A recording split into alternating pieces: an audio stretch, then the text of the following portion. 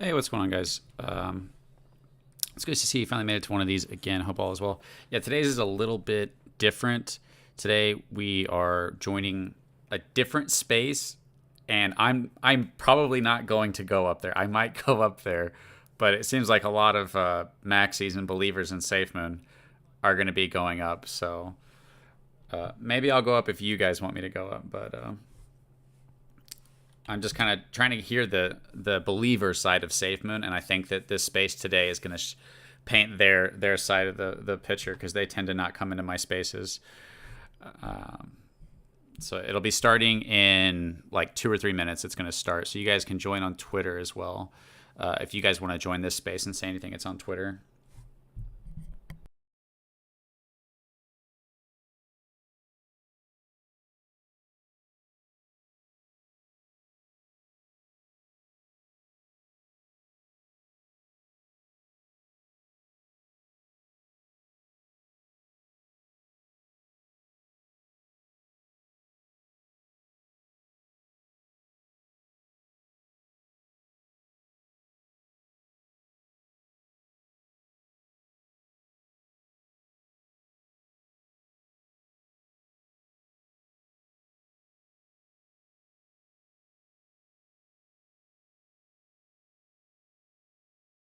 Hey, what's going on? I believe, but on the inside, oh, yes, go up. I'm sorry, not what you mean. Not sure what you mean, Mike.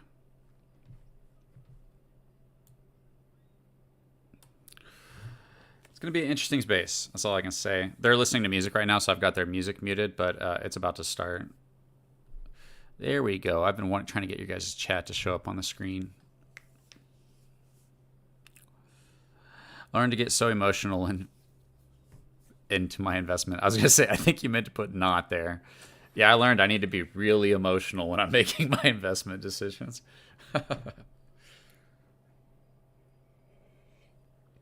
never buy unless I'm like crying full of emotion. All right, I think we're good on the space or the YouTube side of things.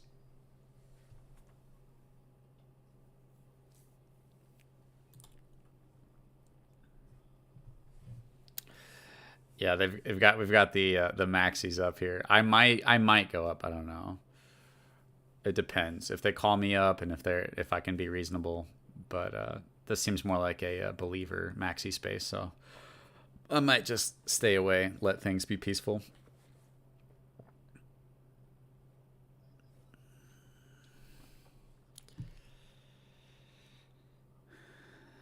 They're blessed. They're playing like rap music right now, so I've got it muted. Everything been green till today. I know we were doing good. Watch some of my investments go up, and then they just keep going up and then back down. I'm like, gosh damn it.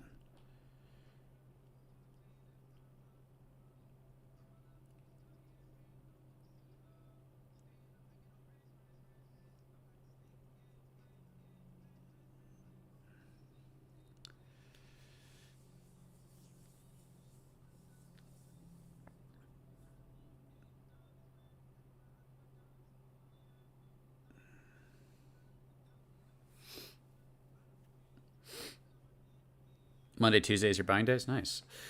Yeah, I've actually got a couple other projects that I'm going to be talking about making videos on soon. So after this space, I'm going to go over those a little bit.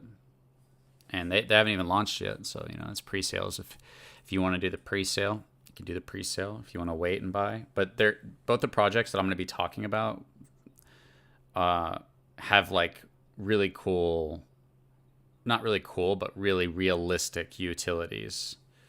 It's not like promising the world. So you got Don Bailey in here. You got Jeremiah. Yeah, let me put this on the screen so you guys can see what's going on here.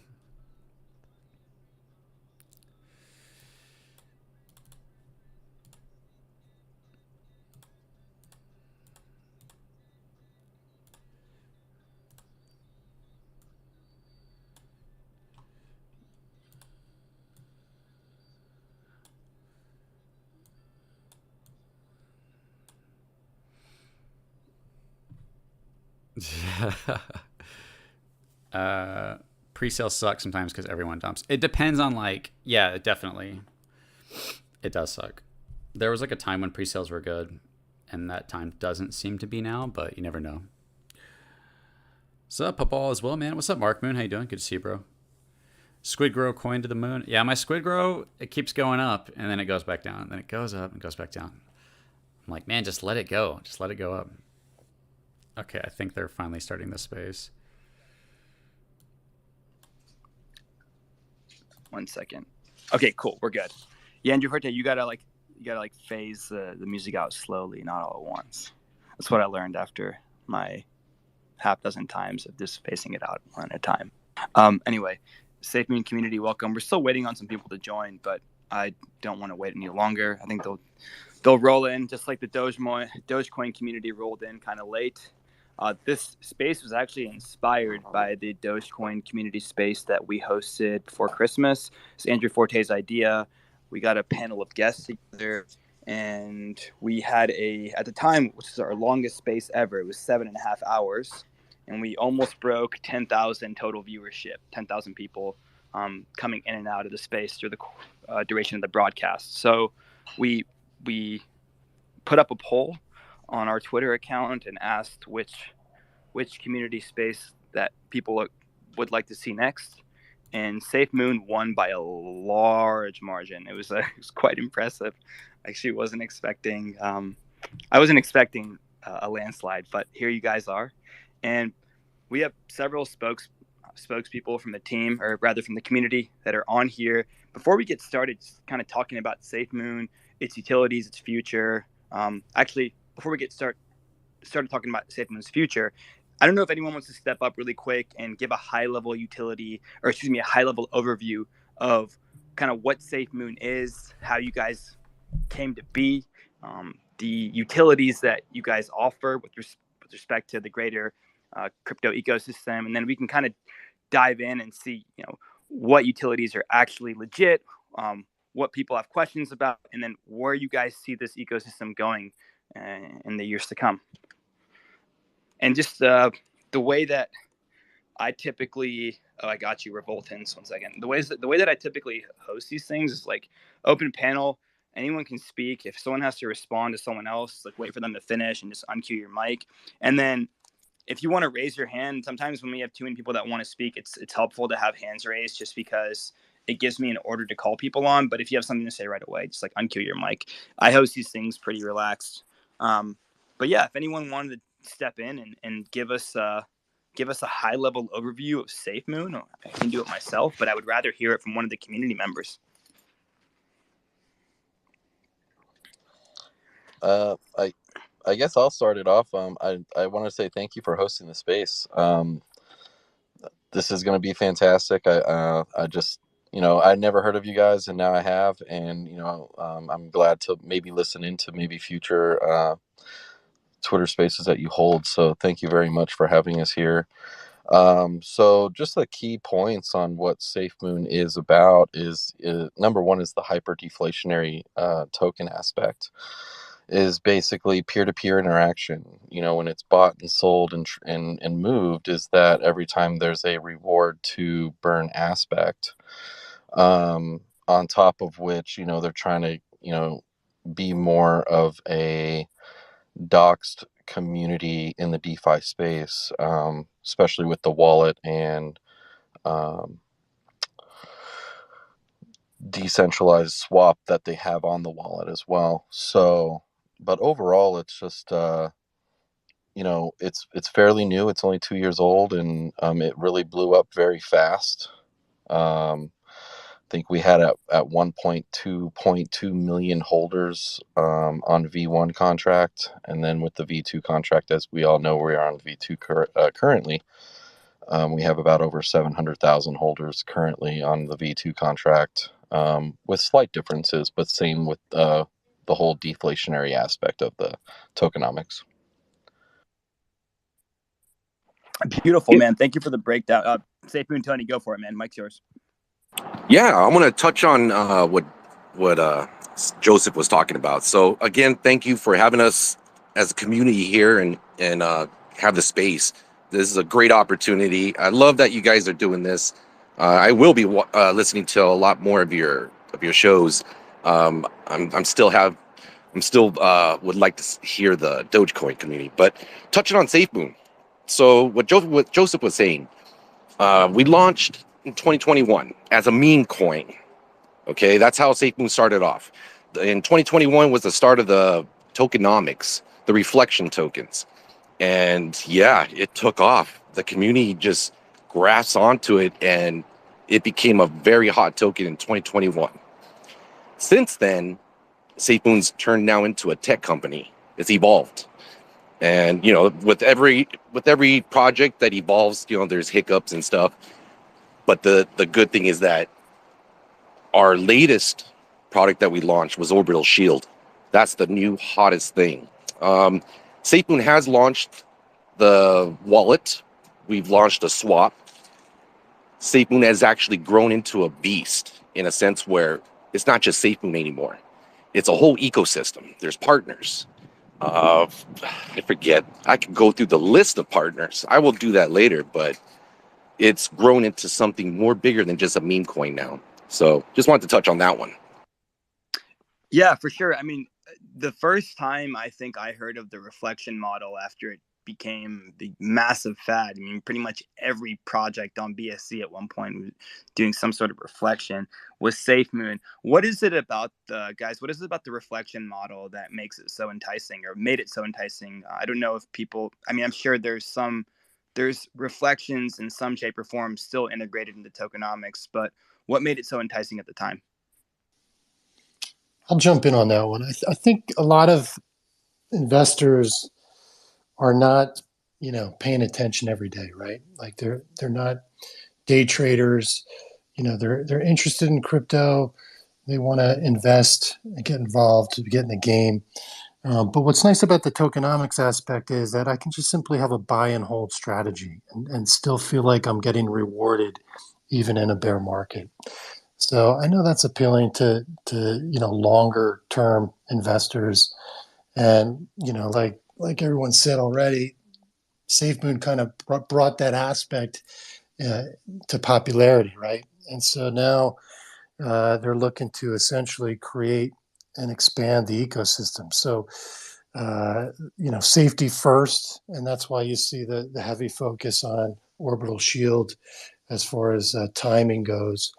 We're looking around the landscape. You see a lot of exchanges in trouble, and there's a lot of chaos, quite frankly. So, safety first. That's the main priority. And now that that's completed, they can move on to creating the exchange and then the blockchain. So they are trying to build out the entire ecosystem. But the core to them and the core to their popularity was the tokenomics. And I think that's going to be the popularity or the separator as far as the exchange goes, kind of a hybrid model, but also incorporating cryptonomics, right? So if I want to hold my Bitcoin on the exchange, there'll be some type of reflectionary or tokenomic aspect to that to that hold. So, like I said, for some people, it's not about the day trading, timing. It's just simply a buy and hold, and I can feel good that I'm getting rewarded, on the daily. Before I pass the mic, and by the way, Bryson, thank you for the breakdown. Before I pass the mic to Andrew Forte, I want to shout out SMF Tony really quick. He was incredibly helpful in reaching out to a lot of guests, and he gave us a lot of suggestions for people to come on. Tony, at some point, I'm going to co-host you to the space. Andrew Forte, if it wasn't for Andrew Forte, we wouldn't even be having this space right now. I mean, he came up with a Dogecoin idea. We spearheaded it together, and it kind of led to this. And we're going to be doing more and more of these as we go. But Andrew Forte, the mic's yours, man. Bryson, thank you again for the breakdown. I have some questions, but I want to let Andrew Forte get his first words in, and then we can go from there. No, I appreciate you. I also appreciate the team, our entire team of WCT, as well as the entire Safemoon team for being here today, community rather. This definitely a jointed, combined effort on both teams, both parties across all fronts. So congratulations to everyone to put this here today. I want to say, though, as well, this is kind of an open-ended question to everyone here listening. So obviously, the SafeMoon had an original surge, I believe it was in 2021, possibly. I think Tony said that earlier. I first found out about SafeMoon through TikTok, as I'm sure many of us others also did. What do you guys think from an investor standpoint, as well from a consumer mind? People kind of got attracted to Safemoon. Why? What do you think that the initial kind of like when people come across new things, new projects, new brands, new tokens, new NFT projects, whatever it may be, there's that point of interest everyone has within the set product. And why do you think Safemoon at that point in time attracted so many people? It's kind of you guys open-ended question. Jeremiah, we'll go to you first. Yeah, that's a great question. And again, thank you for allowing us to be here, inviting us. I think this is great. You guys were awesome today earlier on the water cooler. So we really, really appreciate you guys for coming on and for us being here. One thing about Safemoon is that yes, it was very popular. I remember hearing about Safemoon in the metaverse. I just getting into like crypto, to the whole Doge phenomenon, and the green candles and Elon Musk, and I was just educating people on crypto. I was in it actually probably a couple months beforehand, but just educating people about crypto. And I remember being in the metaverse, and someone coming up to me, "Have you ever heard of SafeMoon?" I'm all like, "What is this? I never heard of it, but thank you for telling me." And then the next day, and then basically at the end of the day, it was like 4 people told me in the span of like 3 days in different areas about SafeMoon. So I went, I knew it was very, very hard to get. And even it being hard to get, it was I don't think crypto ever seen these type of gains in the very beginning. This type of volume, this type of hype, and people being so excited about Safemoon, this mysterious thing. It had that mysterious aspect about it too as well. But most of all, I think it was the tokenomics, right? Tokenomics of it. Even though Safemoon wasn't the creator of tokenomics, it made tokenomics popular and DeFi, and people seeing they're putting in say $1,000 and the value of it's going up, and at the same time they get a certain amount of tokens for that thousand. Let's just say $100, and now they're seeing the amount of tokens they bought for $100 increase, and the value and those tokens are carrying value, right? And so it's making their bag even bigger. So I think that that was one of the elements that really got this thing going to a different level that no one have ever expected or seen before. The mind, and I think and within 6 months, and somebody correct me if I'm wrong, I believe SafeMoon actually gained like 3 million holders overall, if I'm not mistaken. But someone can feel free to correct me. Um, um, and we obviously, with every token, you see the volume, people take profits and they leave, they go on to the next thing. And now I think we're like around 700,000, maybe 800,000, somewhere in between there, under the new V2 contract. But that's my opinion. If anyone else want to kind of answer that Jeremiah, question too. could you correct me if I'm wrong? Safemoon was the first contract that did implement the reflection aspect, correct? Or am I wrong in saying that? Yeah, you're wrong. It's not they didn't correct. They didn't and come up with tokenomics. They pretty much made it popular. So they weren't the first. Yeah, and I just wanted to kind of jump in before big brain Don Bailey over here starts spreading some knowledge on us. Overall, especially in that V1 hype train that we had, where it was just everywhere, Safemoon V1 ended up going up 3.5 million% in pretty much a month and a half. And I think a lot of people forget how fast of a rise Safemoon had with the supply that it had on hand, which was trillions at that on the V1 contract. So when you look at that type of success, and I think it was more of just, like I said, just more peer-to-peer marketing. It was literally everywhere. It was at clubs. It was just it was astronomical. I think even the Safemoon team was not ready for that. The current team that was there, but and this is why I really spread the importance of knowing supply and demand, and overall with that type of rise, with that type of supply, you're going to have a big retracement. So, and that's basically what we've been in is in a retracement process and slowly going down to a consolidation phase.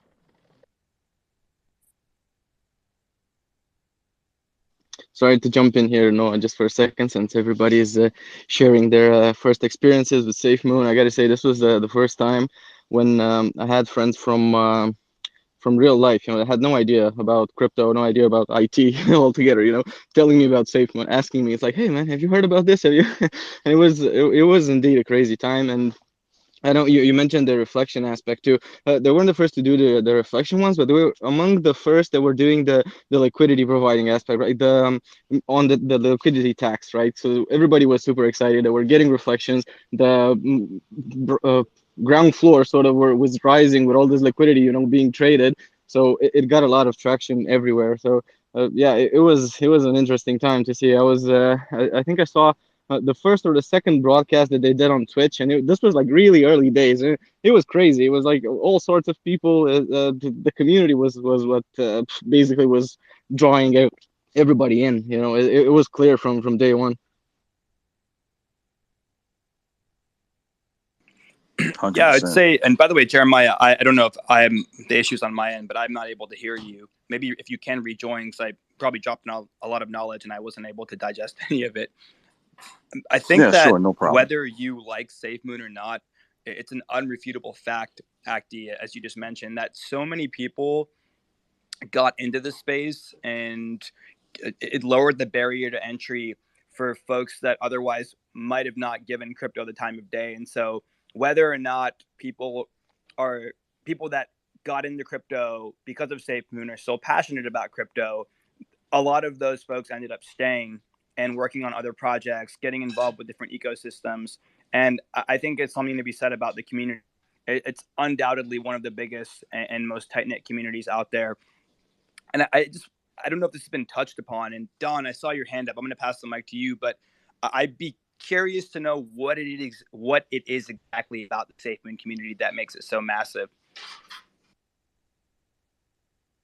Don, go for it, sir. Hey, how's it going?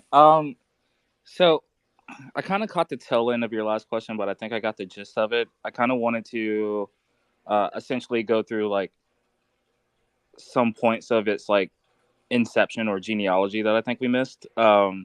So when SafeMoon was coming out, I think we were at the tail end of the whole Dogecoin rally, where a lot of people were actually extracting value out of cryptocurrency, and I think just the Safemoon name in and of itself is like really catchy, and it attracted a lot of people, like safely to the moon, right?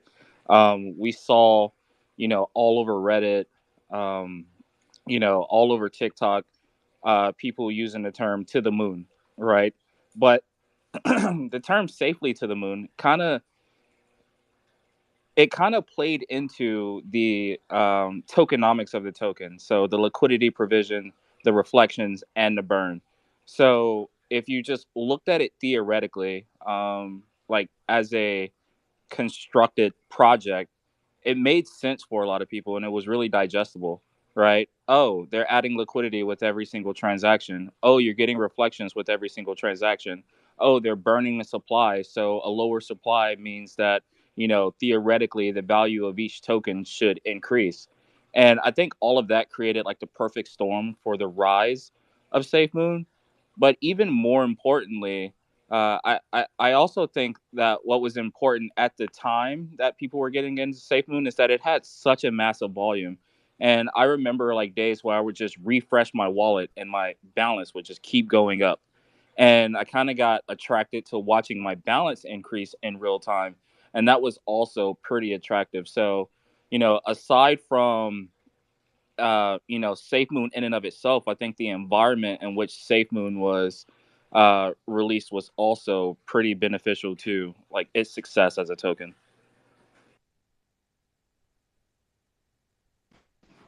And so, guys, what now? I mean, someone mentioned earlier, I forget who it was, that SafeMoon now is more of a company. What are some things that the company is working on? What are some innovations that we can see in the next year or two?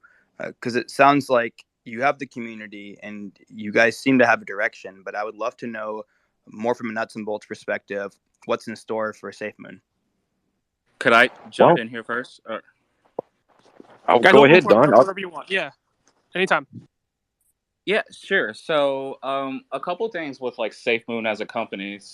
Well, the first thing that we all know about and we experience is like the release of Orbital Shield, and pretty cool encryption technology. They're encrypting, I guess, access to programs, so username, password level. The reason why that's important in cybersecurity is like you have access to logging in with your banks, you have access to logging in with, to access HIPAA records from an employee standpoint.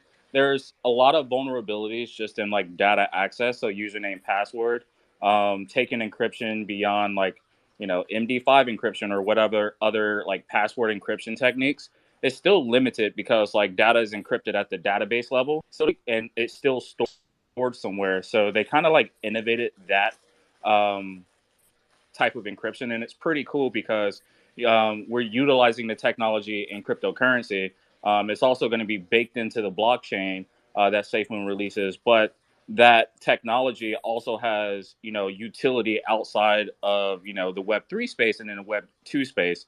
So predictably speaking, there that's a good model generating revenue for that company or for SafeMoon. Beyond that, I personally believe that their DEX innovations are kind of unique in terms of its ability to have the tokenomic supervisor, the token monetization innovation, which essentially allows, like, since most of the pairings on there are paired with BNB, for the tokenomics or the fees with the token to be collected in BNB as opposed to like a sell down feature where the token has to sell down their native asset.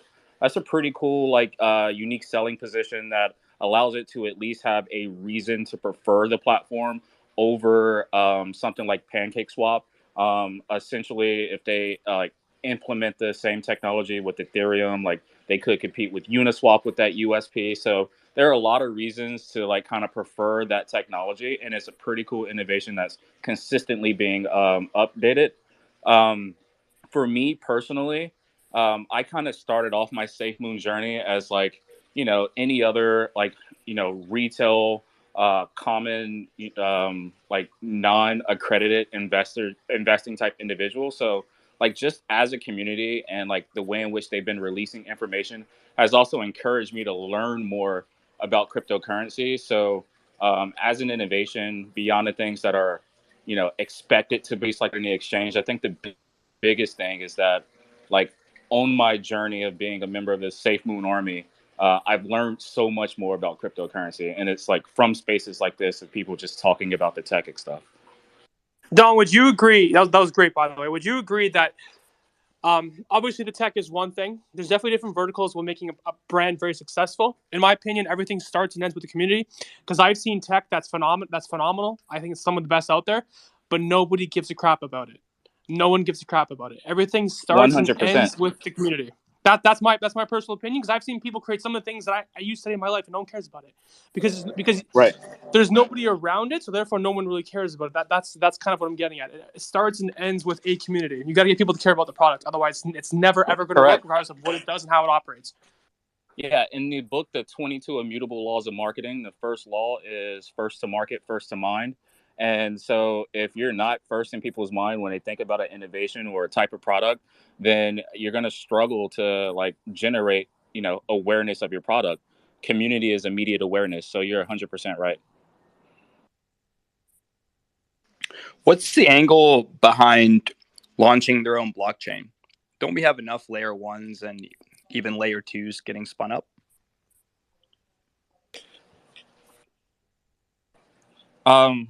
I could answer this as well if anybody else.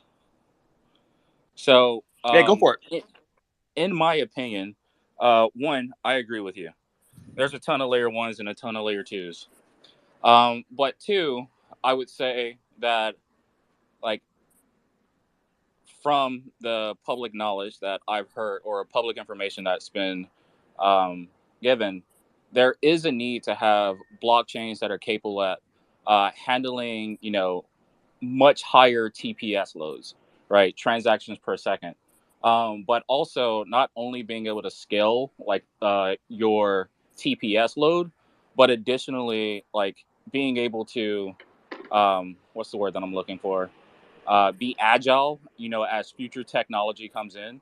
So what I personally believe is that, some of the innovations that they're developing, they don't want to have any type of third party reliance. So that would be my opinion as to why they want to build one.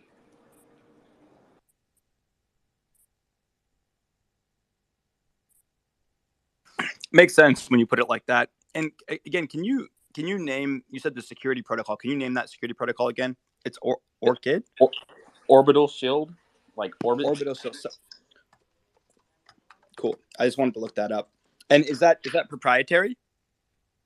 I believe it's both patent and trademark pending. And someone had mentioned a Safemoon wallet earlier. What are some distinguishing features of that?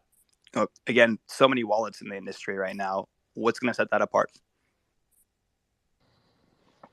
Yeah, so with the SafeMoon wallet, basically, number one, they're not going after blue chips. They're trying to build an ecosystem right away. So they're bringing in new partners. They're bringing in new tokens that basically dox themselves to SafeMoon.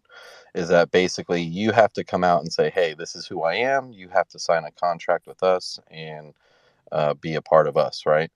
So number one, they're changing the way DeFi looks by bringing new people in and actually sitting down, meeting with their teams. What's the benefit for them to integrate with that partner, right? On top of which, it's just like overall, when we look at like say like a pancake swap to where it's like you can pretty much just list anything, is they're trying to bring more what's the word I'm looking for? Reliability to the space. And overall it's like instead of just having a regular swap, right? And it's anytime that um, if you trade between different tokens, you don't have to trade just for SafeMoon in general. You can just be trading for, say, any one of the partners there. Is that it's a liquidity add towards SafeMoon and building the brand. So basically there's a very small tax, like I think it's 0.25% to where each trade that's done on the SafeMoon platform benefits the ecosystem on top of the overall buyback and burn of SafeMoon, and just integrates to the utility behind it. Um, but yeah, I mean, overall, especially with like if you look at with Orbital Shield, what they just launched is having the user the user and password security protocol. Is a lot of people that get into crypto is you have to write down your seed phrase, and you have to really keep track of it. And if you get a new phone and you didn't keep track of it, you lose that crypto that's there. You lose that wallet. To where now it's more of an integrated encrypted system, to where now it's just you just have to remember your username and password, and then your security questions as well to access your wallet. So also having people gain access to old wallets that they lost dealing with SOS. Say that again, Jeremiah. I didn't hear you. Having people been able to recover some of those old wallets that they lost a seed phrase to. Yeah, so you can with Orbital migrate Shield. you can migrate different wallets into the SafeMoon wallet, basically kind of like a mirror. And what it does is it recovers that as well, because it has like a master wallet that connects all the wallets together. Does that not put all the seed phrases at risk if someone compromises your username and password? So with Orbital Shield, especially, this is like SafeMoon is so huge on security. That's like their number one thing is always security. So with Orbital Shield, it is a 256 bit encryption, to where it's not stored centrally. So basically, if there was a data breach, is that overall they couldn't really encrypt the information that's there. So pretty much it's like you would just see that you're safe, like your crypto is going to still be safe. You might there might be like, say like your username might get compromised, but overall the like pretty much the wallet in itself is encrypted, and and I think it's like it's like a huge bunch of random numbers and letters that when you log in, it decrypts it in real time to basically um, kind of opens it up to you and only you in a way. Got it. That makes sense. I didn't know if anyone wanted to add anything else to that. So if I may, really question. quickly, Yeah. do you guys have the analytics in terms of how many users? This might have been covered already. If I do, I apologize. Do you guys have the analytics in terms of how many users actively use the Safemoon wallet? From what I've researched into it, there's probably close to around 1 million to 1 million, in between 1 million to 1.5 million people that are active users on the wallet. Yeah, 100%. You can get it on the Android in the Android store or the Apple store. You'll be able to download it. So, and they also, this is the thing about the wallet too. I believe and Don, correct me if I'm wrong, Tony. But it also has, deals with NFTs, but it also deals with 4 different blockchains, if I'm not mistaken, right? BSC, Solana, what was the other? Ethereum, and I think it was Polygon. Am I right? AVAX. So I don't think Solana was in. So BSC, Matic, AVAX, and ETH. Thank you. Guys, I'm not so familiar with the history of Safemoon. What was the reason for moving from V1 to V2? So, from information that I believe is public, the one of the primary reasons is that in order to essentially bolt on, ABIs into these services that they're building, they needed a proxy and upgradable contract, as well as the consolidation was allowed them to be more agile because it's really hard to print that many zeros to apps. Got it. And so there's a wallet, there's a blockchain, there's a security protocol, and someone else mentioned an exchange. Is this meant to be decentralized exchange? My assumption is yes. And if so, it brings me back to a similar question that I asked with the wallet and the blockchain. So many DEXs are on the market right now. What makes this one so special? That's a great question. So we kind of already have a decentralized exchange right now, right? But this is the point: safety. One thing, and Don could contest to this. Don, like you mentioned, he's a very humble guy. Started in the community. He started also grabbing his team together and actually created a coin, and went to Safemoon and got listed on Safemoon. Now, the great thing about that is not an easy task to do. You just can't send liquidity or whatever to the swap and just assume you're going to be on there. SafeMoon is so strict on making these DeFi safer, right? So they do some heavy vetting. Don can probably tell you more about that. I don't know a whole lot about the ins and out, and I'm sure he probably can't reveal everything what they do, but heavy vetting projects. I've seen them turn away projects that the dev team didn't check out, the contract probably didn't check out, things weren't right, and was rejected. You know what I mean? But this is going to make us different. People that are in the Safemoon swap, tokens that are in the Safemoon swap are legitimate. They're not going to rug pull you. They're not going to just take off with your money or whatever. These people are doxxed, and you know who you're dealing with, and that's what makes it, in my opinion, very valuable, because some people just put the money anywhere, don't know anything about the team. It's just some avatar, as a profile pic, and that's it. That's not safe, and I want my money to be safe, and I find that in the Safemoon ecosystem. RJ, go for it. Hey, thanks. I appreciate you giving me an opportunity to talk. I wanted to just point out that one of the things that the wallet is known for is that it does have require two-factor authentication. So I wanted to go back to that point you were bringing up about what happens in the event that just a user gives up their username and password.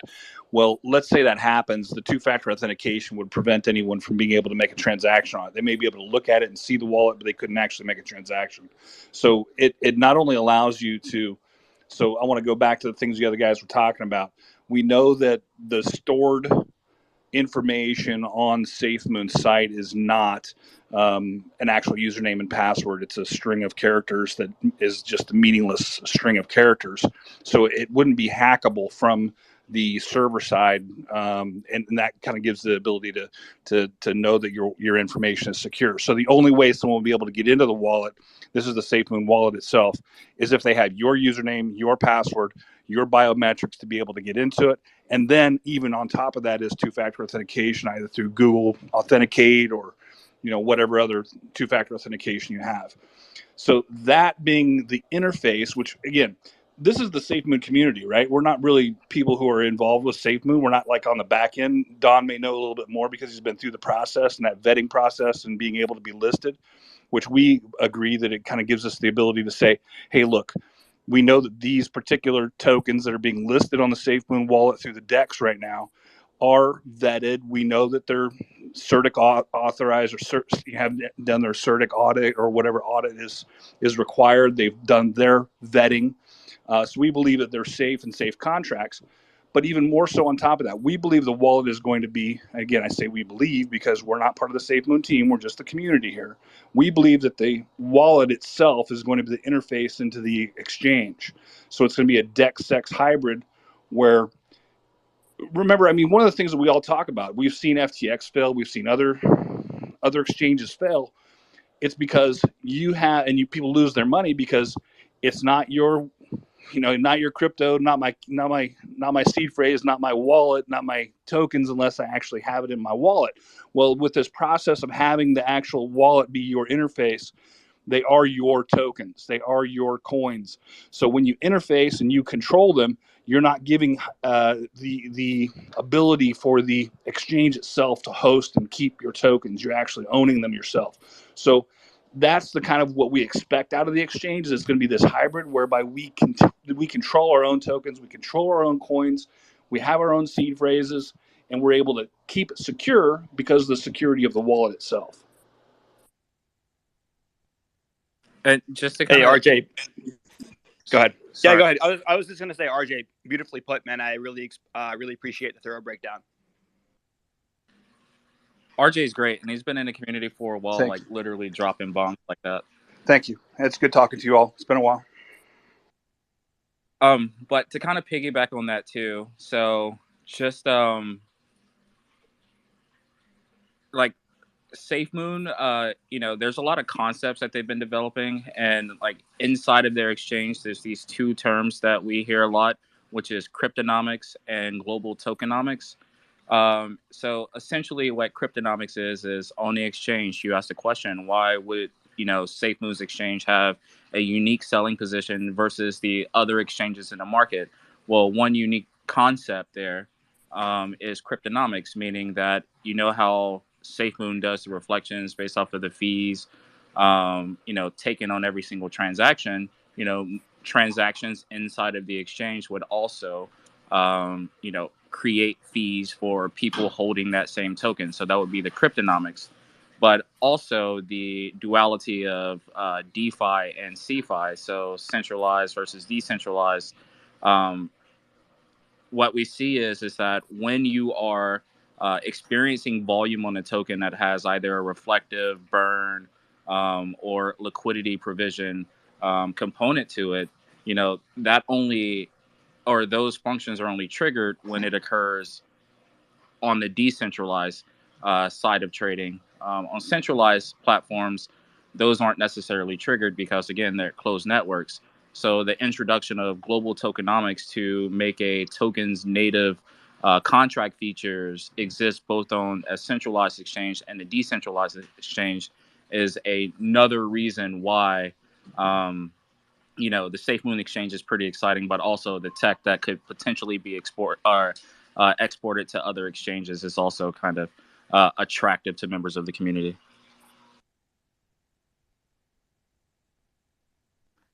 Safemoon, Tony, go for it, man. All right, so thank you. So what I want to go over was a lot of the products that SafeMoon's coming out with. We touched on the exchange, we've touched on the proxy contract, the wallet, and the swap. We also have Swap and Evolve that's implemented into the contract, and we're waiting on blockchain and the exchange. What we were just talking about. Just let it be known, we're not part of the Safemoon team or community. So what I do know is exchange probably should have came out, but because of FTX, the team pivoted, they're making adjustments, and they're rolling with it. The Safemoon card has not been talked about. That's coming out. Not sure when, but they're working on it. That will be pretty awesome when it's with our exchange, because now we're going to have, as a community, we're going to have a way to on-ramp, off-ramp, instead of using different avenues such as different other exchanges. So that will also bring volume to SafeMoon. GlowTalks was touched on. Global tokenomics. That's going to be a huge thing. That's being worked on. We don't know specifics on it, just with every other product that's being worked on. But SafeMoon has talked about global tokenomics. And then cryptonomics, what Don was just talking about. That's going to be another game changer on our exchange. I'm going to touch also on the swap. So for me, when I came to SafeMoon, it was first off, the first new hot token. And then when I got into the token, then I realized the community that was pretty awesome on Twitter. And that's what kept me with SafeMoon, is the community. On top of, the innovations that SafeMoon's coming with and where it's going. But the community to me is huge. And SafeMoon was already big. But when we got the swap, when SafeMoon team brought the swap, they started bringing on other projects. And this is where Joseph was talking about the vetting process. To me, as an investor, what's very big for me is these projects don't just jump on the SafeMoon swap like they do Pancake Swap. They have to go through a vetting process. It's called the SafeMoon standard. And they actually have to meet the team. They go through a rigorous process. So what I found out is many tokens have been denied because of certain reasons, something with the contract, something with the team. It doesn't jive well with the team. But the ones that do get on the swap, there's 13 partners right now, and they become partners with SafeMoon. There's a tier system. We're not sure exactly what the tier system, that's not public information, that's within the team. But we know there's Moon Partner, which is, I think that's the biggest one, the top tier. Then there's Comment and Meteor. I'm not very sure because that information is not really public. But I'm gonna go through some projects that are on the SafeMoon swap. First off, BBTF, and that is Don Bailey's token, because Don Bailey was part of our community, and then he launched his token. Then we also have Glow token, which is an awesome community also. And the CEO is actually up here talking. He's up here as a speaker. So Glow token, that's another community. We have the MP protocols, the mirror protocols. That's like a subsidiary of BBTF. And what they do is reflect in blue chips. And I'm sure Don could talk about that one in a bit. We also have Piga Inu. That's one of our latest meme tokens that came onto the swap. So I'm going to give them a shout out. We have Rhythm, Immortal, Live Crypto Party, Metaverse token, Potherium, Crypt, which is, I think I saw Crypt down in the audience right now. Croge Coin, Vanity, and then we have Grove Coin. Actually, I messed that up. It was Grove Token. They're launching their blockchain soon. They're turning it into a coin. So one of our partners, that's like our star partner right now, they're actually turning into a coin right now. They're bringing in their blockchain. They're actually working on that right now. They just migrated over to a different contract. So what I'm getting at here is SafeMoon is not just SafeMoon anymore. That's what I was talking about, is SafeMoon is now grown. And what Safemoon has done for us is vetted these projects so we have safer investing for our investors, for us. And this community is just growing massively now. I think Grove has like 40. Oh no, I'm sorry. On BSC they have 40,000 holders. All the exchanges put together, they're around 200,000, and then not including all the other tokens that are on the swap. So this whole ecosystem is like a galaxy. It's pretty awesome. So Safemoon just doesn't come alone anymore. There's more to it. There's more communities, and it just keeps growing. So I have a question for you real quick because you mentioned this, right? So obviously you mentioned the FTX and the contagion there. Does Safemoon have any collateral with the contagion that happened through FTX a couple months back? To the extent of your knowledge? To the extent of my knowledge, there was no exposure to the FTX collapse. That's correct, and I would agree with that. There was no exposure to it. What I think that is happening with across the board exchanges is that they're all learning in the learning process. As Don mentioned earlier, it's a pivot process. It's a learning process. It's an understanding of what failed, what didn't fail. And I wanted to bring this up too, right? Because if you aren't putting your tokens or your coins technically on the exchange and you're holding them within your wallet, your tokens, your control, your wallet, it requires there to be a liquidity process to make sure that the exchange doesn't fail, right? So that's where we're learning. And early on in the process and discussion of with the actual team, they indicated there was going to be a 1.1 to 1 exchange ratio for what they held in liquidity for what their technical trading information was. That's a huge critical component that I want to point out to everybody to make sure they understand that the Safemoon exchange and the wallets are all going to have a 1.1 liquidity so that there is no possibility potential for failure. There's not going to be no naked shorting. There's not going to be any naked selling. There's not going to be any process by which the exchange says they've got tokens or coins in your wallet that you don't really own, that kind of stuff. So I just wanted to bring that up too. I've heard the word community echoed multiple times, and even before this space, people always harped on how important and critical Safemoon's community was to this current success and the future success of the ecosystem. In any order, you guys can raise your hands or you guys can speak out. Can you? Whenever I hear community, people are always like, "Well, we have community. Well, we have community. We have community." What is it about the community that you guys love so much? I can tell you what I like about your community so much, just based on my short time interacting with you. Is I messaged Tony, Safemoon Tony, on Twitter, and within 1 hour, he had sent me like 10 different people that were potential panelists to come on. So he was super responsive.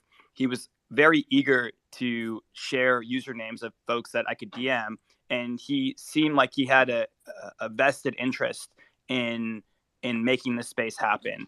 And just being in hosting this with you guys, again, I don't know that much about Safemoon apart from what you've told me about and apart from like the little research that I've done.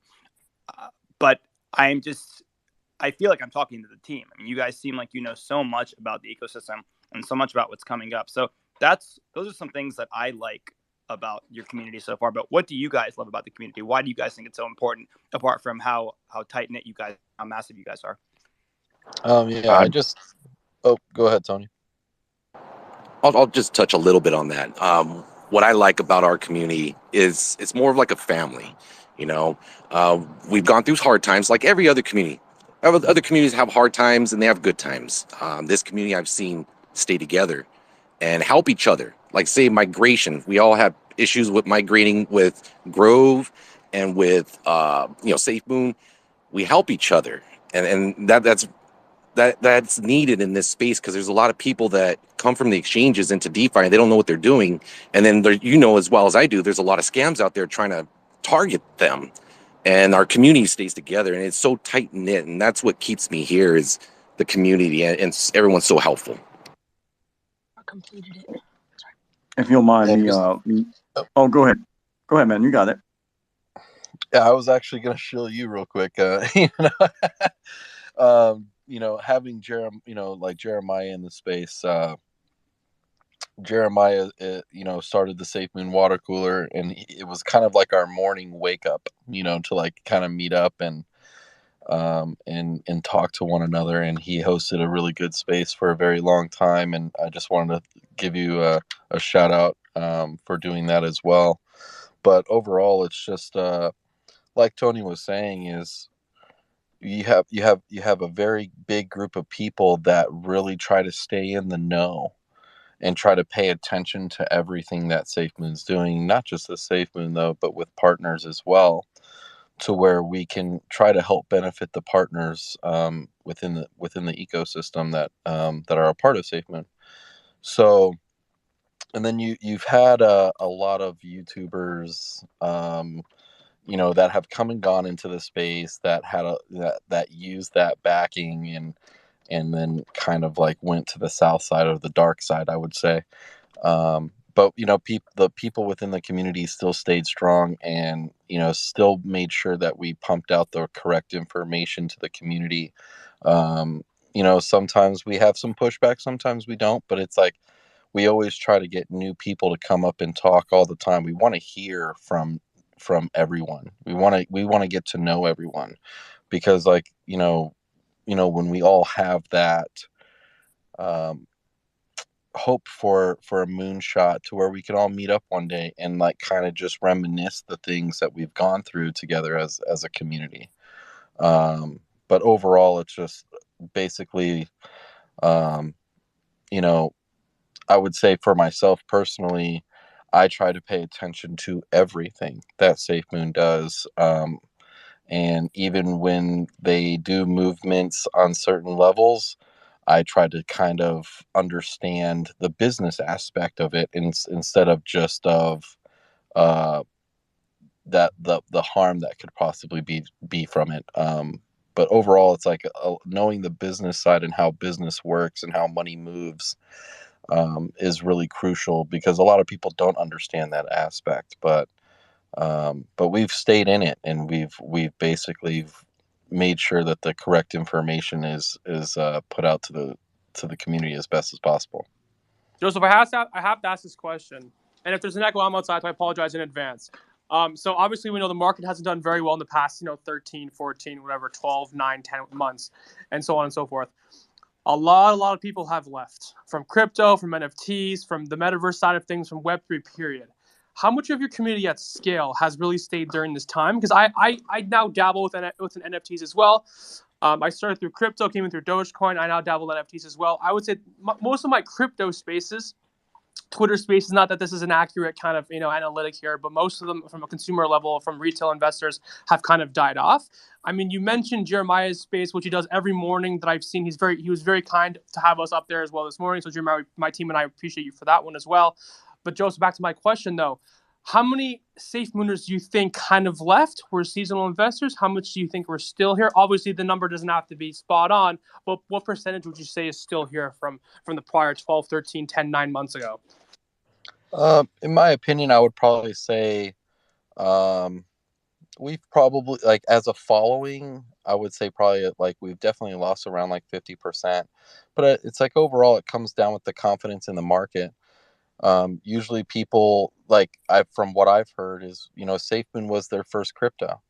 And, basically when the lack of confidence came into the market and we went into that bear market. So we went from V1 to V2 pretty much in the very beginning of what we are in today, which is the bear market. And overall, that with that loss of confidence just in the overall market in general, not understanding how crypto cycles work, those investors probably got scared off, which is okay. It's those cycles that we go through, right, as just avid crypto investors in general. But overall, it's hopefully with just the market coming back, is SafeMoon can, and the partners can put their head down and work and build, just like everybody else says that are industry leaders. Is this is the time frame where you build and you put the head down and you really go to town and trying to build that technology or build that innovation to the space, to where it does bring those investors back. And hopefully, SafeMoon does have that up their sleeve. Joe, that was a great answer. I would say as well, don't pass the mic to whoever other hand up next. No one can make that call. Leadership, whether it be within business, the CEO, CMO, CTO, or within the community, leadership starts at the top and trickles down. Yeah, no doubt. I think Bryson was next, and then RJ, and then Jeremiah.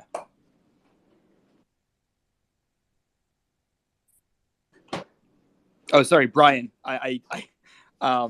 It's said Bride ... and there was a Bryson on here earlier, so I got you mixed up. Brian, you're next, sir. Excuse me. How you doing, guys?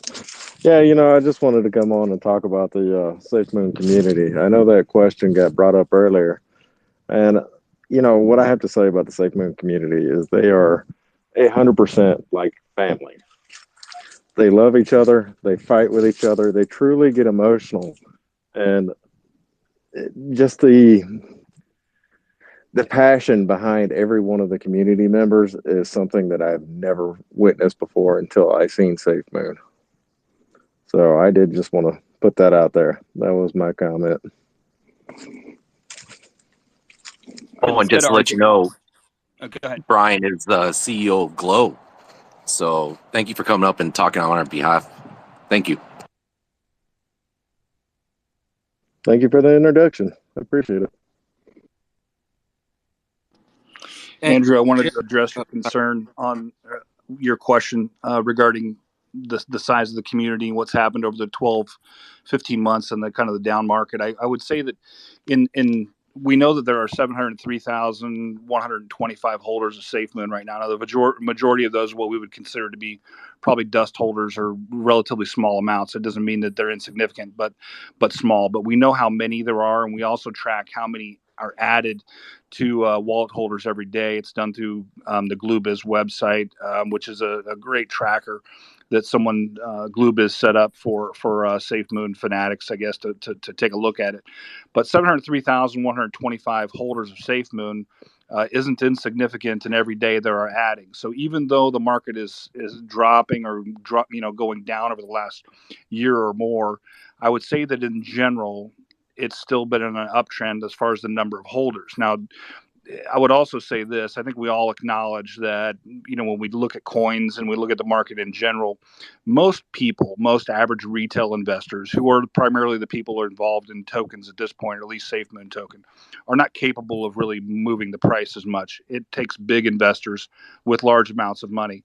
So I think that as we look at the trend of the market in 2022, it tracks, and I'm come more from the trade side and financial markets, where we have seen obviously the SPY and seen indexes drop so significantly that we know that large markets, large banks, large funds are removing their presence from the crypto market so that they can take their liquidity and move it into places where they need it. So it was primarily a store of value with BTC, but where we do have these tokens as potential investments as opposed to just stores of value, what we are seeing is that people still have faith in Safemoon. People still know that it has value. Cryptonomics is value. The projected releases have value, and we've talked about all of those.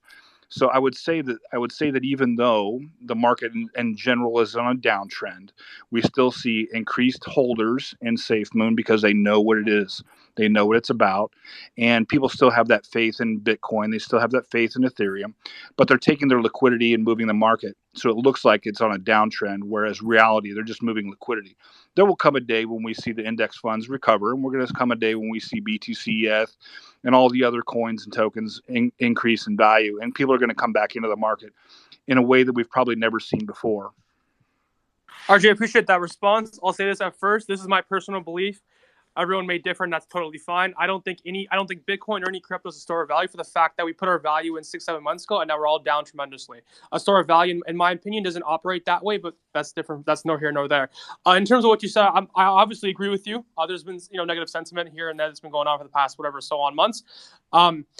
My concern is kind of with the entire crypto market, not just in a sense Safemoon from a community standpoint, from a Twitter metric standpoint, in the sense that all of my Twitter people that I follow, aside from the NFT side of things, have completely left. The hexagons, this, that, the spaces have left.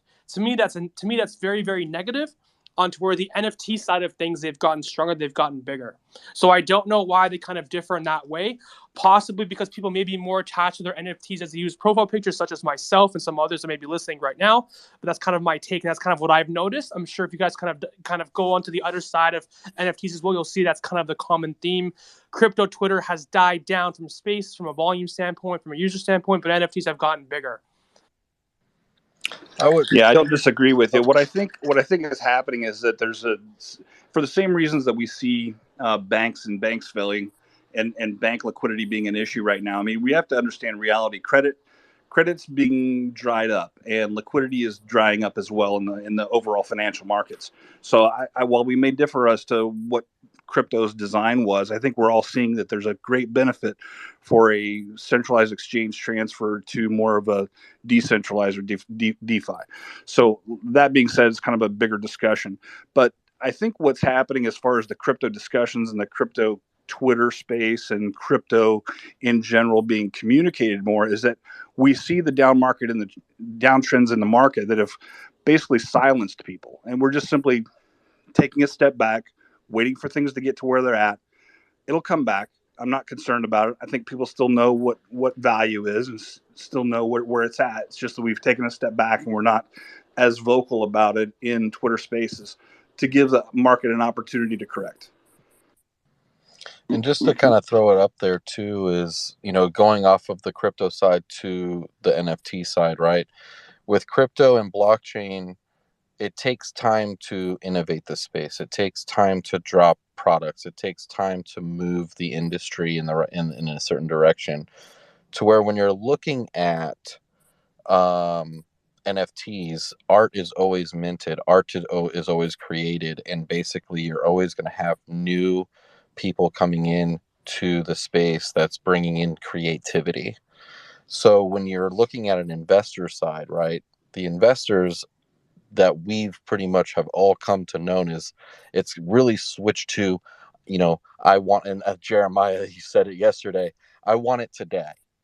I want things to happen today. And for people that, like, when you're looking about blockchain and you're looking at crypto as a whole, it's basically building that innovation, and it does take time, to where the NFT side, it's just that creativity, new artists are coming into play, and there's always going to be some new creativity that's coming into the space on a daily basis. So I think that's the different sides of crypto blockchain to NFT. Awesome. If you don't mind me jumping in here real quick, one thing I will say about the community just real quick, and also kind of pivot to a couple other things. One thing I can say about the community that really got us into Safemoon is the vision. And without vision, of people, people perish. Safemoon had a very, very awesome vision. They want to be one of the top 5 companies, tech companies in the world in the next 5 to 10 years. They want to, or possibly the top 3. Tech companies. That what they're specializing is they specialize in blockchain and Web3 technology. Even though the company is somewhat different from the coin, but the company is powered from the token, obviously. So this is the thing. And forgive me, I kind of used coin and token the same. I was actually trying to just say token, but this is the thing. The community have won awards for being the best community in DeFi and Malta. John Caroni, our CEO, has been an awesome leader. He also has been Utah. He won Utah. What was it? CEO of the Year award last year. Safemoon is really doing some extraordinary things. There's not a blueprint they can model after, right? They're creating their own as they go along. And for what they've done so far has been short of amazing. They're looking at the long term. They're not just looking for today. They're looking at what we're going to need in the future to make this space more adaptable for the rest of the world to come in with ease of use and safety. And we have to stay focused on that. So many people, look, we're not here to compete. The only person we're competing against is ourselves. And John Caroni made sure he communicated that to the community. And I tell you something, this community are some of the most smartest people I've met in DeFi. I've learned so much from these guys. We keep it classy. And yes, we fight when we have to. We are the truth. Okay. We are absolutely the truth. But at the same time, we want to be respectful because we're more than just going to be more than a token and the coin. We're going to be the exchange. And we want to make sure all our partners and everyone is welcome and they feel welcome. So I just want to add my 2 cents in there. I have so many other things I wanted to say, but I don't want to take up too much of you guys' time. I kind of just chime in once you guys are finished making your comments. Yeah. Safemoon, Tony, go for it, man. Jeremiah, certainly we can circle back to you at any time. Thank you. What I wanted to touch on was what Andrew was talking about. One product I forgot about Safemoon. They recently brought out a video. They're bringing out the Safemoon NFT marketplace. That's another product they're gonna drop soon. So the NFTs for me, I've never been an NFT guy, but recently I've been taking a big interest on it. So the community of the NFTs, I've noticed them all around, and they're pretty big. So I'm pretty happy that Safe bringing that to us now, because we have a lot of people in the community that are into NFTs. So in time it'll get there. I see a lot more outside investors coming into the NFT world. So that's just another avenue for us, for everybody. Tony, you're absolutely right. So I do join a lot of NFT spaces as of late, because crypto ones, as I mentioned, kind of dialed back in a sense. I think it's very good to diverse and kind of expose your portfolio to different things and different asset classes. I was in the NFT space a couple days ago. I forgot who it was. I won't shill their space here either way. But someone was shilling Safemoon NFTs. I'm not sure if it was a joke or if it was done seriously, but someone was shilling Safemoon NFTs to get them or XYZ things, and I think that's going to be an absolute start. I also think when it comes to crypto and NFT as a whole, the entire ecosystem, entire industry, it's an attention war. And I'm sure Don can kind of touch on that. It's an attention war. It's, whoever gets your attention first, for how long retention matters. I think follower count is a little bit less important, and what matters more is turnover rate, in my opinion. But Tony made a great point, though, regarding the NFT stuff. Absolutely. And don't forget about the Win technology, man. They got some patents on some of that for the Win technology and working with other countries. I still believe that's still on the table.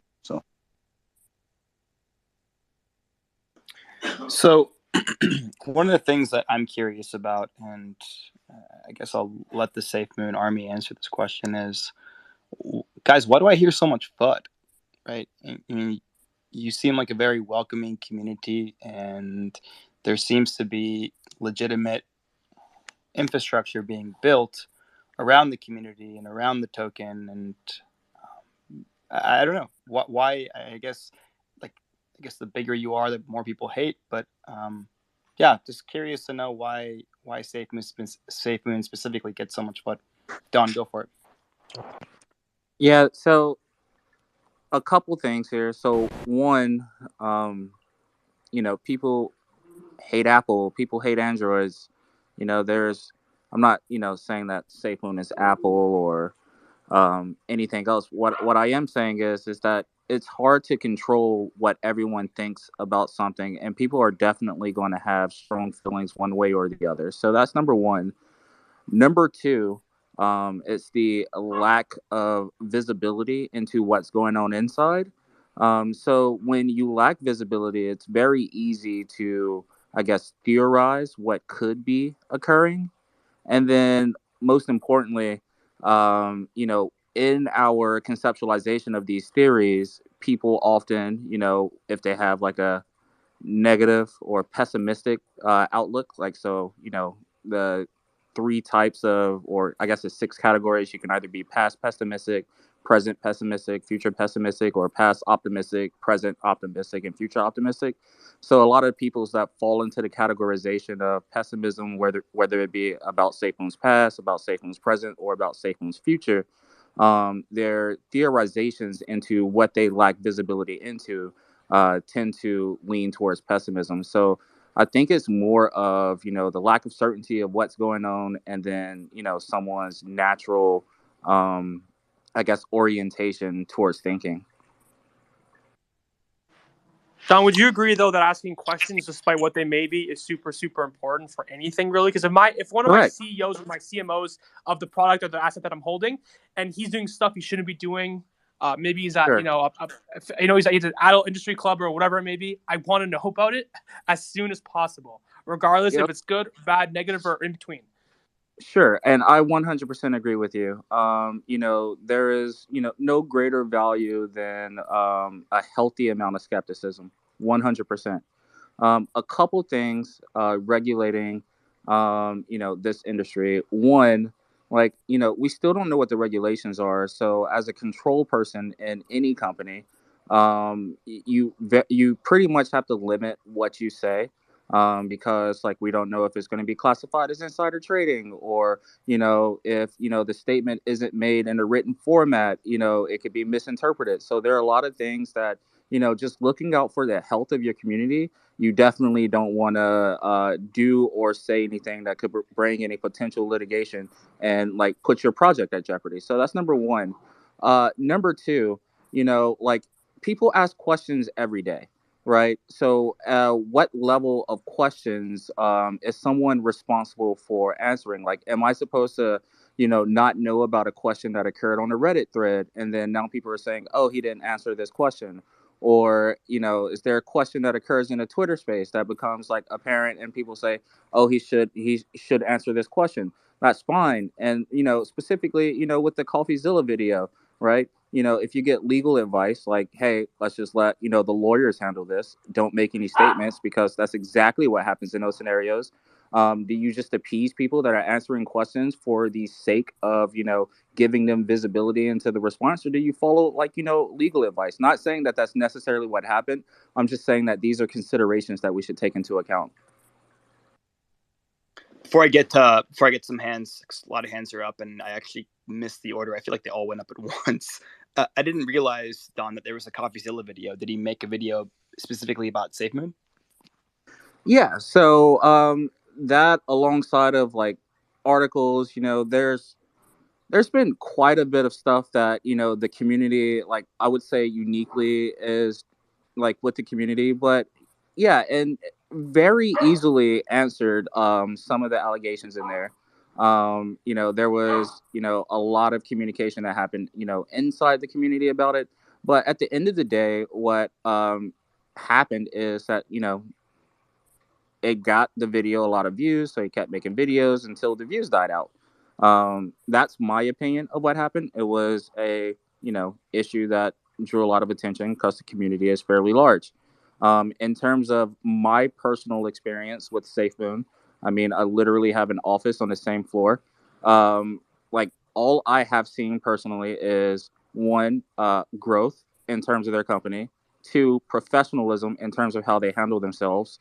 I've been, at meetings, like, where their team's at, and they're not meeting with, you know, the same people that, a lot of other tokens are meeting with. I mean, these meetings are, you know, I can't really say who they're meeting with, because of NDAs, but, like, this isn't something that, it's just, a token that's released for the sake of just having a project. It's not a company that's maneuvering, inside of space that's insulated to just developers or anything that's, like, cliquish. These are real professionals, meeting with, municipal entities, or uh, people with tons and tons of money. Like, it's it's really hard to distinguish, like, what I've experienced with SafeMoon from what I've experienced with, Fortune 500 companies. Wow. I'd like to paint, and I'd like to paint in a little bit more broad strokes, because I don't think any of them really deserve our attention. But I would like to address that question about, in general, how did we get so much FUD? And I think, if you look at the history of Safemoon and the people who were originally involved, they were the who's who of the crypto space.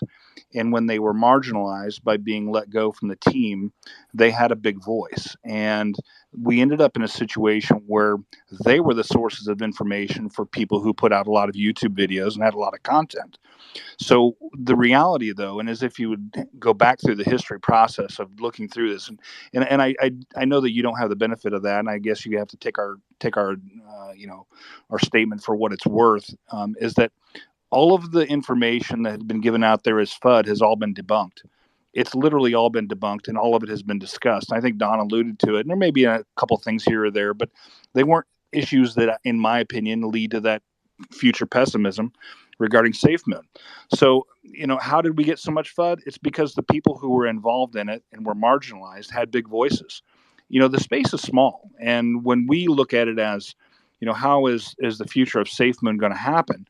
Well, we think that there's a large portion of the globe that are not involved in crypto. And when we hear of Jeremiah and Tony talking about the ease of use and how easy the wallet is to use and how much information you get from the wallet, it's an inclusive space. Holly's talked about it many times. We're in the situation in this world where we've got such a small group of people that are actually involved in crypto that we now have the ability to begin adopting or begin having people involved in crypto in a safe and secure way, and it's simple and easy to use. And when you have people who were had this myopic viewpoint early on of these people who were involved and began fudding it when they were marginalized from the project, they had such a big voice that they believed that they were competing with one another and competing in a way that they were only focused on the people who were actually involved in crypto early on. Rug pulls, scams, honeypots, etc. That was the method and manner in which they were making money. And that's the manner and method which maintained their lifestyles. Whereas we, as long-term investors, are looking at this in a way that allows us to be optimistic about SafeMoon's future, optimistic about BBTF, optimistic about Mirror Protocol, optimistic about Grove, optimistic about Revoltants, all of these, right? We have the ability to look at it in a much different perspective. Whereas that was the source of the FUD. And it's all been absolutely. And just to add on to that, it's so funny. Some of those same people that FUD and they have dedicated rooms where they will just FUD SafeMoon and everything else. It's so funny that these people are also have admitted that they're invested in SafeMoon too themselves. So just in case they're wrong, they still make money. So, but the other thing is that's so funny is like he just said, a lot of these things were debunked. Some people, they go against what they don't understand because SafeMoon is doing things in a very, very different way. They don't follow all the the same pathways, the traditional ways that other coins have followed. Listen, you got the same stuff against Ethereum, the same hate against Bitcoin and everything else like that. Because they all chose, even BNB, they all chose to do something in a different way, and so people absolutely had a problem with it. And what SafeMoon has done, I don't think it has. It's a sleeping giant. I don't think it has. A lot of these people that's just making these false accusations, and soon as SafeMoon drop a product or they do something that goes completely against their narrative, they're nowhere to be found for a couple of weeks, and then they come back with something else. So when you have people that's they dedicate their lives to make sure you fail, okay? No matter what you do, you cannot convince them that what they're funding against is good because they have made up in their mind or might be being paid. Some people have said some people are being paid to do this, but it encouraged me because I feel like I'm in something great, something big. If SafeMoon wasn't doing anything or didn't mean anything in the space, nobody would be talking about it. So that's just my 2 cents. One last thing. Let's not forget the people that bought on top of a green candle. SafeMoon was, like Joseph said, was up 3-point-something million%. And how many thousands bought the top of that green candle on top of Bitcoin being at 60-some thousand and then write it all down and now upset? Tony, who is to Yeah. blame for buying the candle at the top? Do we take onus on ourselves, or kind of still pushing Safemoon and not teaching people proper market etiquette that everything can't go up forever, or is it somewhat on all of us, the investors? Maybe it's everybody as a whole. In your opinion? That's You know, psychology. yeah, that's Hey, that's hey, what we preach, man. Learn to read charts. Learn to read charts and when to invest and when not to invest, when to take profits and when not to take profits. Hey you guys, know, it's if I funny that could. That's a we good all point. are in charge of the buy and sell button. Hey guys, if I could, I have to jump. I have to jump on another meeting. I just wanted to say thank you guys for having me in this space. This space is amazing. I'm going to follow and make sure that I attend more spaces, especially in light of Martin Luther King Day. You know, he was all about, unity and bringing people together. It's spaces like this that do this for the entire community. So I do want to thank you guys so much. And then the last thing that I will leave you with is like, one of the big things about the Safemoon community, why it's so important for me, and why I think I am most bullish about it, is the community is huge. We expect another bull run to come, and we expect when people, when new entrants come into the DeFi space, they'll have to have an entry point. I think with the size of the Safemoon community and with the technology that the Safemoon community and its partners are focusing on, like our goal, or the goal, in my opinion, is to be that entry point for new participants during the next bull run. And if Safemoon can be the introduction for, laymen who don't otherwise have a crypto experience, if its partners can be that introduction for laymen who don't otherwise have crypto experience, it's going to create, even if it's for a short lifespan for those new entrants in the market, a pretty significant amount of volume, because it is that entry point for new people into the DeFi community. They got to come in somewhere, and I think most people are going to come in through SafeMoon. Hey, thanks Facts. a lot for coming on, Dom. Take Really care, appreciate Diamond. it. A lot of hands up. So let's go to Safemoon LV. Let's go to Joseph and then Safemoon Wojak. Yeah, just to touch on the whole FUD thing. I think where we also stem from is when Safemoon first launched. With how fast it blew up, they were expecting the team to be in spaces pretty much every week. And, when you're doing that, you're kind of spoiling your community. It's like basically we're getting communication from you all the time, to where now that it's, where the bear market is, and, where a lot of these players that are going to be long term are building, they do have no news for you. They're building, they're working, they're doing their jobs, they're trying to meet with new partners, they're trying to do a lot of innovative things, to where it takes time. And when Safemoon made that switch to where, hey, we're not going to be doing weekly AMAs anymore, we're going to be going to monthly. And then when it really wasn't panning out monthly, they were just like, hey, we don't have any new news for you guys. It's almost when, like, with the launch of Safemoon Orbital Shield, like, basically after 3 days they launched the video, you're already hearing people saying, like, okay, what's next, and it's always what's next. And it's like, when you spoil a community and giving too much communication, they're always expecting something like next day or next week, to where it's just like, if you don't say anything, the community starts to turn negative, and then all of a sudden you have all these different things spewing out, and yada yada yada yada yada. So it's just like the realization of having communication to investors. We really have to take a look upon ourselves as investors and control our emotions. And this is why we always say, stop investing with emotion, right? Even when it comes down to, like Tony said, buying green candles, buying that FOMO, is really start to have a game plan. of when you're jumping into a project or wanting to invest into NFTs or anything that comes along that takes your money, right? Is you really have to go back to the educational things that make you a successful investor. But when it comes down to the Safemoon team as a whole, they're like, they communicate, they say the right things when they need to say it. It's just a lot of people don't see it because it's like on Discord, or there's a lot of different platforms that they say it on. And if you're not paying attention, then you don't catch it. And then now you're sitting there saying, like, I haven't heard anything for 2 weeks. I was like, what are you talking about? John said something a week ago. What do it's like, it's always paying attention to your investment. And about 60 to 70% of new investors don't pay attention, or they don't know how to pay attention. So it's like, that's pretty much what I would say about it.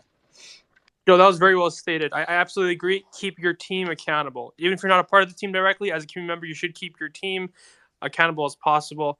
Noah, can we go to Safemoon here? He hasn't spoken yet. Safemoon Wojak, if I said your name incorrectly, I do apologize. And then we can go to Captain Levi here, who haven't spoken yet. And then we'll go to Jeremiah, of course, obviously. Hey, I hope everyone's doing well. Appreciate you guys hosting the space. It's been a while since we've had a space like this. So, when it comes to the FUD, I just want to quickly touch on it. I don't want to talk too much. I think what Don said literally is the keystone to all of it, and that there's different archetypes of people, right? Some people are naturally more cynical people, and some people are naturally more positive people. It's not good or bad. It's just the nature of human beings. We all have different upbringings, different personalities, and we just view situations differently. So you tend to lean towards a certain perspective in life. And I think for Safemoon in particular, it may appear that there's an exorbitant amount of FUD, but I think relative to the size of Safemoon, if you think about how many people have heard of Safemoon, have been involved in Safemoon at some point, it's not necessarily a crazy amount of FUD. It's just that there's so many people. It seems like there's a lot of FUD. And when it comes to FUD, people are naturally more drawn to FUD. As human beings, our eyes always look at the accident on the road, right? You always notice the faults much more easily and fixate on faults than you do on positivity. The human mind is actually drawn towards negative thoughts. We already know that this is a fact. So I think that sometimes it seems like there's a lot more FUD than there actually is, and it's always the same people who are repeating it over and over again. So I don't think it's necessary that Safemoon has an excessive amount of FUD. And I would say that FUD is healthy and normal. It means we're relative. It's always better to be infamous and not be known at all. So I think in the long run that Safemoon having its name out there is all that's going to matter.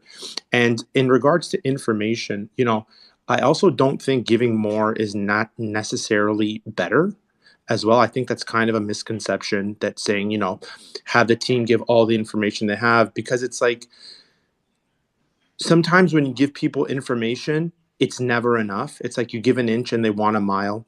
It's that kind of thing where no matter how much you give them, they always say, okay, so now tell me this. Now tell me this. So now where did this go? What's that? What's that? What's that? It's like a never ending cycle of wanting more and more and more. And Safemoon themselves have admitted that, the communication has not, that previously they were giving too much. Now they're not giving enough. And they said that this year they're going to try to find a balance. And that's a part of growing as a company. The last thing I'll say, is regarding the CoffeeZilla video. The most important thing about that video, I will say, is for everyone, when you watch that video, go read his disclaimer at the bottom of his video. He writes himself very clearly, this is not fact. This is not fact. This is for entertainment. That right there tells you that this individual can take a narrative and spin it for views. And CoffeeZilla is a YouTuber. He's not a moral crusader out to love you and save you. That's his narrative, and I'm not hating on that. That's his shtick, and he does a good job at it. He's very entertaining, but just read between the lines, and that's all I wanted to say. And I hope everyone's having a great day. Thank you. Yeah, thank you, Wojak, and I really appreciate you coming on. Before I pass the mic to Jeremiah, I have one of the OG Whale Coin Talk community members who always comes up and asks great questions. He wanted to ask the Safemoon community some questions. So, Captain Levi, I'm going to pass the mic to you, and then I'll go to Jeremiah after that. Yeah, thank you so much, Noah. I've been enjoying the conversation. I just like to make a quick inquiry. The first one is about the migration, which I'm just seeing. I do hold some Safemoon myself.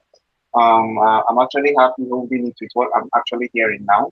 And I wanted to ask in, I'm seeing some really great merchandise on your Safemoon merchandise store.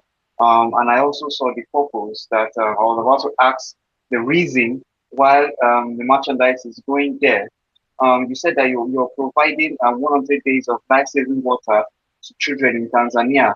And I want to appreciate this that you're reaching out to Africa as a whole and Tanzania to be specific because they do have some problems in this regard.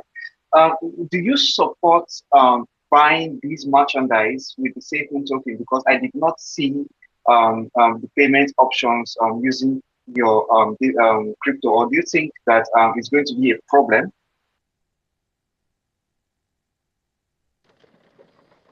I I From have a what hard I've time heard, hearing that.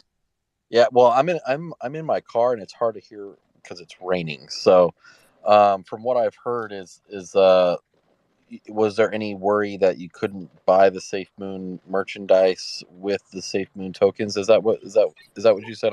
Yes, yes, that's what I was trying to ask because I'm seeing all the available payment forms here, but I did not see any payments supporting crypto made payments. Maybe buying with the SafeMoon token itself. Wouldn't this be supporting the project as a whole? I mean, I do agree. I mean, if they were to do that, but it's like also, I'm sorry if it's kind of noisy, guys. It's raining pretty hard where I'm at. You know what? Actually, if anybody, it's actually starting to hail. So give me 1 second, guys. I think the objective with the merchandise was primarily marketing and to get it out into people's hands as quickly as possible. It was a very quick process by which the merchandise became available. So I'm not concerned with it at all. The interface with the SafeMoon card and the ability to buy things with SafeMoon is still in development. So I'm not too concerned about it.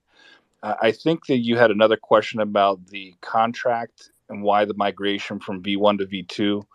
I think that part of that had already been discussed, but I'll reiterate it that it allowed for the proxy contract to be updated. Number one, and because with so many zeros in front of it in the old V1 contract, that it couldn't illustrate on apps or on exchanges as well with all the zeros. So the migration was coupled with a consolidation. So it didn't change value; it just changed the consolidated amount so that it was had less zeros. So I hope that answers your question. But the proxy contract itself was updated, which enabled more flexibility, enabled cryptonomics and global tokenomics to be implemented for different exchanges, which I think again is still in development. So it's allowing them to have the ability to process and become more globally available. So I hope that answered your question as it relates to why V1 to V2, and hope to answer your question regarding merchandise. Not concerned. I think it was just it's a marketing problem, and if if in the grand scheme of things we're still acknowledging that a very small portion of the globe uses crypto, and our goal is to become more adopted by more people, and you want to be more inclusive, then it's an acknowledgement on the team, a SafeMoon team, that people pay with US dollars or whatever it is your native fiat is. That sounds fair enough. I really Did you have any appreciate. other questions? I'm sorry, I didn't hear all of it either.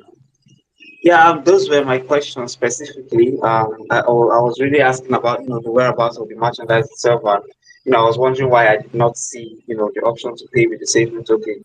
But that has been cleared up. I'm just going to continue listening in. I wish you guys the very best, and I hope that the project stays fully smooth. Over to you, Noah. Yeah, I think it's a great question though. Why can't we buy it in SafeMoon? Let's see what we can do to get it in front of the team. Great idea.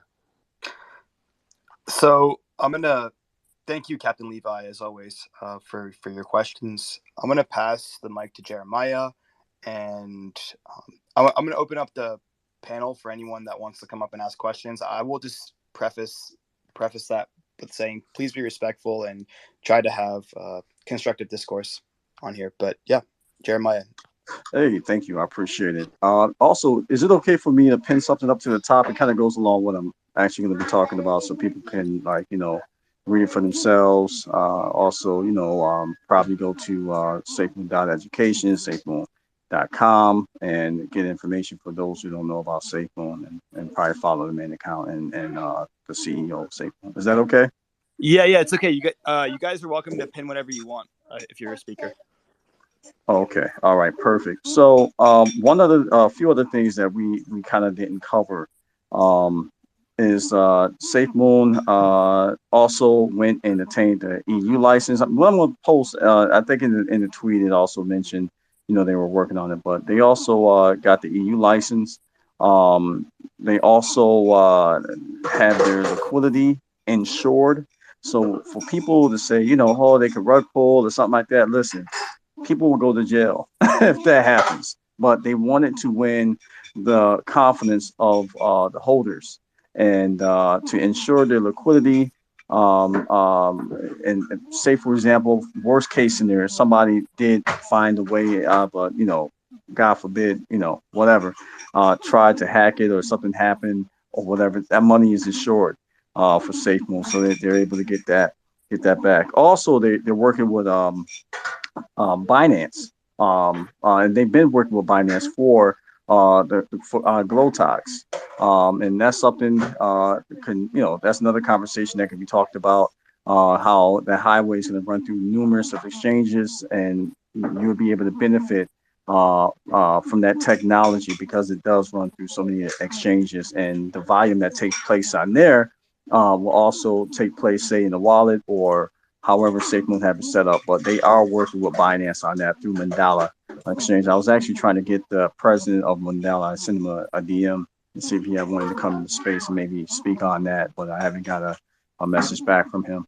But that's just something that's is very important.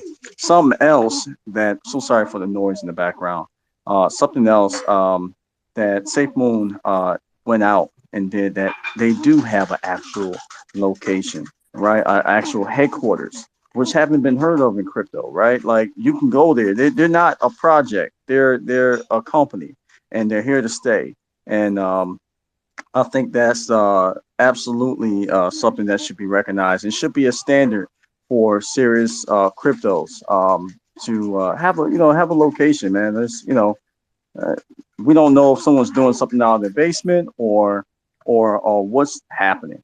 But yeah, I just wanted to share a couple of those things. It's a lot more that SafeMoon has done that, again, just because we haven't talked about it doesn't mean they're not working on it.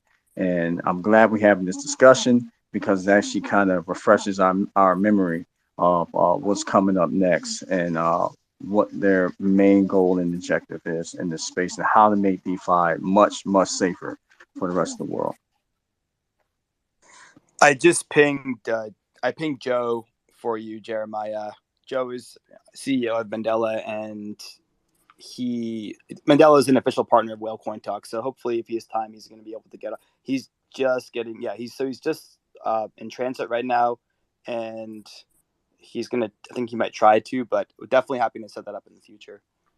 Joe Awesome. also does join our spaces, or Noah's space that Noah hosts every Wednesdays on the Aquarium account, the one that's speaking right now. At Noah time, it's 11 a.m. Eastern time every Wednesdays. Joe does join those pretty often. Yeah, And he's you a guys are great all guy, welcome to man. join as well. Yeah, Joe's very knowledgeable in the space, that's for sure. Absolutely. Yeah.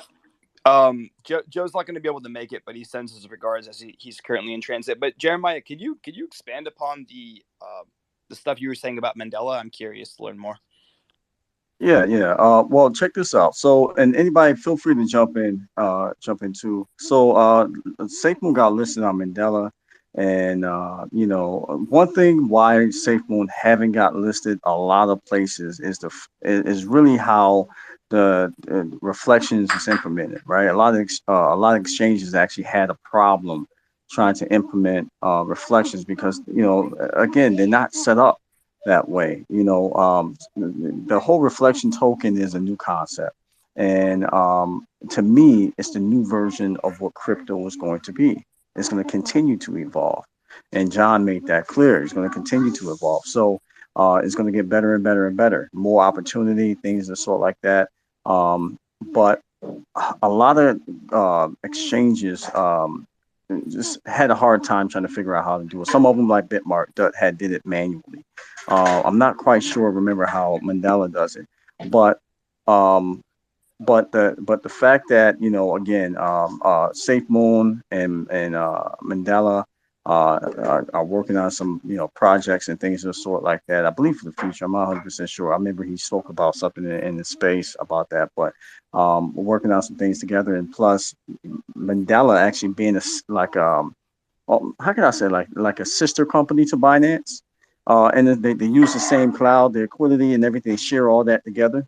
So most of the coins that go to Binance, and I'm not making any predictions, most of the coins, excuse me, that go to Mandela actually goes to Binance. I think one or two probably didn't make it, but that is absolutely a thing. So can that be in the future of SafeMoon? It's a possibility. Do I know for sure? I don't know, but I do know they are working together. Their techs people are working on that some of that other technology SafeMoon created. What Jeremiah's talking about is, well, first off, SafeMoon has 14 listings on exchanges, and what he's touching on is global tokenomics, and that's one of the huge things, in my opinion. When this gets finalized, it's going to be pretty massive on the burn of the token because of the tokenomics. Global tokenomics is say the buy and sells on Bitmart, which they do not provide tokenomics on the token that I believe, or some of the exchanges do that. But once global tokenomics comes, it's going to be like a massive burn. I love his accent though. Hey, Hey, so I guys. have a little insight on this. If I could just chime in, if you guys don't mind. Go for it, Tim. Is that a D God, by the way, Awesome. first and foremost? It's. I wish it was a DGOD. I don't have the money to afford a DGOD, but SafeMoon does have a parody of DGODs. They're called FUD gods. I guess it makes fun of all the FUD that's around SafeMoon. Just because I don't have $58,000 for a DGOD NFT, I saw the FUD gods and I was like, oh, that's pretty cool. So, but yeah.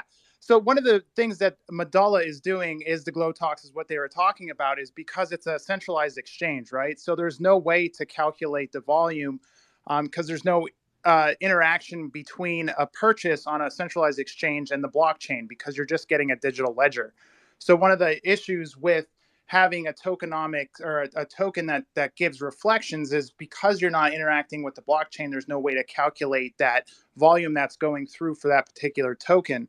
So obviously this was one of the issues that Safemoon was had when they were trying to get their tokens listed on exchanges, and then the exchanges trying to figure out how they were going to give the proper amount of volume issued on that particular token on their exchange, the reflections needed to the people that were holding the tokens, when in all reality, they're not actually holding the tokens because they don't own the tokens, right? Because we all know that when you're on a centralized exchange, you're just given a digital ledger and you don't actually hold your crypto. So that is one of the reasons that's one of the things that SafeMoon is working on with Mandala, is to figure out a way to allow the volume on a centralized exchange to give reflections to all holders on centralized exchanges and decentralized exchanges, reflections that are done within those centralized exchanges, if that makes sense. Yeah, and just to kind of expand on that just a little bit more, overall with the way tokenomics works is that if you have too many tokens that are just sitting on exchanges, not doing anything but trading and not burning, not giving out any reflections, not going towards the functionality of the token itself, is basically you just have a mass amount of supply sitting on exchanges doing nothing. So if we're jumping onto all these exchanges that don't support the tokenomics, then you're pretty much doing a disservice to the functionality of how the token's supposed to be working. So that's pretty much what I wanted to expand on. And it's not only Mandala that's working on this concept. DigiFinex is also working on this concept with SafeMoon to also try to get Glow Talks going on their exchange. So this is something that centralized exchanges see as an issue. They want to support these tokens that give reflections, but they just haven't figured out a mechanism to understand how they can calculate the volume to give reflections to all token holders, whether it be on a decentralized exchange and a centralized exchange.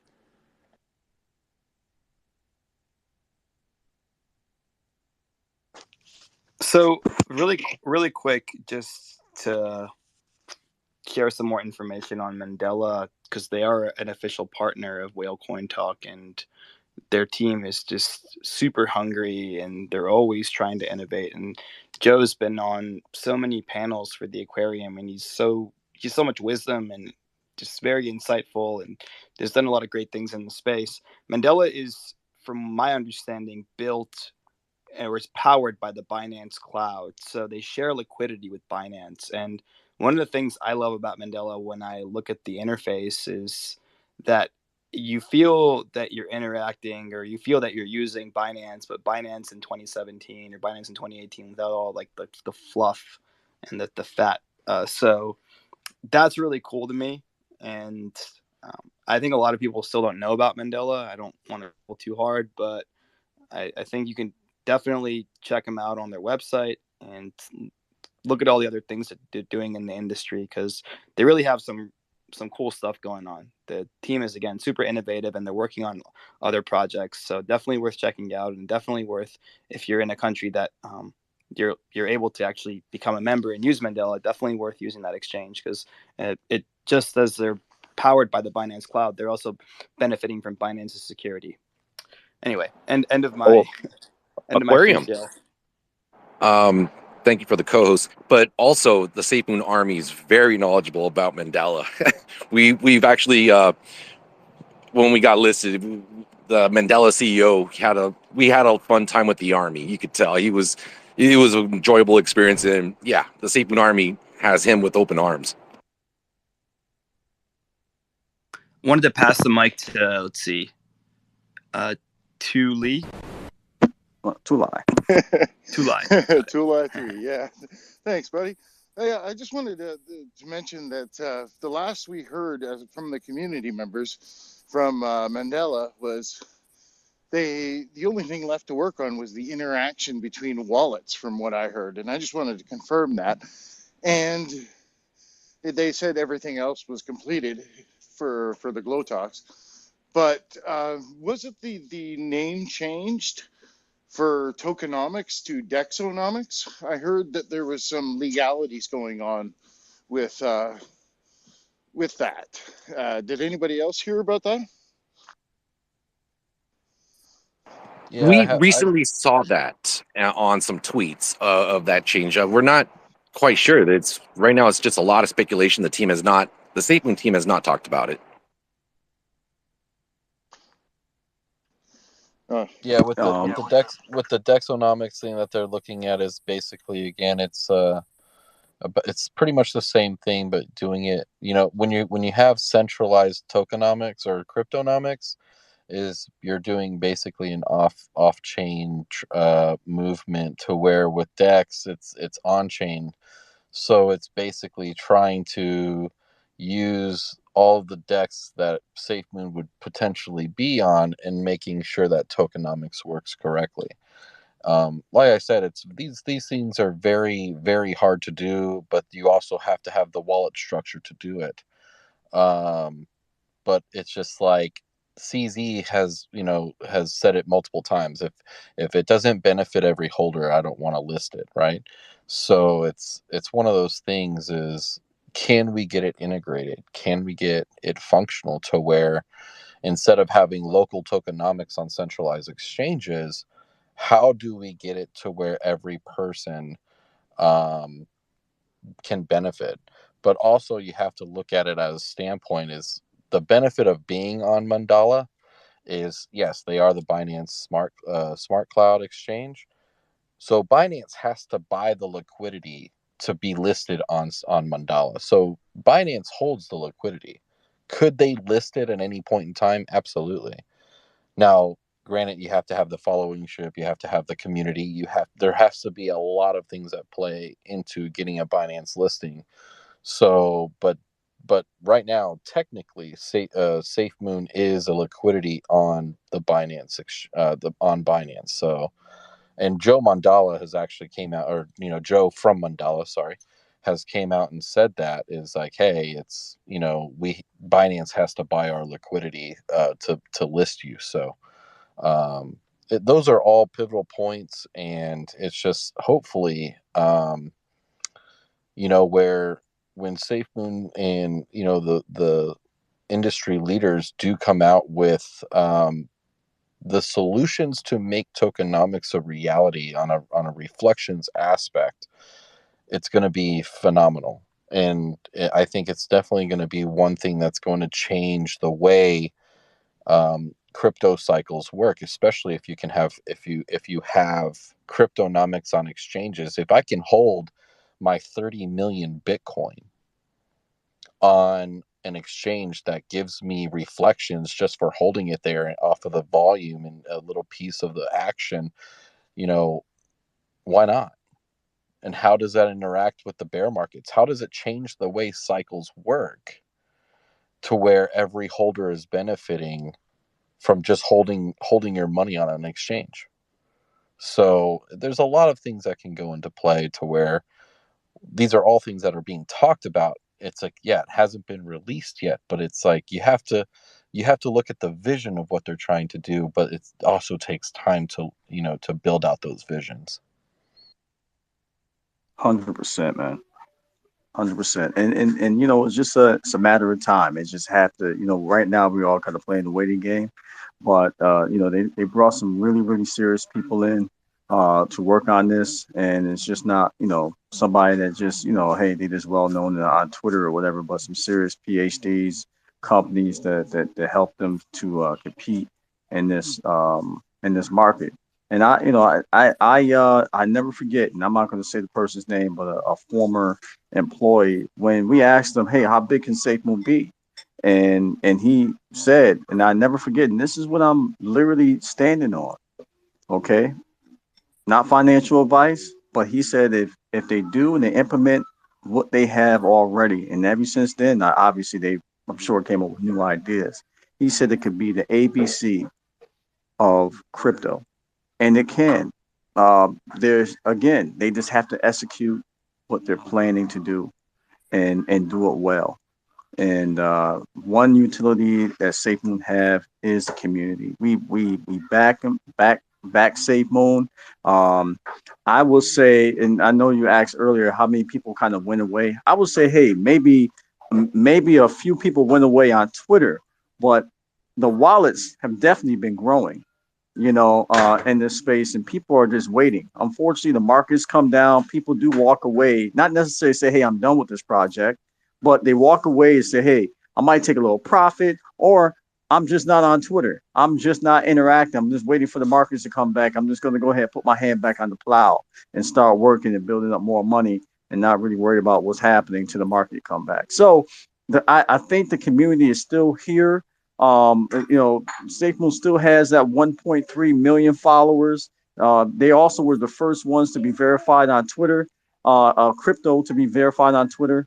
And they have, I think we probably have another million followers else places, Facebook and different social media platforms. But we are definitely in unison and behind SafeMoon.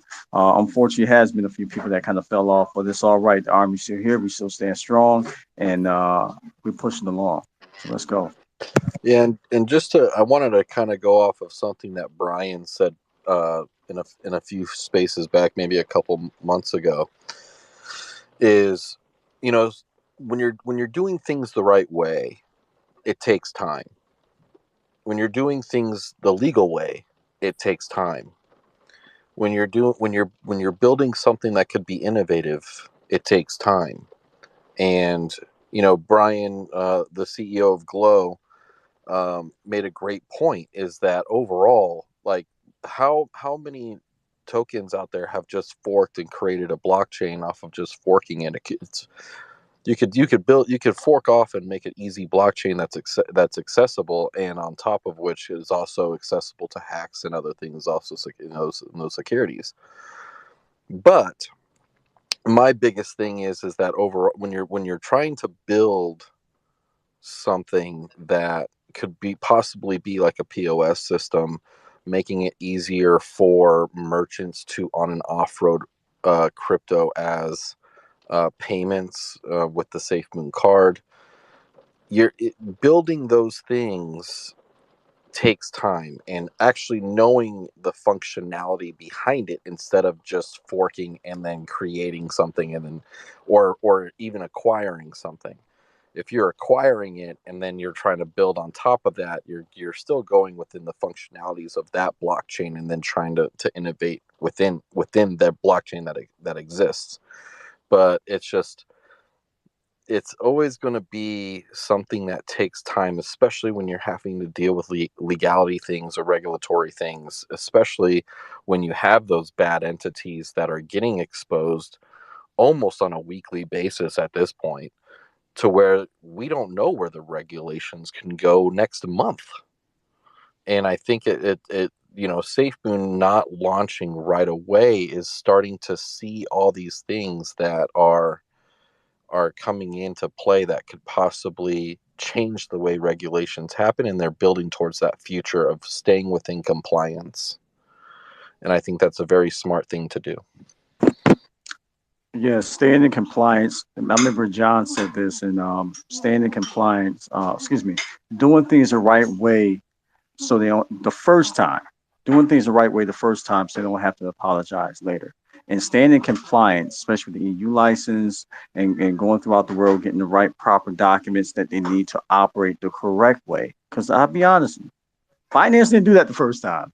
Okay, they got banned from a few countries because it was a tremendous growth. They said, hey, look, we're just going to go expand everywhere, and it doesn't. They don't play. Different governments around the world don't play that game, and so SafeMoon again, they want to globally, and keep in mind they have an office here in Utah. They also have one in the UK. Globally, as they continue to gain different licenses, so for them to operate, exchange, and everything else that they're planning to do.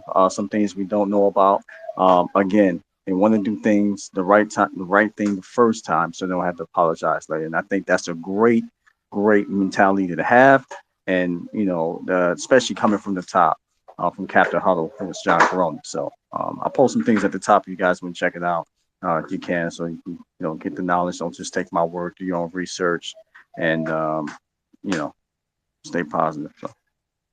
I think one of the beautiful things within DeFi, within this industry as a whole, NFTs, DeFi, even part metaverse, that's way too early in my opinion.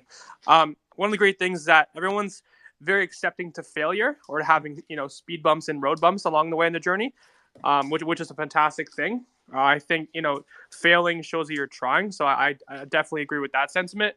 And I think part of DeFi as well, there's a lot of fraudulent activity, as we know that does go on in this space as well as NFT, but more in DeFi than NFTs as a whole at scale. I'm getting firewood and stuff.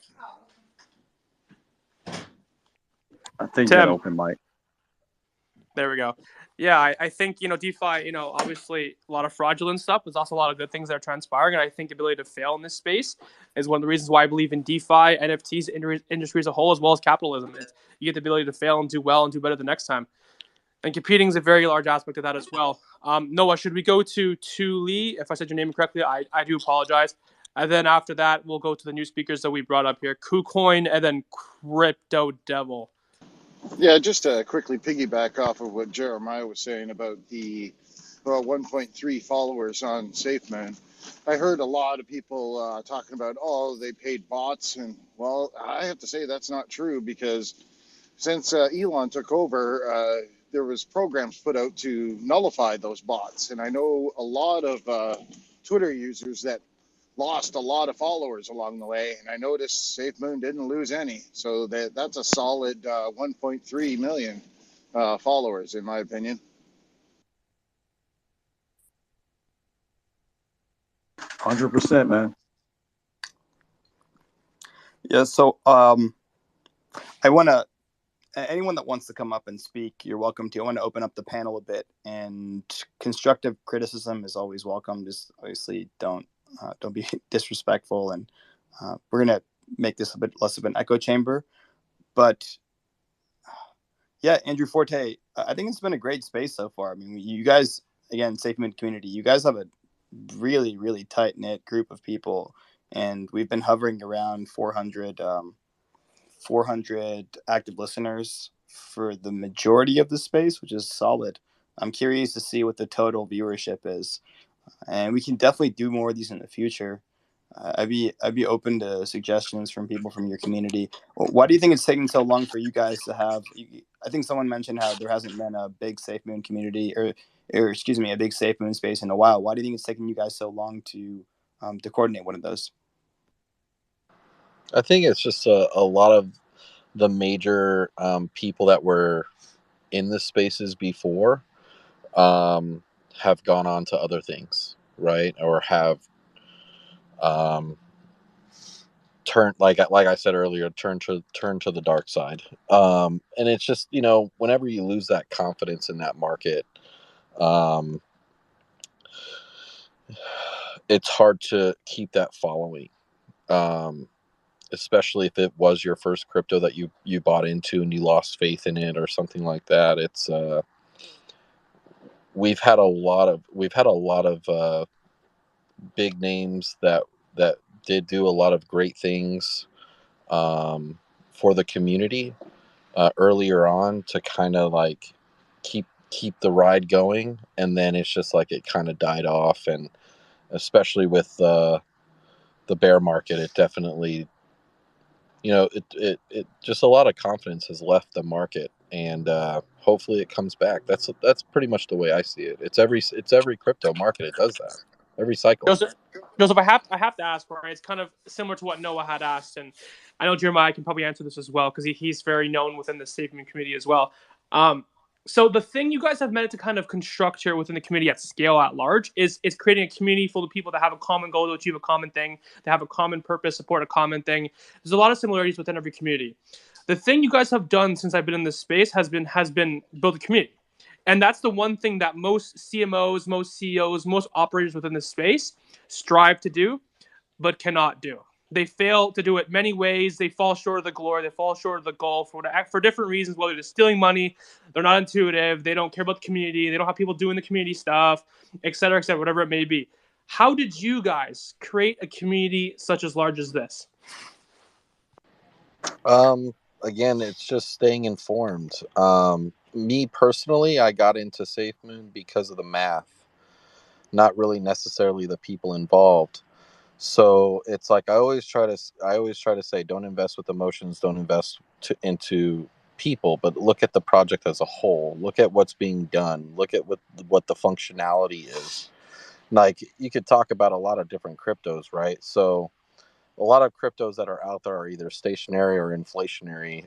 Some are deflationary. So it's like, if you look at the math that's integrated into the liquidity injections plus the peer-to-peer interaction, um, it's basically, as long as there's traffic, which, volume, you're going to have some type of burn or liquidity injection into the token, which gives it a little bit of resiliency towards a bear market.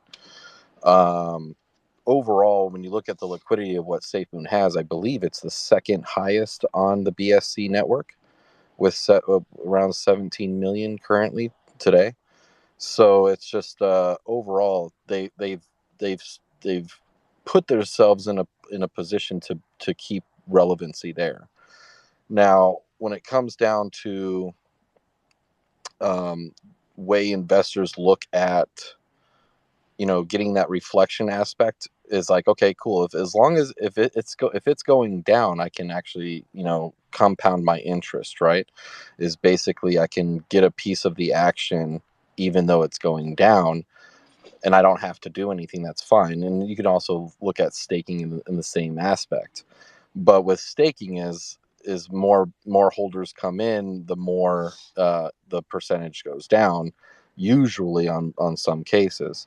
But with SafeMoon, it's like, no matter what, you're going to get that static 2% on each trade. So it's just like, no matter what, it gets more fractionalized. But if I can sit there and I can just hold and bear through the bear market, and while I'm compounding my interest, might as well go ahead and do that. So when you're looking at, like, say, like the rise of Dogecoin, and no matter what, I'm not here to bash any other crypto, but you can invest your money wherever you want to. Number one. Number two is why would I keep my money in Doge going down if I'm not getting paid to hold it? So it's like you're getting paid to trade it.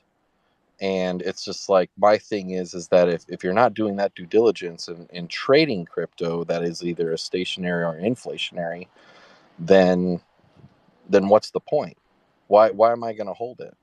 So the concept of the having the the payback, which is the reflections of the tokenomics, is, no matter what, I'm going to sit here and I'm going to earn a piece of it. And hopefully, when things do come back as a bull market, we're all anticipating within the next year, is that interest is now going to double or triple as the price starts to go up with the rise. So, and the way SafeMoon has done it is actually, put their money into BNB, which they have a huge BNB pool, to where whatever BNB does, SafeMoon will do. So I believe they really positioned themselves in the right way, and that's kind of having the right information, right? Most investors don't have the right information or don't know where to look to find that information.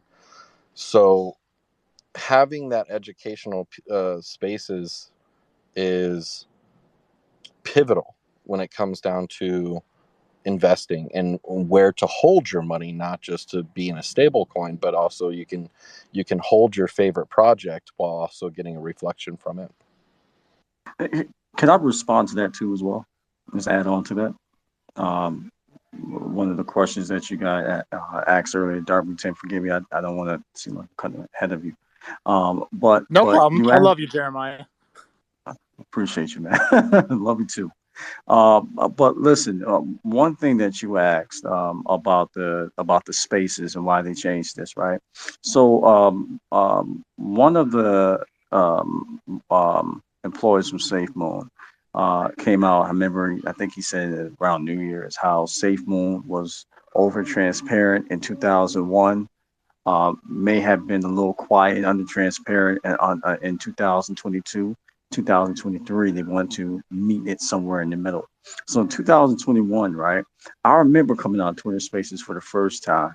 All right, this thing was amazing. Like, my God, trying to figure out, I didn't have access to even start a Twitter Space. Didn't have enough followers. Now and I remember SafeMoon hosting AMAs. First of all, they made it popular to do AMAs, okay, and be okay to, come up and ask questions. The docs, they dox themselves and everything else. They are the ones that made it popular. So when SafeMoon used to come in these spaces, I remember this is when I knew we were in something special. Keep in mind, this is early Twitter spaces and about these communities. I remember when SafeMoon with the official account would show up. My God, it was like 8 to 10,000 people in there within a minute. No lie. When Binance showed up, SafeMoon still had bigger numbers. Coinbase, SafeMoon still had bigger numbers than them. I think Binance was like 2,000, 3,000 people. SafeMoon will always come in with these huge, big numbers of people with an interest. So even when people are not necessarily invested, they are still looking. Okay. And keep in mind, those spaces were great. However, when they start getting bigger and bigger, having things, making sure they are in compliance. They started going different directions to, making sure, on the legal end that they're covered and everything else. So they got off Twitter. I mean, they're still on Twitter, but they don't host any more spaces. They went over to doing the YouTube videos and things of sort like that, and having the studio at the headquarters. And I think they hired Steve Madden, former guy that did all his videos for 20 years, and he's still there. Sketch. So I mean, Twitter, but keep in mind they also, John Caroni, shows up in the Discord. There's 100,000 members down in SafeMoon Discord. I mean, we would not let this thing die, and the community is there. But guess what? When the like Joseph was saying earlier, sometimes when the bear market is here, people and those red candles are here. People are typically away from Twitter, away from NFTs. You see people are not necessarily on Twitter. Some of these spaces we used to see from other cryptos are just not here. And so I'm just simply saying when the market come back and Safemoon and still have people like myself still making sure that the community is okay. And it's not even just me. They don't pay me or anything. I do this on my own volunteer time. And we have other hosts up here like Tony who do a great job, and Rudy does a great job in these spaces, and a few other people in here. Forgive me if I didn't mention your name. That do a great job in these spaces that make sure the community is still engaged. SafeMoon, if you follow the main account, they're very engaged with the community and they're always listening. So I think that was a great question. Um, I don't know if I have any. I had some other stuff to add, but I've been talking enough. I'm sorry. Hey, I think the big spaces will come back. I think the reason why the big spaces aren't as prevalent right now is just because things haven't been delivered yet. But the second items start getting dropped, like the exchange, the blockchain, the NFT marketplace, that's when you'll see a revival. People right now are sort of in hibernation, maybe because of the winter, but also because of the fact that things are still in development. And when you get into a space, there isn't as much content to cover. So I think maybe that's why you're not seeing the giant numbers when it comes to spaces now. But believe me, when they start delivering stuff, the spaces will start to explode again. You'll start to see much bigger numbers and much more people pouring into it. But it's just that downtime of waiting and for them to complete stuff. And we all know, in the DeFi space, if you're trying to build a project, just trying to be innovative and coming out with new ideas is difficult enough, but then also trying to find the right people, the staff in those positions to actually deliver what you believe in is also very difficult. So I think in throughout the times of them trying to make sure that things are delivered on time or just in an innovative way, it's difficult to find the right people to make sure that what your vision is executed in the right way and secure way. So I think right now it's one of those situations where it's just one of those building phases and there isn't a lot to talk about because it's not sexy, right? No one wants to talk about, hey, we got a really cool developer because it's not sexy. You can't talk a couple hours on it. You just have to wait for them and deliver it. And I think that's when you'll start to see these bases come back and revived and big numbers pouring in like you used to see in the past. Build it and they shall come. Hey, if Tony, go anybody for it, man. also looking for a job, SafeMoon's hiring. So great. It says a lot about a company that's hiring big time right now, even during the bear market. Do you before I pass the mic to Tony, Jeremiah, do you know what kind of roles they're hiring? Good question. I believe it's on safemoon.com. Again, they posted this a few weeks ago, so I probably need to refresh myself on it. But I know they were looking for even a position Lithuania. I'm not going to pronounce it right. I can help you with that. I have it up right now. Thank you, sir. Right now, there's 4 positions: a site reliability engineer, a C++ software engineer, senior full stack developer, and blockchain developer. All of them are in the Lithuania hybrid role is what it's showing. Thank you, sir. Oh, and I had my hand up. There was something I wanted to just square away. Mandela is working with Binance. It's not SafeMoon working with them. So I just wanted to make that correction.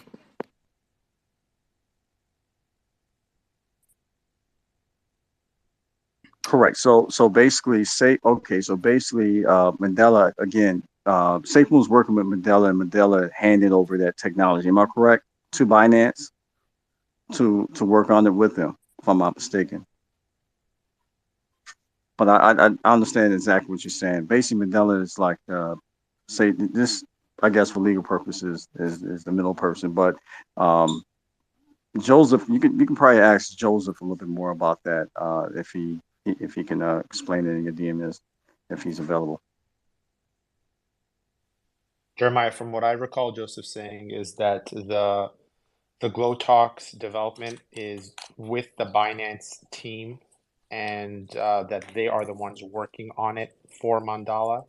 But the product is being created by the Binance development team. And I believe he said that they work in forget the word he used. They work in cycles, so like I'm sure it's very important for them, but obviously this is Binance. They probably have a lot of other stuff they're working on, so I guess that's why it's just taking time. But I think eventually it will happen. It's just a matter of time. Absolutely. Thank you. And to I'll touch on that why the Safemoon spaces have slowed down. In my opinion, Dark Moon Tim stated well. Products. Another thing is that there was so many spaces coming out. All the time, and currently there's still a lot of Safemoon spaces going on in different languages. But in my opinion, what's going on is like right now, Grove Coin, they're what they're coming out with is their blockchain. They're turning into a coin. So that's got everybody's attention right now. It's one of our Safemoon partners. It's like a star partner right now. And so I think that's what it's good because it gives everybody a chance to invest and diversify. And I think that's where the focus is right now. But then when Safemoon comes out with something like recently, they had a video on the Safemoon NFT marketplace.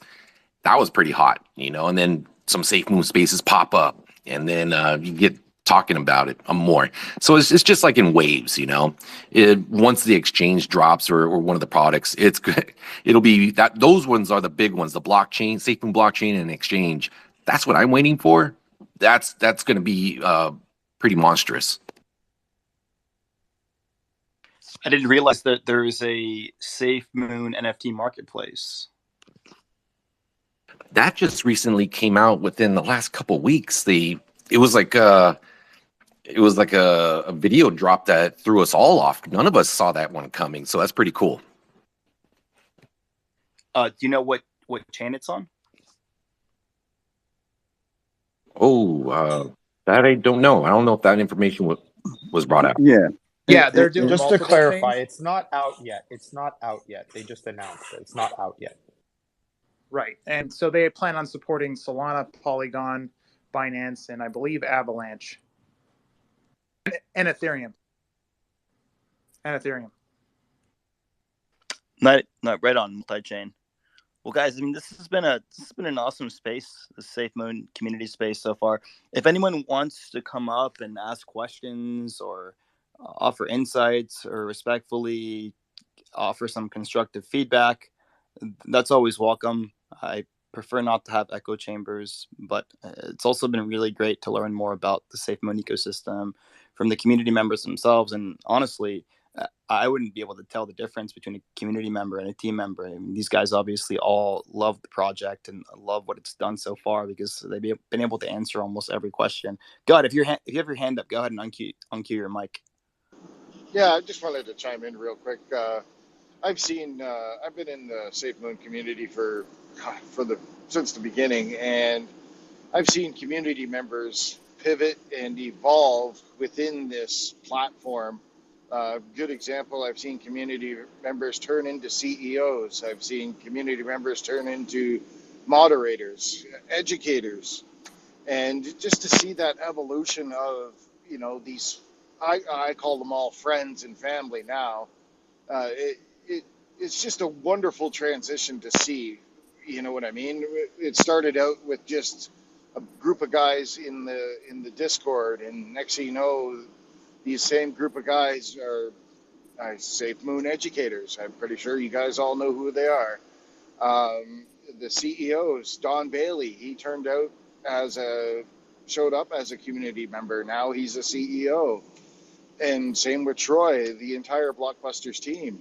But everybody within this community has now evolved. People have found new positions, so to speak.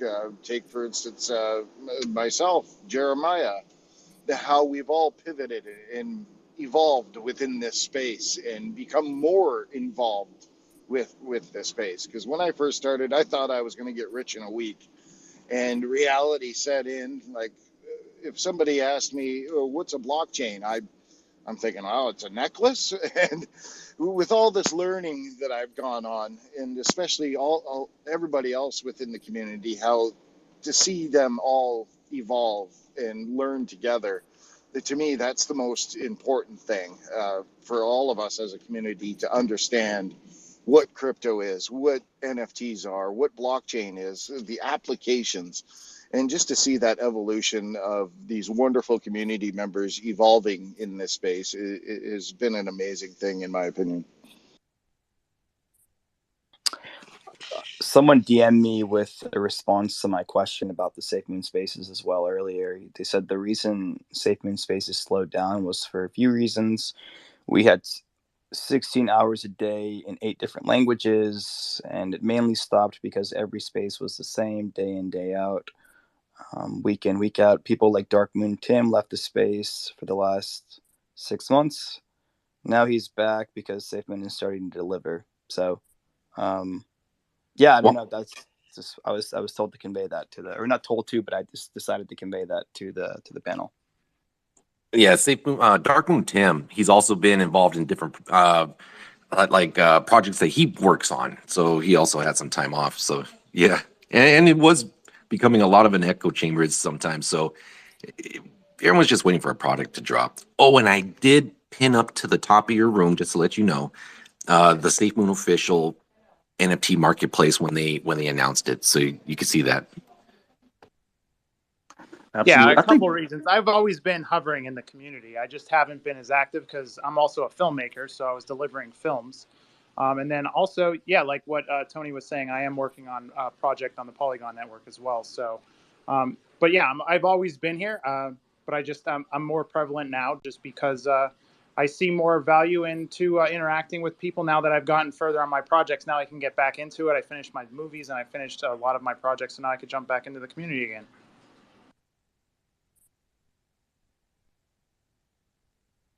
Right on. Well, I guess we got some new panelists on. If people have any comments or questions, I don't want to keep the space dragging out if I don't need to. I think this has been incredibly informative, and we can definitely host more of these for I was almost called you Facebook, for the Safemoon community in the future. Aki, do you have something to say? Well, I was gonna say no. I've been patiently, listening in to everybody, about opinions and the vision, the mission, the whole journey, and everything. And what I wanted to point out, and people take it as a meme, when you see projects coming out nowadays saying, well, yeah, we rely on the community, we're building a community, we're doing this and that with the community. Well, guess what? SafeMoon already has the community, and this is something people tend to underestimate at times, because when you have products out, when you have new utilities brought out, you're going to have a huge army of people ready to battle test that, ready to show it to their friends, ready to use it. And whether they're all going to use the NFT, it doesn't matter. Whether they're going to all buy the merch, it doesn't matter. As long as there are utilities within the project, people are backing and they're fighting together towards a vision. I think that's something not to be trifled with. And having this strong community, I mean, if if the official account came in right now and said, what's our best utility, it's our community, I think I would actually believe it, because you see a lot of people around that try to do what, build from the ground up and get a following and get people involved and get knowledgeable people behind them, and sometimes they'll fail. And SafeMoon has been around for a long time, and seeing them still building, even in a bear market, and seeing the support from the community, I think this makes everybody a little bullish on SafeMoon, to say the least. And but yeah, that's just my 2 cents on it. It's true, the community is great, and this has been amazing. It was a tremendous idea to have these people come and share their stories and their journeys, and how they're working together towards a common goal. This is what we want to see. This is what we're trying to do, trying to educate, to get more people involved, to onboard more people. Well, community is really the way to go. So kudos for you guys, for staying true to the vision, and keep on keeping on. Thank you, man. We appreciate it.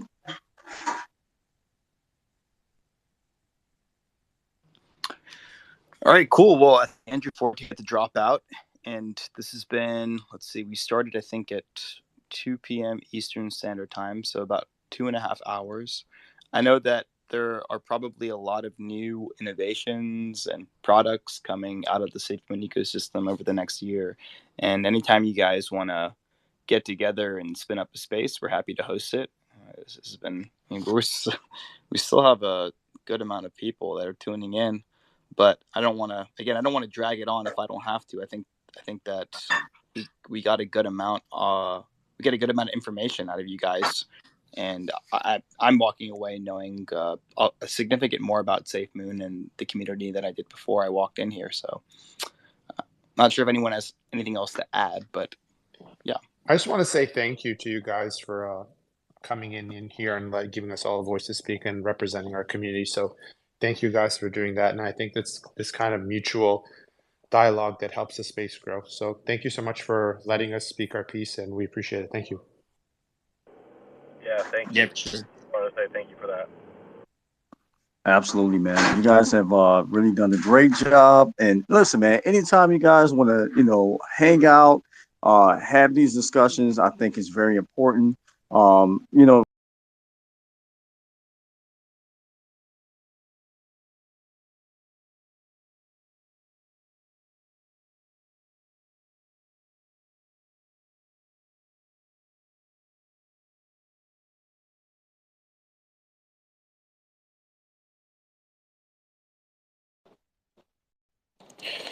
Hey, what's going on? Guys on YouTube. I'm gonna go ahead and start up my own space and allow people to join. If people want to join on this side, they can join mine. I know a lot of people in there like absolutely hate me and despise me. Safemoon loves their community so much they decided to screw them. What's up? Enter 321 with the clapping hands. I appreciate that, man. Yeah, I figured I'd start up this space, and if anybody wants to join, they can. I'm just gonna go ahead and kind of give my thoughts on that space. Was like that was basically just from the side of people who really believe in Safemoon. There wasn't a mix of the Safemoon community, because the Safemoon community is made up of a lot of different perspectives. It's made up of people who are upset. It's not like as soon as you're upset about your project, but you're still holding, therefore you're not part of the community. And a lot of people just are afraid to voice their opinions, especially in echo chambers. Like if it's a negative echo chamber, then a positive person might be afraid to express their voice because they know that everybody's going to jump on them, and vice versa. They're going to treat you like you're evil or you've gone to the dark side, as Joseph put it.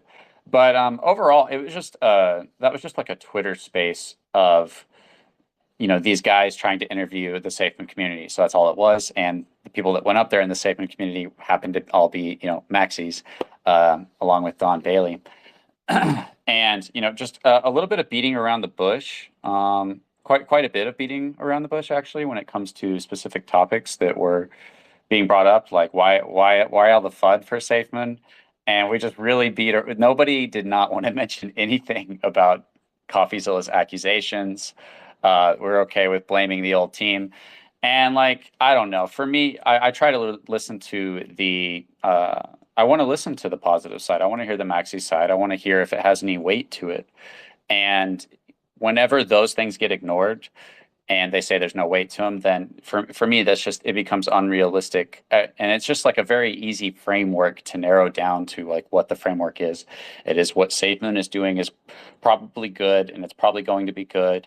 And if anything goes wrong or went wrong, then that's been dealt with by John. And it's just kind of creates this conversation. I'm completely fine with everybody going up there and having that opinion for themselves. I just think that it's unrealistic, and it's almost dishonest, in my opinion, to not include why. Why are the spaces getting so slow, or why is the FUD so big? And it's like, well, maybe it's because John was accused of taking $30 million out of the liquidity pool. Does nobody want to say that? They didn't even want to say that that's what he was accused of by CoffeeZilla. And instead, they said CoffeeZilla was just doing it for views. And then they said that, once the views went away, then Coffee stopped covering it, which is completely untrue. Coffee is a huge deal. He's had Mr. Beast on his channel. He just did a podcast with Lex Friedman, who's one of the biggest people on doing podcasts on the planet right now, next to Joe Rogan. And Coffee didn't stop because the views weren't there. Coffee just stopped because it had reached all the information that he could cover. He stopped covering it. So, I'm okay with all those guys having that perspective, but at the same time, I'm kind of not okay with it actually, and I'm not trying to be unnecessarily confrontational or unnecessarily negative, but I've been through it with these guys. I know how it goes with most of those guys up there just in that space. It's, oh, we're all family and love and yeah, to the moon. And it's like, well, I don't know. Hey guys, I'm not trying to like be a futter, but do you guys think that we worried about the past team or we thought the past team was good and then we found out we were wrong? Do you think maybe we should not assume that John is good? Oh, you fought get kicked out. They kicked me out of the space. And it's like, oh, you only love those who agree with you when it comes to Safemoon. And if they don't agree with you or think the same way you think when it comes to, uh, how you diagnose anything, then it becomes to attack you. So it's like, in one sense, it's like, I'm okay if you believe in Safemoon. And I'm even okay if I think your beliefs are stupid or unfounded or double standards. I don't really care. But the problem is like I've seen how you act to me when I say good things about Safemoon, and I've seen how you act to me when I say bad things. And you're not okay with me saying bad things. You try to cancel me. It's like, yes, you love and we praise everybody who says good things, but at the same time, we try to cancel anybody and call them evil, say they're going to the dark side, saying they're pansies, paper hands, scared. It's just this like definitely this double standard that it is at least worth calling out. I mean, if you're at least respectful to people who you disagree with, then I would probably have nothing to say, to be honest. I'd just say I disagree with you and why I disagree with you. But the behavior comes in and your behavior starts to become a problem. So, with that space, I actually think it was a good space. I just didn't want to ruin it, right? If some other people had gone up there and said, like, some of the real reasons that they could have gone into, well, the old team left. Like, let's just be real here. The old team left. And that's a big deal to lose all of your dev team. They didn't deliver the wallet, right? They promised a wallet, and then it turned out that they didn't have a wallet ready, and they had a whole countdown to it that people were buying on it. People took out of the liquidity pool. Paid celebrities were dumping on the project. They promised an exchange in blockchain by the end of 2021, and we're in 2023 without either of those things. We apparently have an exchange, but it's not being released because of compliance issues. We had Operation Phoenix, this whole ordeal. There's moms in a lawsuit. I mean, they're just literally, and it's fine that that's what they're doing, but when it comes to like being realistic, which I think you should try to do. You should try to be realistic. Why would you not want to be realistic? To not include the mom's lawsuit, Operation Phoenix, the accusations of him taking out a liquidity pool. How many investors were upset about that because it wasn't a small number? And to try to just put all that to the side and say, well, the markets are down and people are just waiting for them to deliver, and it's like, oh man, this just seems to be just quite a big echo chamber that's lacking any substance when it comes to having. I mean, definitely they're good at speculating positively, and there's nothing wrong with that. I'm cool with that. You want to speculate positively? Yeah, that's fun. That's the fun one to do. Is like, hey, what could go good in my life, right? Maybe I'll meet this amazing girl, or maybe I'll make a bunch of money, right? It's not fun to speculate on the negative stuff, but if you're in a scenario where you have to account for different outcomes, of course you need to do both, and you need to say, what evidence do I have to suggest that this is going to go good or go bad, and how do I react to it? Because if I can see that the price is about to plummet, I could sell and then buy back in, right? So it's just to not take that approach is insane. But people, we developed this whole maxi mindset of like being a believer and an unbeliever is, equal to a religion of like you're a good person if you believe and you are evil if you don't believe. And that's how the logic works is if you question Safemoon, if you ask questions, if you're upset with how they've done things, if you're upset that it appears that John took 30 million out of the liquidity pool and he's not addressing it, then you must be an evil paid fodder who's stupid, who's paper-handed, who's got bad intentions, who's only doing it for clout, who's doing it to steal investors. And you're just talking about it for views and clicks and get a life, you loser. And if you don't like something, don't talk about it. So I don't know. And they considered promises from a year ago as upcoming products. Well, here's the thing is like, I'm totally okay with like, let's be realistic with all these things. Like real dev teams do like, run into issues with, or real projects run into issues with dev teams. That's totally fine. Like, yes, but that's not that's a problem with Safemoon, and it's definitely a big one. I mean, we were promised huge things that haven't come out. We have a whole list of all these things that were promised us, from Safemoon Connect to Operation Phoenix to the exchange to the blockchain. So all these things that didn't come out when they were promised that they were going to come out, and we're way after that date. That's forgivable. The communication, the team leaving, the accusations of fraud. Where did they get their money? Can anybody ask that? I would have loved to have, heard that question. Where did the Safemoon team get their money? Can anyone answer that? Because that when they started spending all this money, they didn't have any way of gaining money. They weren't doing swap partners, and they weren't doing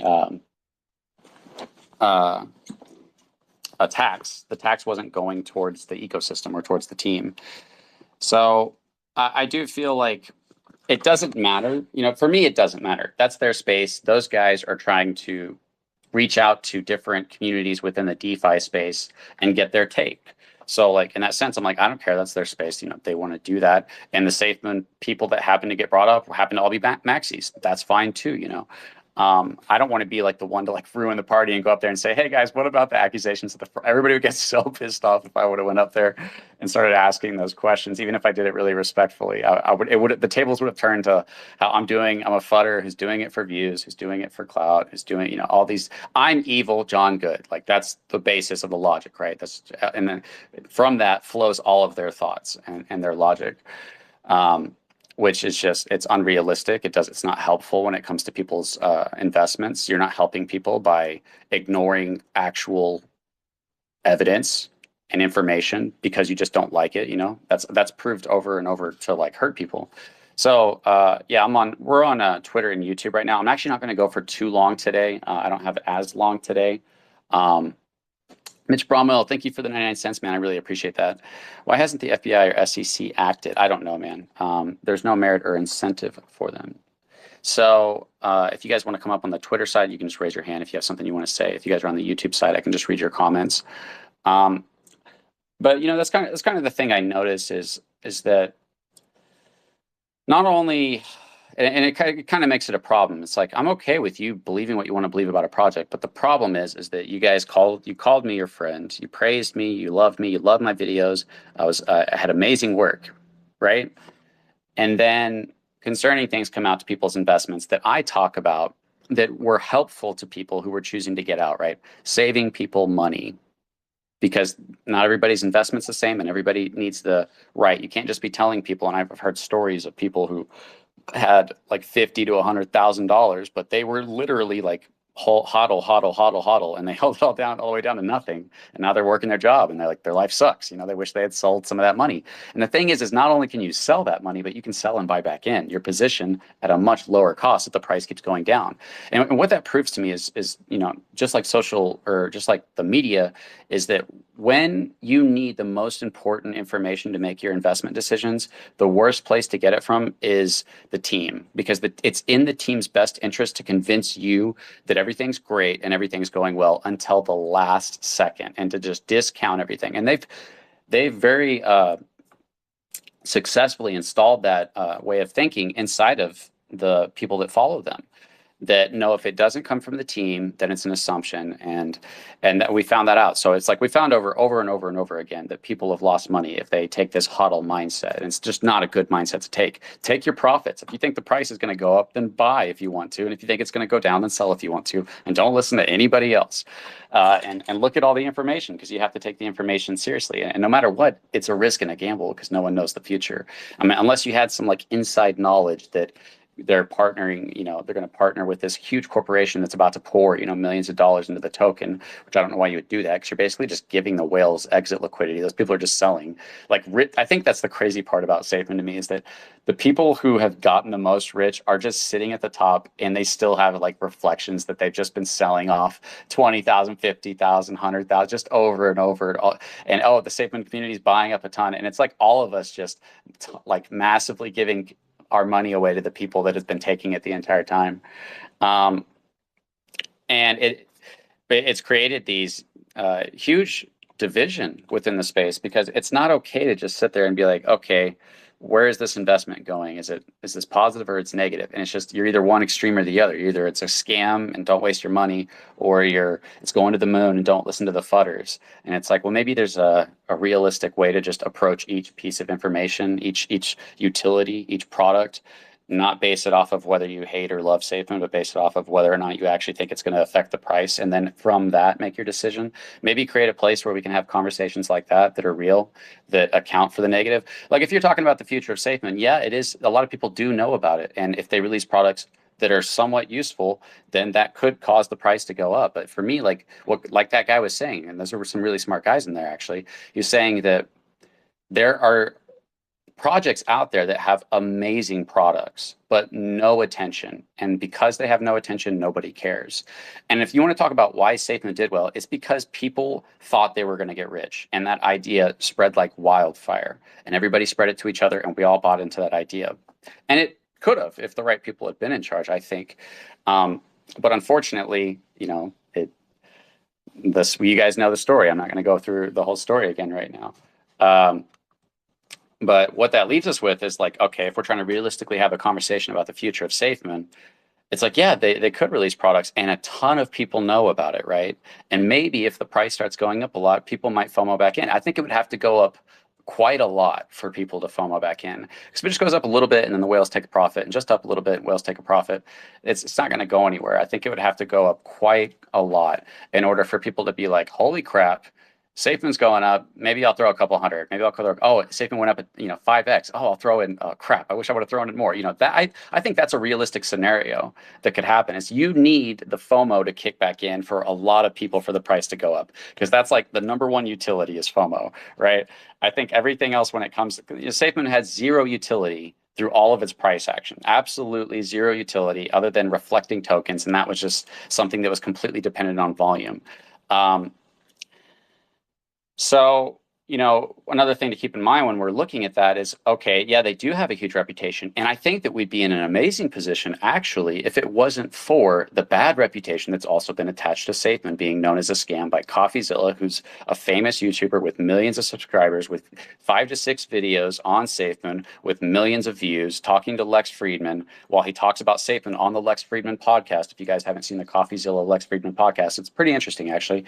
And he asked him about Safemoon eventually. And once again, he talks about it as a scam. And many people outside of the Safemoon communities do see Safemoon as a scam. So, and we're just trying to be realistic. I know that hurts people's feelings. I know that upsets people, and anger and all those emotions that make you want to cancel me and fight me and hurt me. But that's just the reality of it. If you're trying to look at this investment, and you have to also consider, it's like, okay, even if they do put that out, yes, enough people do know about it that potentially if the price goes up enough, that people might FOMO in, right? But it has such a heavy, dark cloud of negativity, of scam around it, from the old team to Ben Phillips to the person that started it as a rug, to John Caroni being accused of 30 million while being in a lawsuit, multiple lawsuits, one being accused of pumping and dumping the token, another between his mom and the constant delay of products. I mean, a lot of people won't even say this part. Lying to your community. John lied to the community about Thomas not leaving. John lied to the community about there not being any problems between him and Ryan. He lied to you. That's important to your investment. Nobody really talks about that. Not to mention that even Hank in that leaked, I always say this, in this leaked audio recording said that John wanted to rug the liquidity, that's pretty insane that he said that Hank, and then we're saying we're getting a lot of FUD because we won't lock up the liquidity. And he said, well, John, he wouldn't lock it up. He said, no, we can use it. He said, no, we can use the liquidity. And then Hank's own words on a leaked call that he didn't think people was going to hear, he said, John wanted to rug the liquidity. I know there could be an argument there for how that's going about, but all of that comes down to if you're trying to have a real conversation about Safemoon and not talk about all of those negative things and just push those to the side and blame the FUD and the lack of Twitter Spaces and the lack of the team members leaving on delayed products and Bitcoin being down, that's completely, it's dishonest at that point. There's no other way to say it. It's dishonest to not address those things. But I think that that's the point that it's gotten to, is that don't even want to mention the multiple elephants that are in the room. We just kind of want to tiptoe around them. What's up, Mitch Bromwell? In my opinion, Safemoon might come out of this bear market into a raging bull market smelling like a rose. Do your own research. I'm not a financial advisor. I agree, Mitch. So that's where I'm like, yeah, I'm open to the potential of it. I'm just trying to have a real conversation about it. And it's so hard to find that real conversation. People either hate Safemoon and say it's a scam and it'll always be a scam. And I'm like, well, how do you know that the price might not go up? Because the price went up when Safemoon was a scam. Like, it was designed as a scam and the price went up a ton. And that's what people are looking for, is price movement upwards. Jesus, what's up, man? He says, only reason I'm holding is that cycle, so just waiting, gotta live. Give it at least 3 to 5 years. Hank always looked high as freak. Yeah, I don't remember Hank looking high, but I never thought that. I never thought, like, dude, maybe Thomas, or thought Thomas looks like he might have been smoking a little bit in the back. I mean, especially in that one video that he was walking around and stuff, he looked like he had smoked a couple bowls.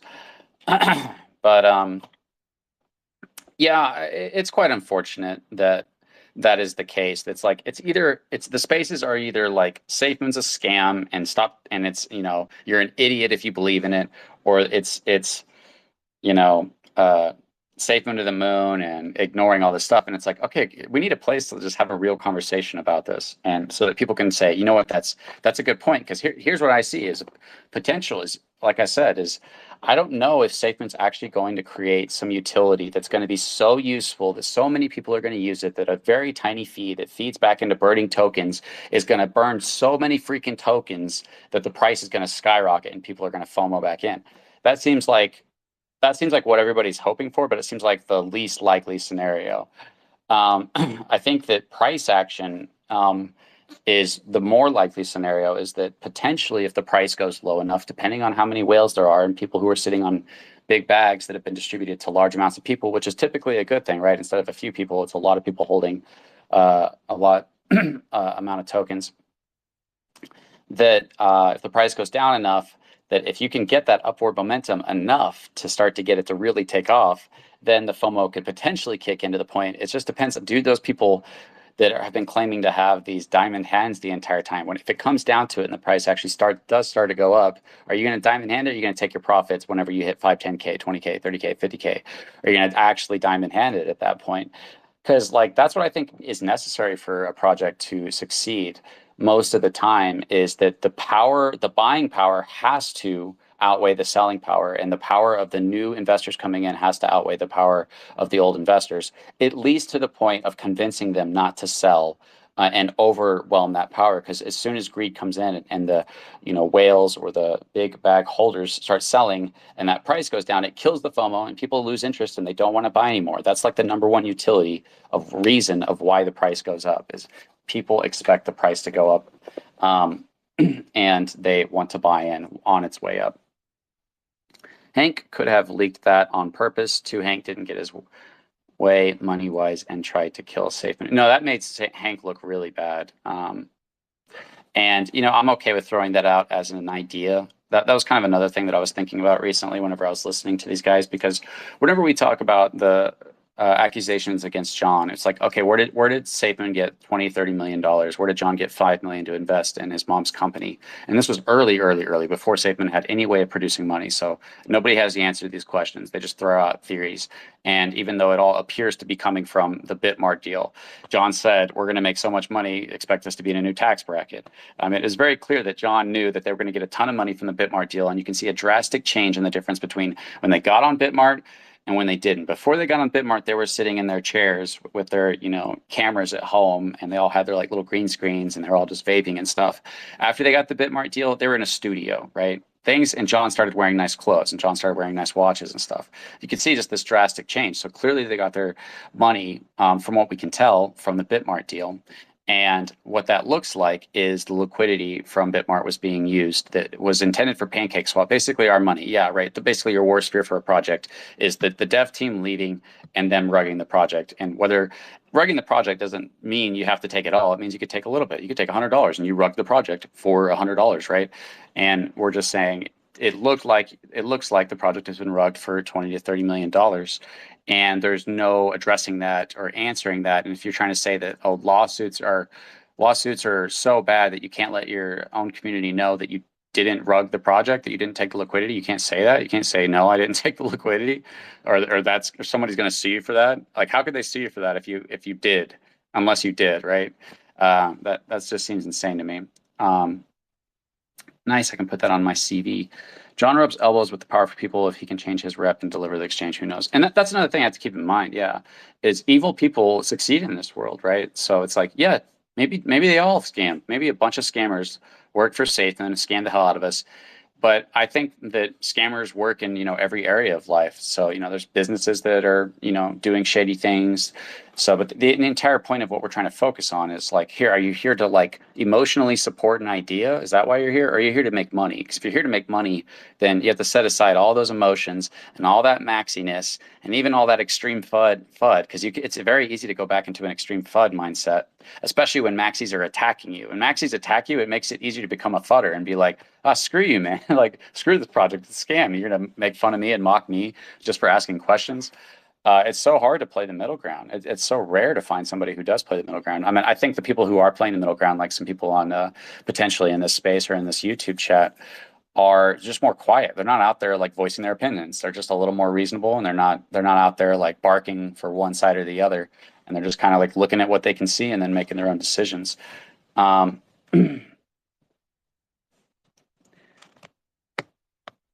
So yeah, if somebody wants to come up, if you had anything you wanted to say, I did start this space hoping that some of those guys would come over, but obviously they're not going to come over.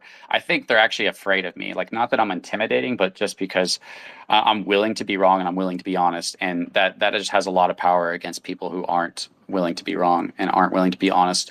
And by being honest, I mean not have double standards and not have these scales. And that does give you a lot of power to put people in bad positions and to make them look really bad and hypocritical, not intentionally, but just by saying, hey, if you use your own logic, what I was going to say a second ago is they say, if you don't have 100% proof for John, then it's assumption, you can't believe it.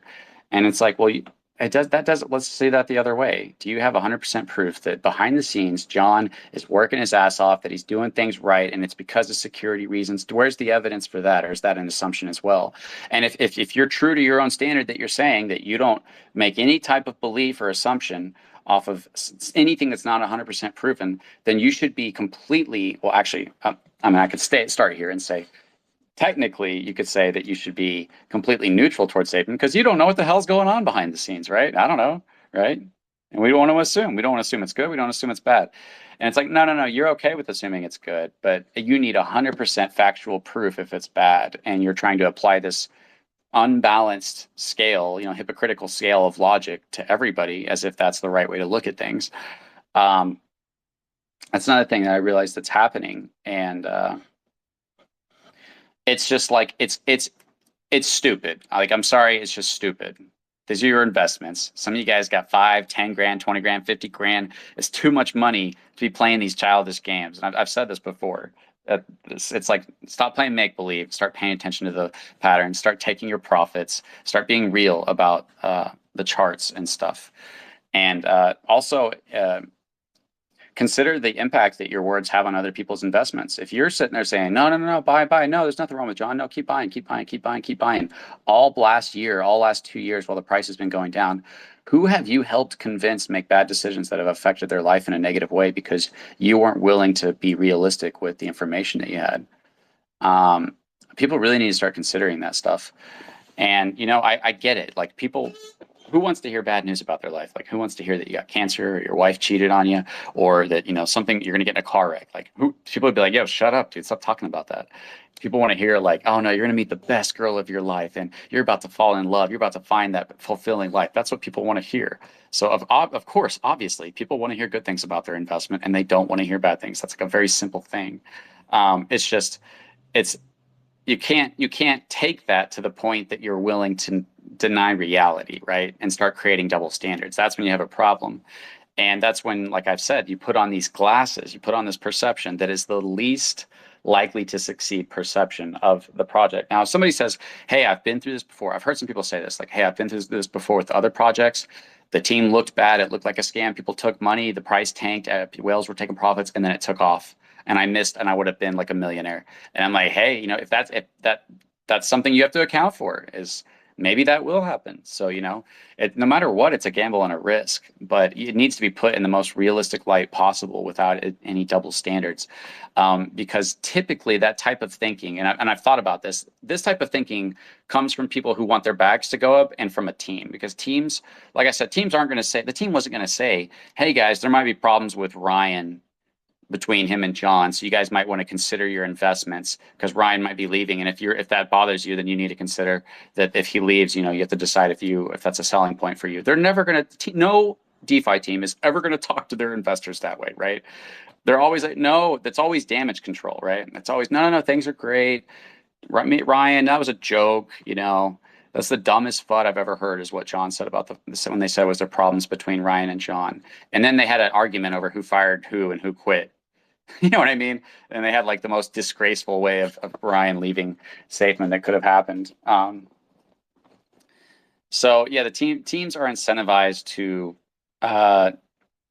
not help you look at your investments realistically. And it's like, that's understandable. They're trying to convince you of their vision and whatnot. So it's our job to be realistic with each other, or as a YouTuber, or as somebody who does spaces, or just anybody, whether you have a small voice or a large voice or a medium voice, it doesn't matter. It's your job to be honest and responsible with people and to help have a positive impact on people's lives, help them make good decisions. All right, let's jump over to the YouTube side for a second. Do or die, I'm holding my bag. Wouldn't it benefit John Crony for Safemoon? Yeah, it would benefit John. Well, here's the thing is, how much money does John need? John has a $2.5 million house that's paid for. He has, most people are struggling their entire lives. And I know some people are doing well in the crypto space, because if you're in the crypto space, you kind of already have somewhat of an entrepreneur mindset that you're willing to even get into crypto. So a lot of people actually are pretty smart in the space and are working, but a lot of people are just struggling just to get a house paid off, a car paid off, and then start working on like saving up, right? I know some people are beyond that, but generally speaking, most people are just trying to get a house, right? John has a $2.25 million house in Utah. He has like multiple nice cars. He has expensive watches. He has tons of money. Like, John's good. He doesn't need any more money. I mean, maybe he wants more money. And I think that if there was one reason for John to want Safemoon to succeed, is it might clear his name. Even if it was proven that he committed fraud, if the price of Safemoon skyrocketed past the all-time high and to some crazy new all-time high, everybody would forget about everything. CoffeeZilla's videos, the FUD, everything would be forgotten, and Safemoon would be seen as a success. Even if it happened one time and then went back down, right?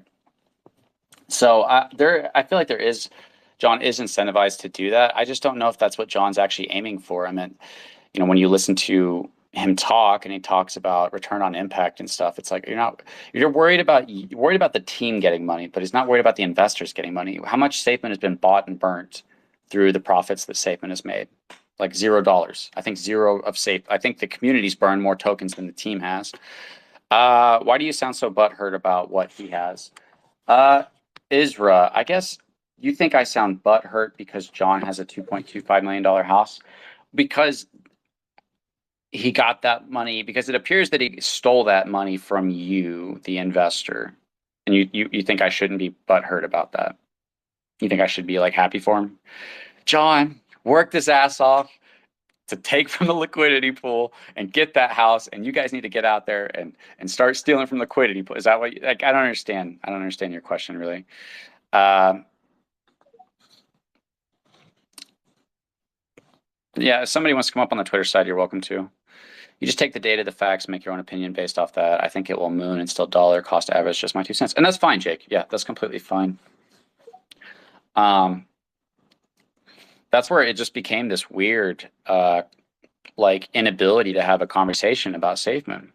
And I realized that, when I was covering that, I was like, okay, we can speculate endlessly on how much money you're going to get, and if the volume goes insane, and if the price goes here, and people worship you and celebrate you and share your videos and donate, and oh my God, praise be to Crypto Control because he speculated positively on Safemoon. And praise be to anyone who speculates positive on Safemoon. Praise be to you. But if anybody, you can't even ask questions. You can't say, hey, what if John's crooked? The old team was crooked. We didn't think they were, and we found out they were. Or we're just going to assume that John's not, because last time when we assumed the team wasn't, that worked for us. We're going to commit We're going to do the same thing that didn't work for us last time, this time, and treat people like idiots who question it. It's like you're not even allowed to question John. You're not allowed to question him. And the fact that teams come and go, like we just did this last space when freaking Joshua Chilcutt and the other guy left the team. It's like the people that he was sitting around having the videos for, they did one Table 32 podcast. They set up how much money they freaking spend on this thing to get this thing set up. And then, what's his name? He said, I used to worry about all the FUD, but now that I'm here and I see what's going on, it's not a big deal. And then he quits. Now he's working somewhere else. And it's just like, okay, yeah, the people behind the scenes who can see what's going on, who are in direct relationship with John, are quitting or getting fired. And there's not really positives you can draw from that because, like, A, either John's not good at hiring people, or B, John sucks and what he's doing is not good and people don't believe in his vision. I mean, there's more room for conversation around that. The fact that people maybe they get a lot of flack for working for Safemoon because of all the accusations and they just don't want to be a part of it.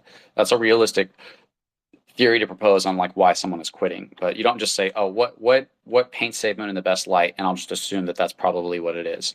You don't do that, especially with Safemoon's past. You know what I mean? It's a reoccurring pattern over and over and over again that Safemoon has continuously and consistently made bad decisions for its investors in its investment decisions, in telling what information it tells us, and deadlines that it goes for, and devs that it hires, just consistently failed over and over and over again. But we're going to consistently assume that the opposite of that pattern. You know what I mean?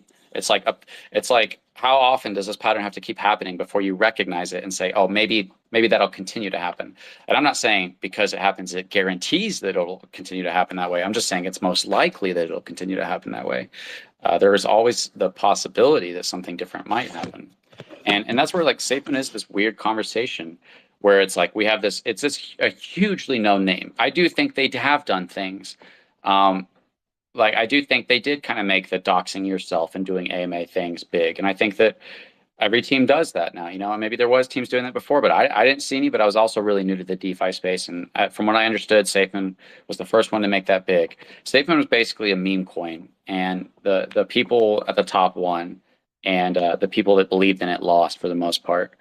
There's only people that got in early. Somebody wants to come up, you're welcome to on the Twitter side. Jump back over to the YouTube side of things and read some of these comments. And I'll be jumping off here soon today. I did have a couple things I wanted to cover to tell you guys about. If the Safemoon turbine coating prevented the turbines from freezing up, this could bring in enough profits for every person with a Safemoon bag. Power turbines were at standstill being frozen up, in my opinion. I don't think it actually does that. I do know a little bit about that, and I don't think anybody really knows what Operation Phoenix is. I think I know a little bit, but I don't think actually many people have a good idea what Operation Phoenix is or what it was supposed to be. I mean, why always negative Safemoon talk? So, Isra, let's just say that somebody in your life goes out, kills some people, beats some people, goes around the city lying, getting drunk, trying to cheat, trying to get people's wives to cheat on them, picking on little kids, making fun of them. Let's say they go do all that negative stuff, and people are talking about it, and they're saying, hey, watch out for this guy. He's out here doing this crazy stuff. And you go, why do you talk about that? And it's like, wait, what do you mean? Why talk negatively about him? Because that's all that he's produced.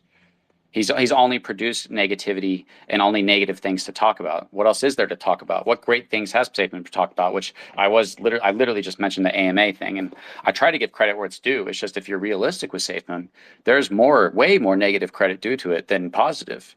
You'd have to have some pretty heavy glasses on to see that Safemoon's mostly a positive thing. That them saying Thomas wasn't leaving was a positive thing, that John's brother saying the team was leaving and then those screenshots getting leaked was because no information that John's brother doesn't like John anymore. His own family doesn't want him to be part of the family. They're suing him. They don't want to talk to him unless a lawyer is present. I could just endlessly go on about actual things that have happened that are negative with Safemoon. And it's like, how dishonest do you want me to be to just ignore those things and say Safemoon to the moon, Glowtox, Orbital Shield, Safemoon NFT Marketplace? That's the only thing I'm like actually excited for, because I'd probably like to make some. But like outside of that, uh, no, I meant it's like talk about Hitler and only say positive things. You know what I mean? Oh, if you say negative things, why are you always talking about negative things? It's just there's no logic to that, man. And it's okay if you feel that way, but I just don't get how people can look at Safemoon and not understand why people have complaints. You know what I mean? They invested thousands of their dollars. Maybe they're upset. Let them complain. They have the right to freedom of speech. If somebody wants to sit around and complain about Safemoon for 10 years, that they have the right to do that. Why do you care if they do that? Um, that's not my goal. My goal is just kind of to be a voice of reason, of what I think is reason. I know a lot of people think I'm completely stupid, unreasonable, illogical, but I really do try to fight to present realistic possibilities on both sides. And I think I have done that, to be honest. I think more so than any space I've ever heard, that when we start talking about what's going to actually cause the price to go up, instead of endlessly speculating on, oh, when Glow Talks comes out, that's going to be huge. Well, how is that going to be huge? How is that going to be implemented? Why are people going to use it? That's dependent upon volume. You know, you have to start getting into those questions, and you start realizing that, for one, you don't know what that's going to be at all. Like none of us do. And Safemoon has lost some of its major key components, and it's something you have to keep in mind. You know, it's like you always have to use analogies to make this make sense. If you're on a rocket ship and you're going to the moon in real life, and the screws start popping out of place because the engine starts shaking and you're running out of fuel, do you address those things, or do you just ignore them and say to the moon, and then your rocket ship explodes, right? You have to look at the negative. You have to address them. You have to address them, and you have to account for them. You have to prepare for them. People that were paying attention to FUD and listening to voices like me within the Satan community, they knew and they sold at the right times because they weren't being lied to and they weren't being comforted with lies. It's like people just want to like tell me a good lie. I just want to hear a good lie about how I'm going to be rich one day. And it's like, well, why don't you just want to hear something realistic? Why don't you just want to be real? I just don't get that.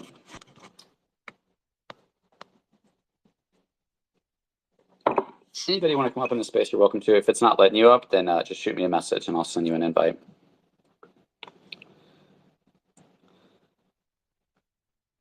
I would like to hear Dom's on it. He might be busy. I would like to hear his take on that space. Like, I'm not trying to just trash on them, but it's like there's this giant elephant of a whale in their perspective that they were just tiptoeing around and trying to go around and blame anything else on. Like, oh no, yeah, I guess just the markets are down and they didn't release the products, and it's like, okay, yeah, it has nothing to do with the team leaving, the team not delivering on their products, the team basically lying to their community about there not being problems about Thomas leaving and about Ryan leaving, and basically the complete failure to communicate honestly and to deliver on Operation Phoenix, on the exchange and on the blockchain.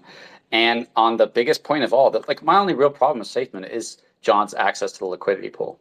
If that was solved, I would feel okay talking about SafeMoon again. I would probably be positive. But that's just not being solved. The fact that he's not addressing it makes it feel even worse because it's like, hey man, all you have to do is say just didn't do that. Like say I didn't do it. And then we're at least one step in the right direction. And then you say, okay, John, how did you get $5 million out of SafeMoon at a time that it wasn't producing profit for the team? Can somebody answer that question? Can anybody answer that damn question?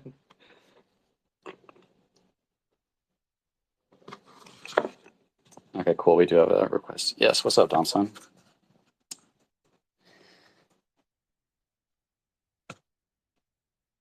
How's it going, man? What's up, man? Driving back to work, so I'll have to be brief. I'll try to get back on here once all I have to do is go inside and wrap up everything in my office and leave. But yeah, no one answered that question, and no one has answered that question. And they beat around the bush by blaming that situation. I think I heard someone, maybe it was RJ, which I like RJ. He said that most of this FUD has been dispelled, you know. Um, I don't know Yeah. any of it that has related to the missing funds. It's kind of hard to just dispel something when it's never even acknowledged, you know. But he asked a question, which was a great question. I think Andrew asked it, was what did, I forget who he was asking. It may have been Joseph. What did he think caused most the FUD in the community? And, you know, I went up to request to speak, and I got launched. I think Tony took over, and he had me and several other people blocked, so he kicked me out of the space while I was waiting to talk. But I don't think it was anything. The guys that were running the space, it wasn't anything they planned on. But what I was gonna do is just read a list. These are the things that were promised to the Army. The SafeMoon Exchange, the SafeMoon blockchain, SafeMoon Connect, SafeMoon Card with the bank's partnership, Operation Phoenix with wind turbines, hyperspectral data, the Gambia, Glow Talks, SafeMoon NFTs, Naughty Knot, SafeMoon NFT Exchange, Hard Wallet, Direct Buy button with Simplex, SafeMoon Video Games interface, cross-chain swaps, Dogecoin pairing, Bitcoin pairing, and then the Bitmart buyback. And that's when I just, you know, I got tired of thinking about it. It was honestly, it was irritating me a little bit. So that's the first amount of FUD is you look at a list like that and control, then you start thinking what has been delivered, and it's difficult to name the things that have been delivered. And then the money, like you said, it's never been answered for. It's never been acknowledged by SafeMoon. I don't think it's up to the community to dispel an accusation like that that's on the blockchain. That's up to the project. And like you've said before, and like many people have said, if there's no guilt, the fact that lawyers involved shouldn't matter. It shouldn't matter at all if lawyers are involved. If there's no guilt, then there's no guilt. You know, that statement can't be used against you. No, we didn't do it. Here's what happened. This is the truth. You know, that's hard to use that against someone in court unless they're guilty. You know, so uh, I just thought it was an echo chamber. I don't think it was what the guys that were hosting the space and co-hosting the space. I do think they had good intentions. I don't think it was what their goal was. But I think there's so much pushback that many people are afraid to say anything. You know, it's just it's a cult mentality. That's really what it is. And honestly, those were some big, I guess, big names in the community. They host some pretty big spaces. Those guys do. So I was honestly glad that they got to see it for what it was. I think they got exactly what they expected. That was an echo chamber where there's obviously problems, but no one wants to speak to them, and they're all talking about things that are going to be done, but nothing has been delivered, you know, as far as products. But that was my take. Yeah, I really appreciate that. I see, like, I didn't want to go up there and just ruin the five because that's what they're all used to doing. Like Jeremiah and everybody up there, I know they all like don't like me. They liked me at one point, but now they really don't like me. Joseph hates me. They say they don't hate me, but it's like, what is strong dislike? You know, that's what hatred means, strong dislike, and that's how you treat me all the time. So you may not like the fact that you hate me, but you hate me. You just need to accept it.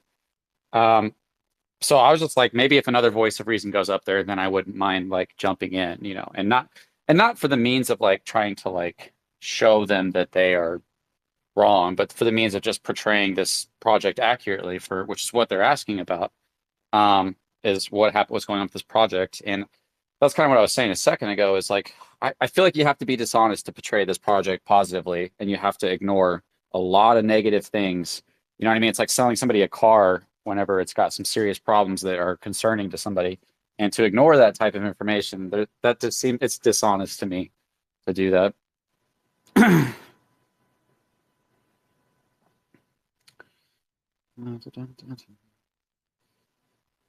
Oh no. It's doing that thing where it's somebody's request to speak, but it's not showing me who it is. Oh, there it is. I found it. Hey, what's going on, Brian? How you doing, man? What's up? How's everybody doing? Well, I missed the good space today. I held, obviously, large Safemoon spaces for well over a year. And that was a waste of my life for a year. Like you've been saying, Timson just said, there's no way to portray this project positively. You have to lie to yourself, and you have to be in full defense mode all the time. And I see a couple laugh emojis because I consider a lot of those people friends now that I see who you are. It took me a long time to take the big pill to swallow to admit that it's just trash. I mean, and I'm not even just trying to FUD. I'm just being honest. They've delivered nothing. Literally nothing. What are we now? Control. What are we? A year and a half in now? What month are we in? Almost February, right? Yeah, you're like 2 years in. Yeah, we're 2 years in, and we have nothing. I mean, we see NFT projects pop up every day. Literally. Can I? What was the name of your spaces that you did? Crack of dawn in the morning. Oh, okay. Every day. Did you do like more like news style stuff? No, that wasn't me. That was Viking. Okay. No, I was first thing in the morning every single day for over a year. Can I ask, like, what was like the turning point? Like, what you're just like finally started to make you turn? Just reality, honestly. Like, eventually you start to see through lies. Like, I played the defense game for not very long. I mean, there's a lot of people in this room that was in my spaces every day. Yeah, I know they're laughing now because it took me a long time to admit to it. But you can only take so much and defend so much before reality has to hit you in the face. And that's where separation was for me. I mean, the true breaking point was the billboards in New York for me. You spend all that money. You hype it up as if now your projects are coming out, because why would you spend that much money to advertise, right? To advertise nothing. Then we get to February and we have nothing. So that was it for me. Realist, what's good, man? Hi, my name is Realist, and I'm also a crypto addict. Thank you for inviting me along to this Crypto Anonymous session. It really does help. Really. Are you rich on Safemoon yet, Realist? Is your pockets just burning? Fuck all this shit, man. Fuck all that.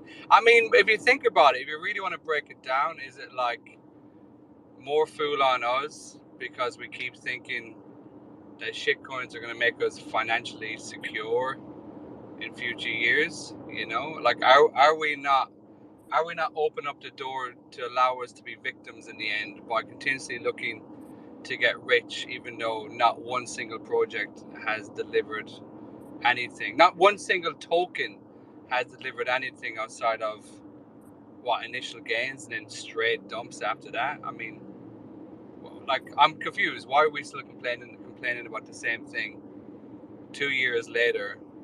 Like, what's the point? Like, what are we trying to achieve here? I've admitted publicly Safemoon was the third dumbest decision in my life. Yeah, but I mean, what's the point? Like, what's the point of what, Realist? Shouldn't you learn from your mistake and move on and not try and repeat the same mistakes over and over again?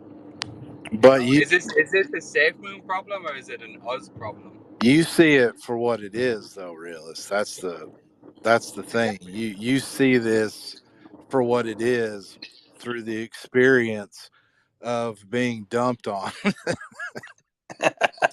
I think we've all been dumped on, though, and that's why I gotta agree with Realist. I doubt there's any of us in here that can honestly say they have not been dumped on somewhere along the line.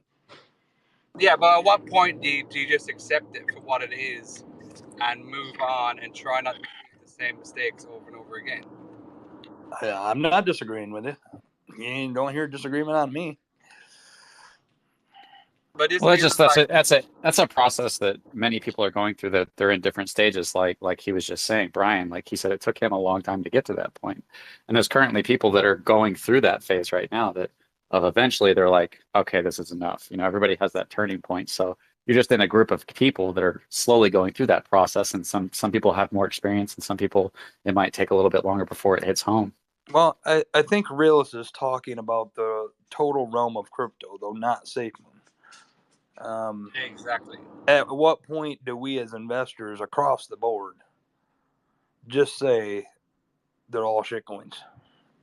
Because he's 100% correct that name me a project that's actually delivered a useful use case at all. At the end of the day, to me, it's quite literally all a Ponzi. Everything's a Ponzi, and by simply participating in it, you need to acknowledge that they're all Ponzi's, and they're either quick pump and dumps or slow pump and dumps. I mean, it's one or the other. You know, even if you want to get down to nuts and bolts of it, Bitcoin like pumps to new all-time highs, and then it rugs down to minus 80% in under what, a year? Yeah. You know what I mean? That's still a pump and dump. But it's all about acknowledging that this is the game that we play. And when we get burned, let's not play the victim. Let's just understand that we were, you know, fooled might be a hard word, but you know, we played a game and we lost. And do we want to continue playing the game, or do we want to get out of the game? If we want to continue playing the game, then understand the rules, and let's not be victims in here. And that's why I said, is this crypto anonymous? Because that's what it felt like, you know, when I initially came in. Oh, poor me, I'm down, I'm this, I'm that. Like, it's the game we play. You know, this is the game.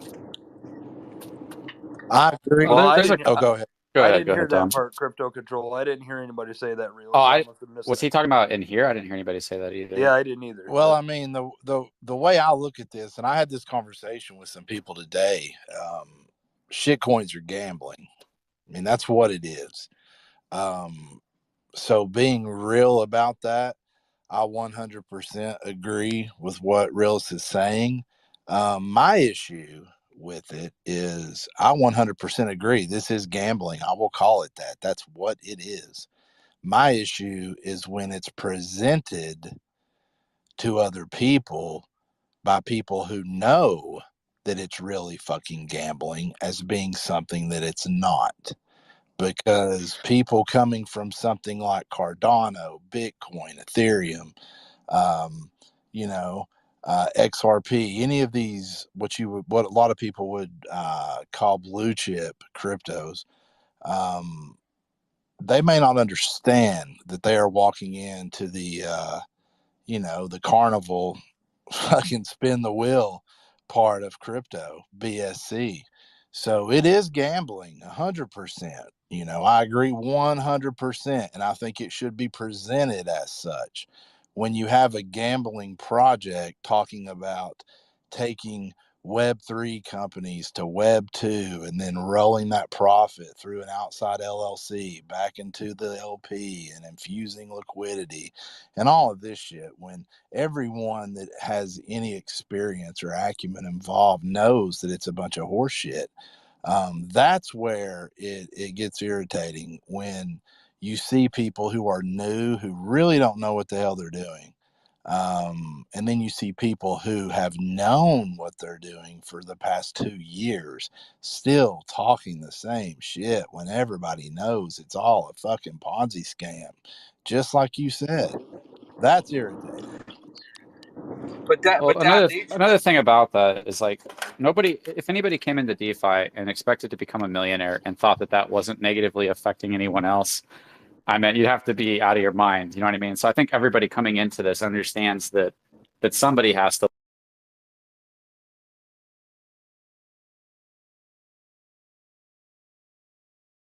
lose and that we are gambling to some extent. But I do agree with what you're saying, Dom, as far as like people who are knowingly taking advantage of people by trying to make it presented as if it's not a gamble.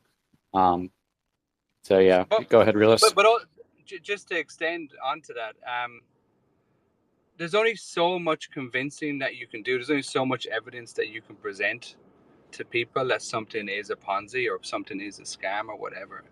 And if they choose to ignore it, then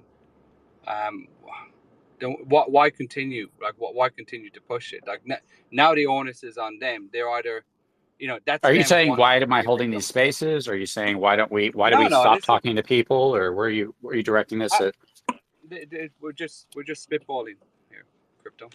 I wasn't given any agenda. So anyway, what I'm trying to say is, like I've spent the best part of a year and a bit, kind of like we all have, just pointing out various projects, and obviously, stating how they're going to fail, why they're going to fail, and when they're going to fail, and most of them have failed as a result. Like look at Enhance project with Ace. He said he was going to buy an Airbnb, and that was the profits of that were going to roll back into the liquidity. A year later, that project is completely gone. He's gone, but the Airbnb property is still there. He has it. Now that's his. So you can point out the scams, you can point out the fraud, but at some point, and this is what I've come to realize, at some point you need to just let people make the mistakes for themselves. They're not going to learn. They're not willing to listen. Let them get scammed, and let them learn the hard way, because fucking pointing shit out to them that's obvious just ends up in, well, for me personally, receiving hundreds of DMs threatening to dox me, threatening to do this and that, and fucking, it's just over the top shit. So my mind is this, and it's simple, like, if someone wants to go out there and invest in a project, it's on them, it's their money, and when it all goes to shit, they will learn. They'll probably learn a more valuable lesson that way than being told what to do from the off, because cryptos can get fucked. I think that kind of what I was saying at the beginning of this is spaces and groups tend to fall into Maxi or FUD, and it's usually one extreme or the other. So I don't know, it's kind of hard to narrow down what you're talking about, as because you can give the example, if you're talking to a specific individual, if you've told them and they continue to reject it, then yes, don't waste your time. But if you're holding spaces or doing YouTube or something like that, you're reaching and affecting a large different amount of people in different ways. Some people, they might be convinced, and a lot of people are just thankful that we even have these spaces to have these conversations, because sometimes people just do want to get their frustration off their chest, or they want to warn people about what they've learned, kind of like what you're doing. So I don't see really a problem with talking to somebody. I could say, like, don't beat a dead horse, but I don't know if you're directing that at anybody, if you're just saying in general, or to one person or to a group of people, because there's always going to be a positive side if you're speaking to a large group of people, if you're speaking the truth. And like you said, we're presenting the game for what the game is, which is a Ponzi, right? And if you're presenting it honestly, then you're going to be helping people. There's going to be people that you're not going to convince, and of course, but that doesn't mean that you shouldn't, like, that there's not a positive effect to having. There are people who do listen. They're going to say, oh, well, yeah, you're right, thanks for pointing that out to me. I'm not going to buy into that Maxi mindset next time. And yeah, people do learn better by experience than they do by being told. But the people that are willing to listen to people that are being told, if it makes sense to them, they will learn that way. And especially if it starts to happen to them, they'll say, oh, they told me this was a Ponzi, and it'll help them when they're going through it to actually encourage them in the right way. So I don't really see any reason to discourage anybody from having a conversation in any way. I think Dan was trying to say something, but he might be in the blockchain. Oh yeah, I think he's having some issues. Go ahead, Chin Hua. Yes, you said it correctly. It's Chinhua. I'm just here listening in case I needed to chime in. I like Realist's approach. That, like, you can't save everybody when you listen to those You cases. can. I suppose, like, CC is correct in that there's no right one way to talk about projects or to talk about the negativities. But my approach from this point forward is to let people just be, and when they get rugged of all their liquidity, they will then learn the valuable lesson that this is all a fucking scam. The entire blockchain on all the tokens that sit on it is one giant scam. It's the movement of money from the have-nots, the Who hurt haves. you, realist? Who hurt you, bro? That's it, and that's the game. Realist, That's have you had like a major loss in crypto? no. This is like I came to this conclusion about 6 or 7 months ago about crypto. You know, like with all the hedge funds, all the banks, all the hacks, all the scams, all the projects that have somehow had an exploit in a contract that no one knew. You know, like I mean, it's all just charlatans and and salesmen. You know, there are a few honest devs. Like I'm still investing in crypto. I know exactly how much I'm going to put into crypto over the next 2 or 3 years. I'm hoping I'm accurate what I'm going to get out of it, but because I know the game, I'm fully tooled up to be able to play the game. You know, but the only way that I learned that was to fucking get stung initially over the first year and a bit. You know, few wins, few losses, but it opened my eyes to what it is. And once your eyes are open to what it is, then you can properly play this game. Otherwise, you're going to get stung. Could I ask a question, please? Yeah, go for it. You mean to tell me that there's scams in crypto? What are you guys talking No, I mean to tell you that they're all scams. They're all Wow. scams. They're all, and like I'll be honest. I think my gut tells me that a large percentage of crypto start up with the best of intentions, Yes. where people are genuinely, I want to do this and I want to do that. But the moment that the gravel starts to get a bit, the waves start to get a bit choppy, and the community starts turning against the devs, that's when they go, you know what, fuck them. I've tried to do this. This is their mentality. I've tried to do X. I've tried to do Y. Yes. And I can't. I might as well get something out of this for myself. And that's when the slow rug starts. Yeah, it could be many things, man. It could be they just start a project just for that. There's always something, man. Facts. You know, a lot of I the think projects they just open it like to rug people, plain and simple. Make a the quick. well here's the thing. It's like it's not all you can't throw one label over the whole thing. It's never going to work. There are people who are literally running projects just to rug them. There are people who are running projects and giving themselves a bunch of tokens. And there's actually people who are starting projects and thinking they have a good idea.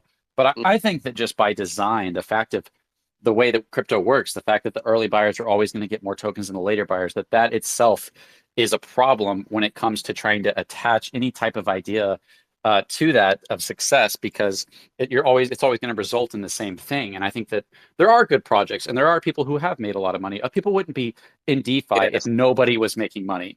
And like I think it's gotten worse and worse and worse of people dumping on each other at pre-sales and stuff. And it's a terrible place, and we all realize that. But if nobody was winning anywhere, nobody would be putting in money. I mean, surely somebody in here at some point in your time, you've got in on a good project, even a crap coin or something, or you even made good money off of like a terrible coin because you sold before it went down. Exactly. No. I agree with you 100%. Listen, yes, you could make some money, all that stuff. Yeah, I do agree with you. You know, not all the projects are bad. It's just everyone's just got to be careful, plain and simple. Can you bring And up Brain? now and then we take risks for a simple reason, try to make a quick buck, and plain and simple. Bring up Brain, CC. So something to keep in mind here. It is a Ponzi, it is a scam, it is a fucking carnival game. People they're throwing rings at bottles, and they're hoping they can get their ring on the bottle and get their ring back off the bottle before someone else does. Oh my God, this space is music to my ears. I am so happy. I am just inhaling the fucking opium that has been years in the making. I am so happy that everybody fucking sees it now for what it is. Is that Obi Brain? That's what it is, and that's compounded. It's like looking through a magnifying lens when you place that dynamic inside of a closed ecosystem with people that are only buying a certain amount of projects that are boxed in on one swap. My blockchain. That is a fucking magnifying glass to what we're talking about. And it becomes even worse than it already is, in my opinion, because you don't have as big of a choice. You know, you're focusing your buying into, you know, just a few projects. Right. Yeah, but you know, we're not talking about fucking blue chips here. We're talking about, you know, these bullshit things. You know what I'm saying? They're bullshit too. That's what I'm talking about. I'm saying that it's a complete scam. All of it. DeFi is a scam.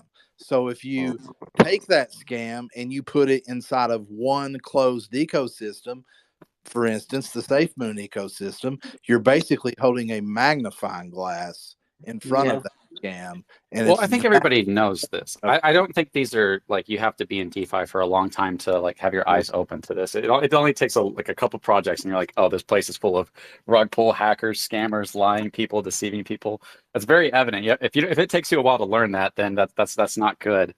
But the point is, and I'm sure each one of you guys, would you rather be in DeFi trying to make money, or would you rather be in a casino? Oh, I love casinos, bro. I fucking love casinos. If I had a casino that was that accessible, I would. I mean, honestly, it's really the same thing. There's so many things that can go sideways with a pre-sale, for instance. There's so many ways that you can get screwed. They can bot their own project. They can pull from the LP. I mean, there are so many ways that Do you think it's easier to make money at a casino than and a large amount of money at a casino than in crypto? I think for somebody that knows what they're doing, like Realist, for instance, on a pre-sale or that does calculated moves or that can read blockchain, that can look at the deployer to see what it's interacting with. I think it's the same thing as someone who is highly skilled at poker, for instance. Someone like Amy can make money trading where you send a rookie in there and they're just going to get their ass handed to them. Exactly. And it's going to cost a lot of money before you have the acumen that somebody like Realist, or even, I mean, hell, somebody like my Bubba ass, for instance, that came with a price. Have you guys not done well in crypto? Have you guys all been negative? No, bro, it's all a scam. By the way, Control, can you bring Realist back up, please? He's sending me waves and stuff. Hold on a second, Brent. What were you going to say, Don? I've made a lot of money in crypto, but what I'm trying to say is, I made a lot of money in crypto after I lost a lot of money paying to figure out the scam. You're going to pay to figure out the scam unless tuition fee. Yes, listen to other people who have already been scammed. And that is the same thing that happens with a highly skilled poker player. They didn't just wake up one day and roll in the casino and take everyone's money. They lost a lot of money along the way. They read a lot of books. They took in a lot of knowledge. What do you guys think about projects that have done like a J curve? Name one. I don't know. That's why I'm asking you. I mean, I had one, but I forgot it. But everyone learns by experience, guys. Well, I'm just saying in that moment, because it's these moments that create. If the J curve had never happened, people would not have talk about it, right? But it's the fact that some project went up a decent amount in price and then it went down and then it skyrocketed and people were like, "Oh my God, my hundreds of dollars would have been millions, and I can't believe this has happened to me." So these are the things that are happening in this space where there is these opportunities for life-changing money, and you can't find this at a casino. To even try to compare this to a casino at all is completely different. The odds are determined against you so that the casino can make tons of money so that they can keep running. It's riskier. It's risky in DeFi, but I mean that's why you got your blue chip versus your degen plays. I'm okay. I don't think saying everything is a scam. I'd say most people are out to scam you, and you have to do what's best for you. But like the entire point of why we started this. Hold on a second. The entire point of why we started this conversation is because we were going from the Safemoon community space that was just happening prior to this space, and it was mostly maxis that were talking positively about Safemoon. So like when we're having these conversations, we're talking about what's the good reason to have this conversation or not.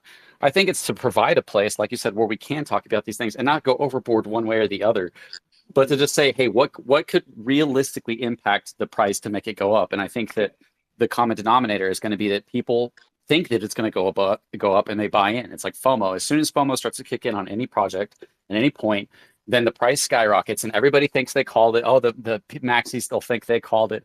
And if the price goes down a lot, the fudders think they called it and they knew. But the truth is nobody knows and we're all gambling, right? So and that's the best way to. Yeah, but that's control. So the problem with that idea is that only works like with bro. Let me just ask you a question. Why do you think every shitcoin's chart looks exactly the same? They're all just like one massive pump at the beginning and then it dumps. It's because the entire premise of this whole game that's being played is you basically get in on all the false hype and all the promises and all the lies before they're all exposed as fraud and lies and scams and bullshit, and you fucking sell it to other people who buy into it after you do, and then everybody just takes their money and runs and goes and does it again and again and again. That's the whole fucking game that's being played here, dude. The reason it's not 100%. I can use Evergrow as a picture of why. What have they done? What have they done? Hold on a second. Even if you have a legit team, if we all said we're going to be honest, we're going to start this project, we don't get any of the profits, and we're actually going to work on these utilities that we think is going to generate revenue, and we're going to attach that revenue back to the project, and it's going to buy and burn. Even if you do that, the power and this, I think it's by design that the whales are going to get the project by the balls. That even if you have a team that's being honest, and there are honest teams out there, it'd be delusional to say there's no honest teams. Yes, they're mostly maybe 80-90% dishonest, and taking advantage of their holders, but there are people who are actually have good intentions, like people who are rich who don't need the money, like Sam from Evergrow is a millionaire. He doesn't need the money. He hasn't taken the money, and they've actually put all their money into the stuff that they're working on.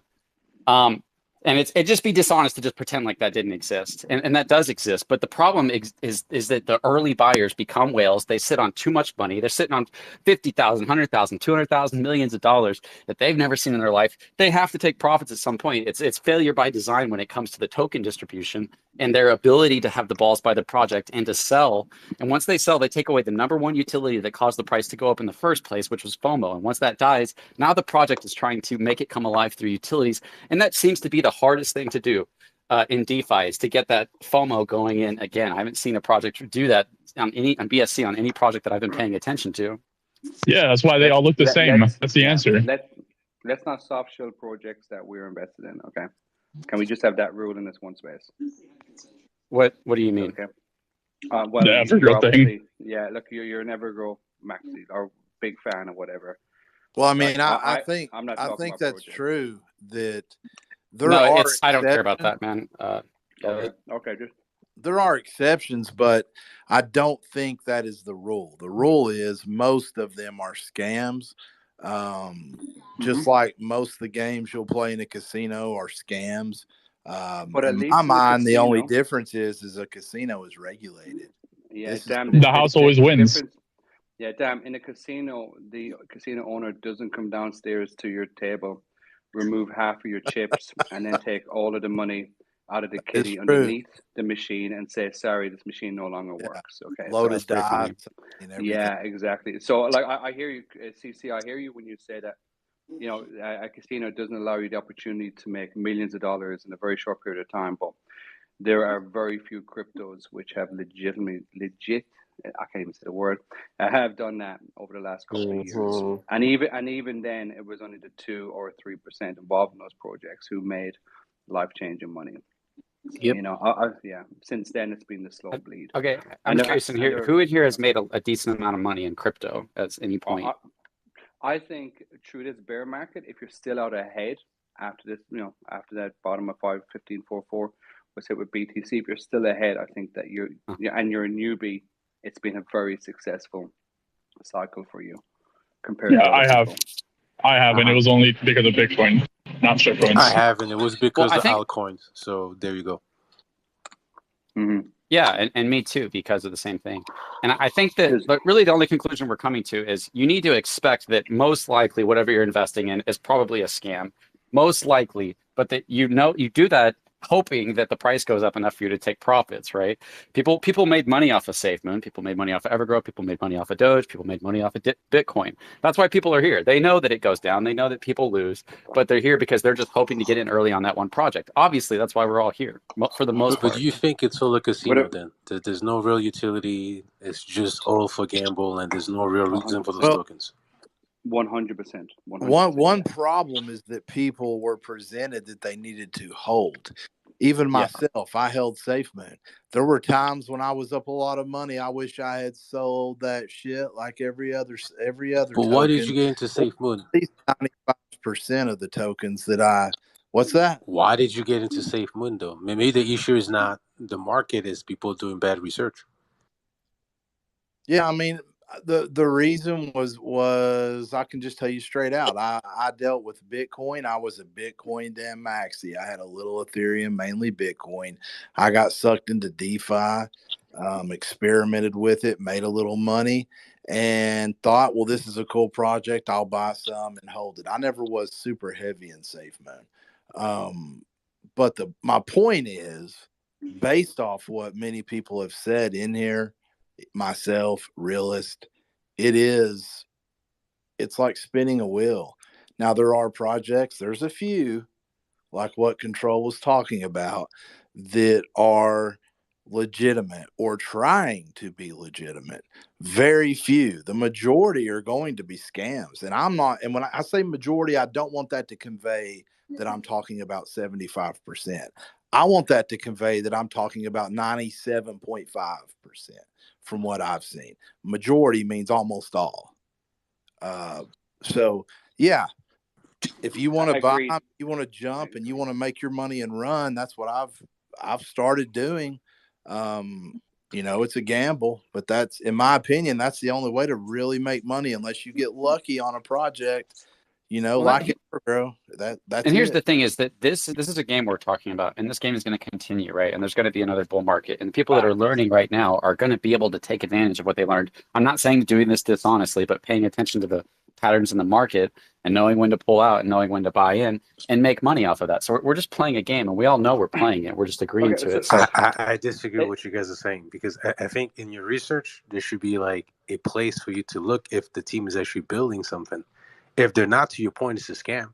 But if they're actually delivering on their promise, if the code is actually being posted on GitHub, if they're actually like creating a platform or protocol that other projects use, then maybe that doesn't token guarantee that the price is going to go up. And there's agree with projects. Safemoon wasn't building anything, and its price skyrocketed, and people did what make Dan was saying, hundreds of And thousands they off were of it. promising that. Now that's the thing, though. No, That they're hold on, not. let me They're answer. doing all this shit you're talking about, though. Like they didn't go into Yeah, but Safemoon you don't because ever let Safemoon me was just like, finish my oh, point, it's just though. going to go into the moon. They went to I never Safemoon said because that. Safemoon said we're going to go to the Gambia, we're going to do this, we're going to do that, but they didn't do anything. Hold on, let me finish my point. Let me finish my point real quick. All I was trying to say was that. Okay. Who was talking? Was it realist or who was it? I forget. You can go ahead and unmute your mic, right? Okay, before we get Just caught up in Alchemist. hang on, before we get caught up in it, this is what you need to do, this is what you should do, that's bullshit, this is bullshit. Let's try and be constructive here. And as we all acknowledge that this is a game, let's discuss the rules to this game. And there are a few rules, right? So maybe we can come up with some rules that people can look out for in the future, or rules that they can follow, such as 97.5% of all tokens that get released are straight scams. Straight scams. 99%. And I don't 99%, doubt. no I'm not saying that there aren't projects that do drop utility. Shido is one, Evergrow, but 97.5%, if you look at all the projects that have ever hit BSC, if not higher, have scammed out. I mean, that's the facts. There's no way around it. You can look at them. But I don't think the number all that matter, leads right? you with is to approach it based on that knowledge, which is that if the price goes up a lot, take your profits because it's probably going to go down at some point, and that's what people are doing. I don't think the number matters. What matters is, have you done your research, right? Because what you guys are doing is you're conflating projects that fail and actually try. Maybe they were misguided, or something happened during the bear market, didn't have the funds, and true scam that from the beginning, from day one, they had no intention to build anything. A lot of projects fail because they're just bad. They just don't have any product market fit. They don't have any developers that can actually deliver on that promise. Yep, but they're promising to do stuff. That's what you're not getting. So do startups. 99% of startups fail. So, they're all scams. But Dow, listen yes. to me, right? Dow, listen to me. What we're having here in most of DeFi, right now, is that we have devs who have probably been on a 50K a year job for the last 6 or 7 years. And all of a sudden they're sitting on top of an LP worth in excess of 200 grand, maybe even $1 million. They see the overall market dropping, and they know that they have the technical abilities to rug the project, even if the contract is locked, even if the LP is locked. Facts. They flash loan themselves to do. There's heaps that they do in order to There's get that workarounds. money out. Because in their minds they've justified it simply as, I can take this out. You know what? I'll set up a new project. Next time it'll be right, and I'll kick it off in a year when we're in the bull market. But that never happens. They just But walk that's on away you to check with that their the money. tokens are No vested doubt, over a long doubt, period Hey, of time. Dow, my Now, friend, every Steve, project let me finish my promises point, please. the Hang on, world. Steve. Let me finish my point. Everyone keeps jumping in. Doubt. The thing with DeFi is no one really knows who the fuck is behind anything. It's all smoke and mirrors and trust.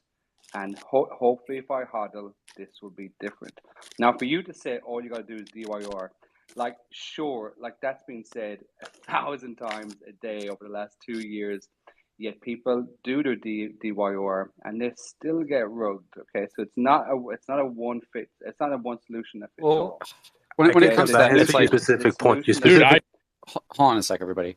When it comes to that, like, you should do your research. It'd be stupid to say, no, less research is better. Like, clearly, if you're doing your research, it's going to help you avoid the obvious scams. Like, if you can see that they have the remove liquidity function or the stop selling function, that'd be a great thing to learn how to check.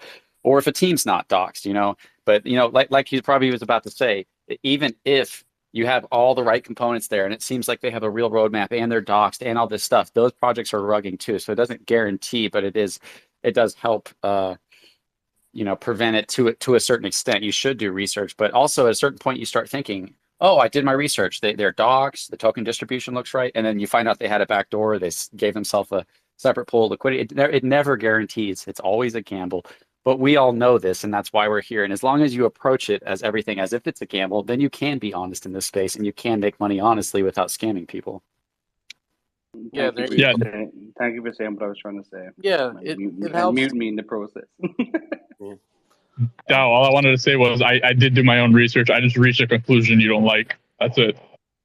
No, but hold on. The Facts. specific point Realist made was that the developers out there who have no intention of sticking around.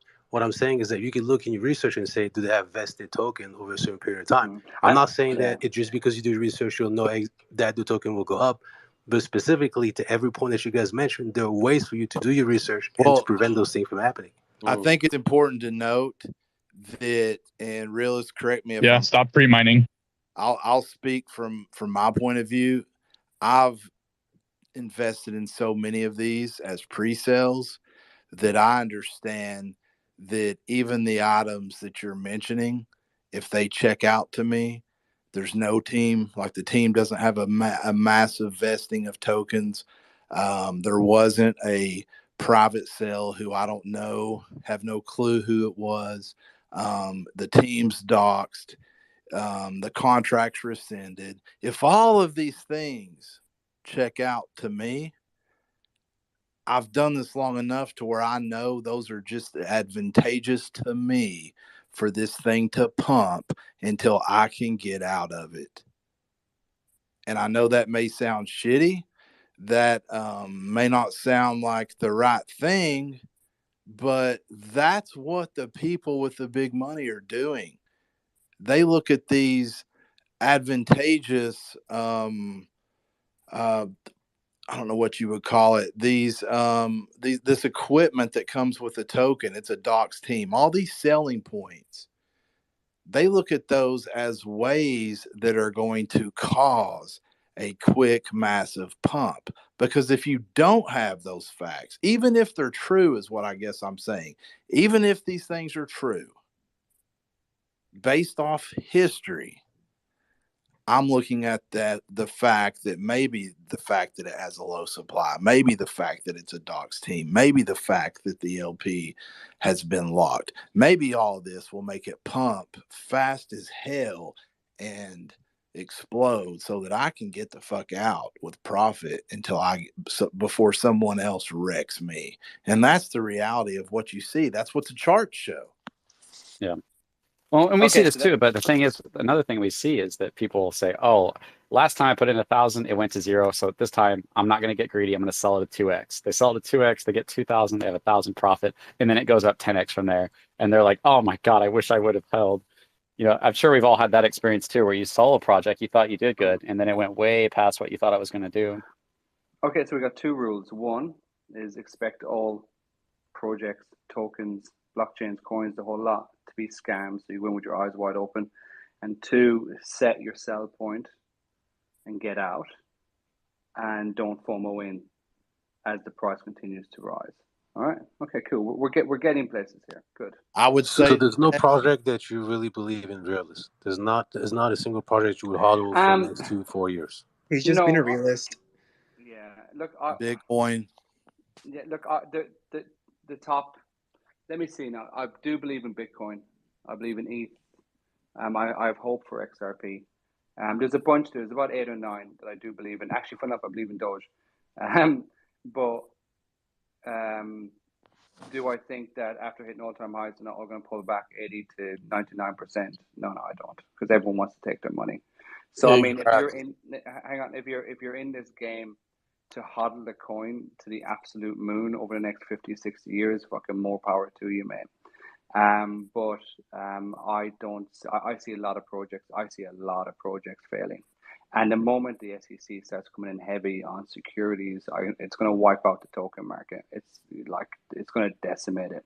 The fact that they can now lock up, like Tornado Cash, their developer, he's currently in jail. No real charges against him. He's just in jail because he wrote a piece of code and he put it online, and people are using it now nefariously. That tells me that there's a fucking reckoning that's about to come, and the token market's going to get wiped out. And actually, as an extension of that, as more and more hedge funds and banks and the big players get into crypto, they're going to want to sweep out all the trash. They want to make sure that they're holding the only real coins of value, so that when they pump, their bags pump and they're maximizing their profit. So that's going to also, I believe, is going to impact on SEC's decisions over the next couple of years in cleaning out shop when it comes to tokens and blockchains. What I So like, I think there's a reckoning overall coming.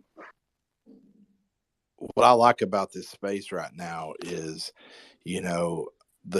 I guess there's a point, if you're going to make money in BSC, that you have to move past whether or not something is a long-term investment on average, or if this is a short-term trading game. You have to look at the statistics. Statistics don't lie. Go look at charts. Pull as many as you want. I don't think someone can disprove that. So, like Realist said, there's a point where you have to say, this is the reality. What rules can we come up with that will help us make money in this reality? If you're talking BSC, what can you do to increase your odds? One is when you get a chance to pull your initial investment, if you want to stay around, by all means. But when you get a chance to pull that initial investment, pull it, in my opinion. That's what I do.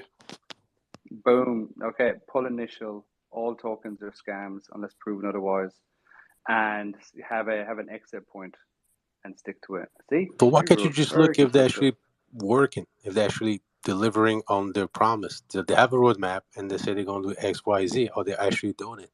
It's fun enough, man. Delivering on what, Dow? They're just shuffling money around. All these fucking utilities these guys come up with is just exchanges and swaps. They all do the same shit. Let's pick an example. Pick what example do you want? You want to talk about Chainlink, Uniswap? Pick a token and let's use We're talking about BSC shitcoins, bro, not fucking all your favorite bags. Yeah, we're way over here in Crackville. You're picking. Yeah, we're in the toilet, dude. We're in the fucking gutter. Like, we're in the fucking Chinese sweatshops shithole.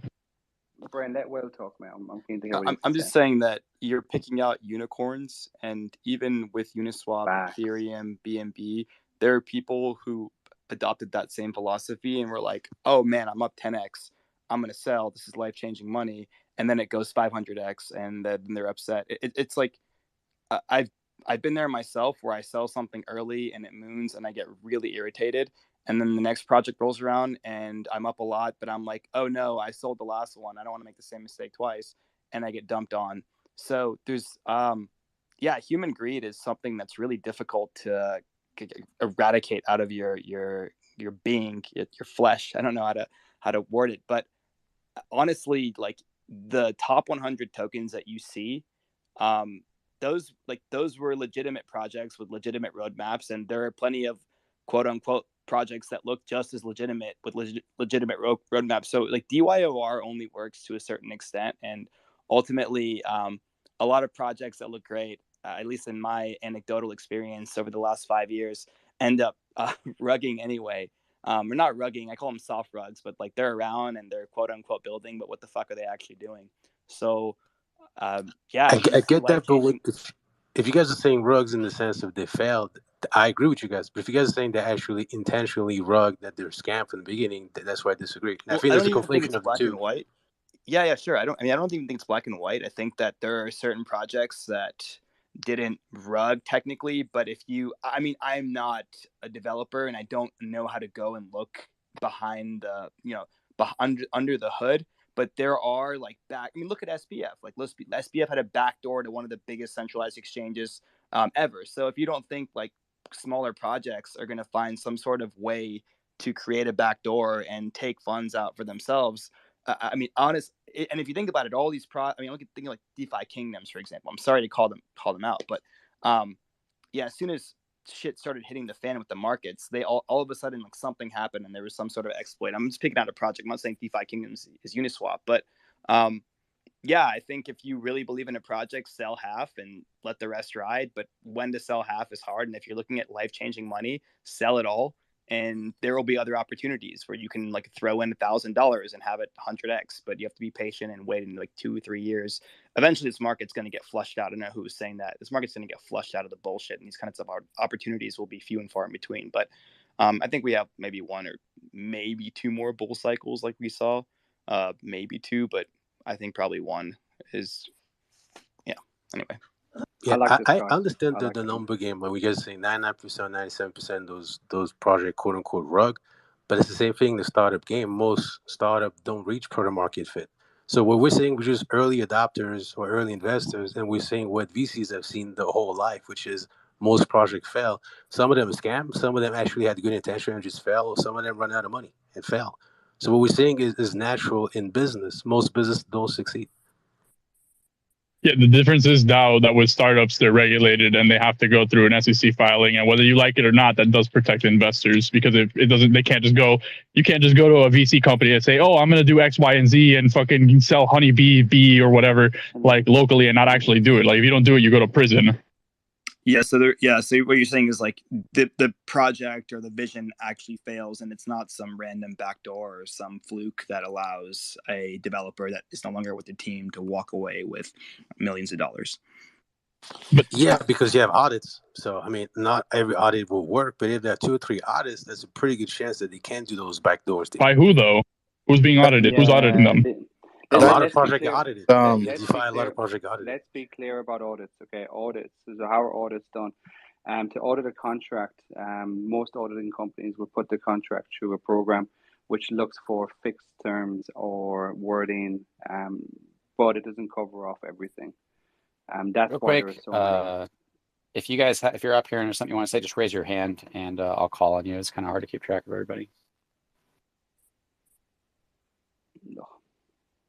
Oh my God, you're putting everybody to sleep. Wake the fuck up, everybody. Jesus Christ.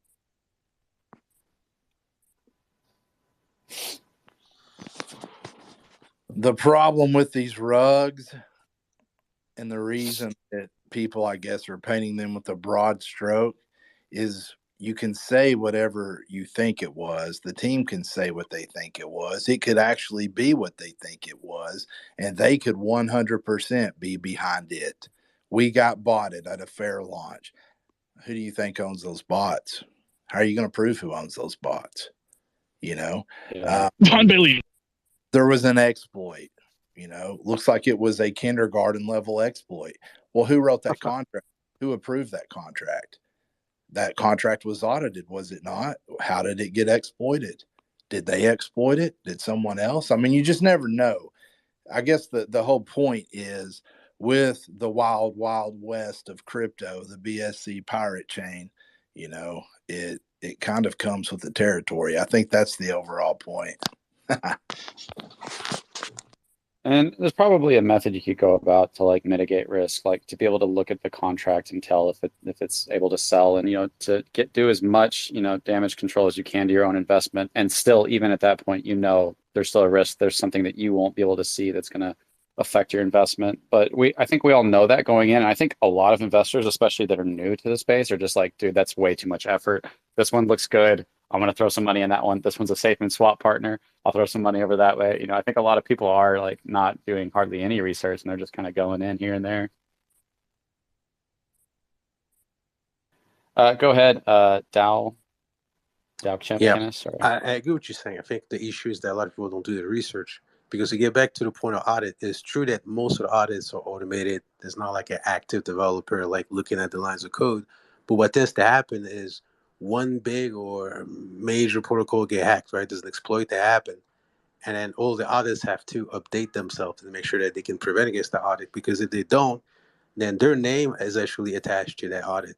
So it looks pretty bad on them to get paid and not be able to protect against an exploit that's been publicly made, available for everybody to know that this is bad practice. So I get the point that it's an evolving practice, right? It's passive for the most part, but there's also like bounties. There's plenty of protocols that'll have 2 or 3 audits of 2 different companies, and they also have audits, bounty, when they incentivize hackers around the world to say, hey, if you can crack our protocol, just go at it and we'll pay for it. Is it the best practice? Is it going to prevent things from happening? No, but it evolves. And I think the space evolves over time, so that the exploits of 2 years ago are probably rare things for the bigger protocols. Maybe the small ones that want to release fast, sure. But as we move forward, it's becoming increasingly hard to hack the Uniswap or the Avies of the world. Go ahead, Brian. You guys don't have to raise your hand to talk. I just meant if there's somebody new up that's wanting to say something. Yeah, I just wanted to say, DAO, the reason why they're automated is because there's so many scams and so much bullshit, and all you have to do is just change the name of a function or a variable. Like, you can name these things whatever you want to name them. So if you want to name a rug pull function like Happy Unicorn Fart, you can name it Happy Unicorn Fart, and no audit contract will ever fucking figure that out. Last thing I wanted to say was, Don Bailey, if you're listening, because I see Mirror Guys in here, I'm still waiting for my Crypt card.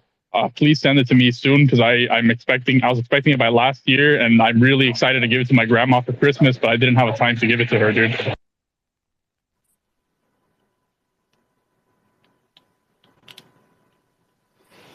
That's it. Okay. Yeah, so if anybody wants to raise their hand and come up, you're definitely welcome to. I think it's actually a really good conversation to have.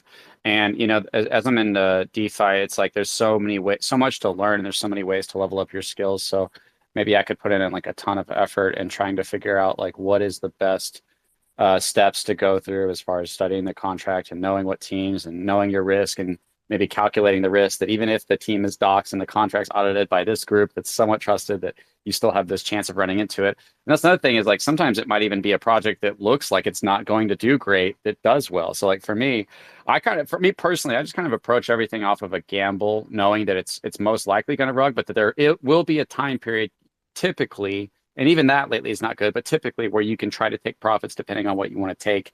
But a lot of projects, yeah. I mean, for me, I started to feel how Brian's feeling, which, dude, I don't know how much money you lost, but like I feel like I can hear like 100,000 to 1,000,000 in your voice every time you start going off on BSC or something. But you keep going back to that, CC. Like when we spit truths about things, you're like, I don't know how much money you lost.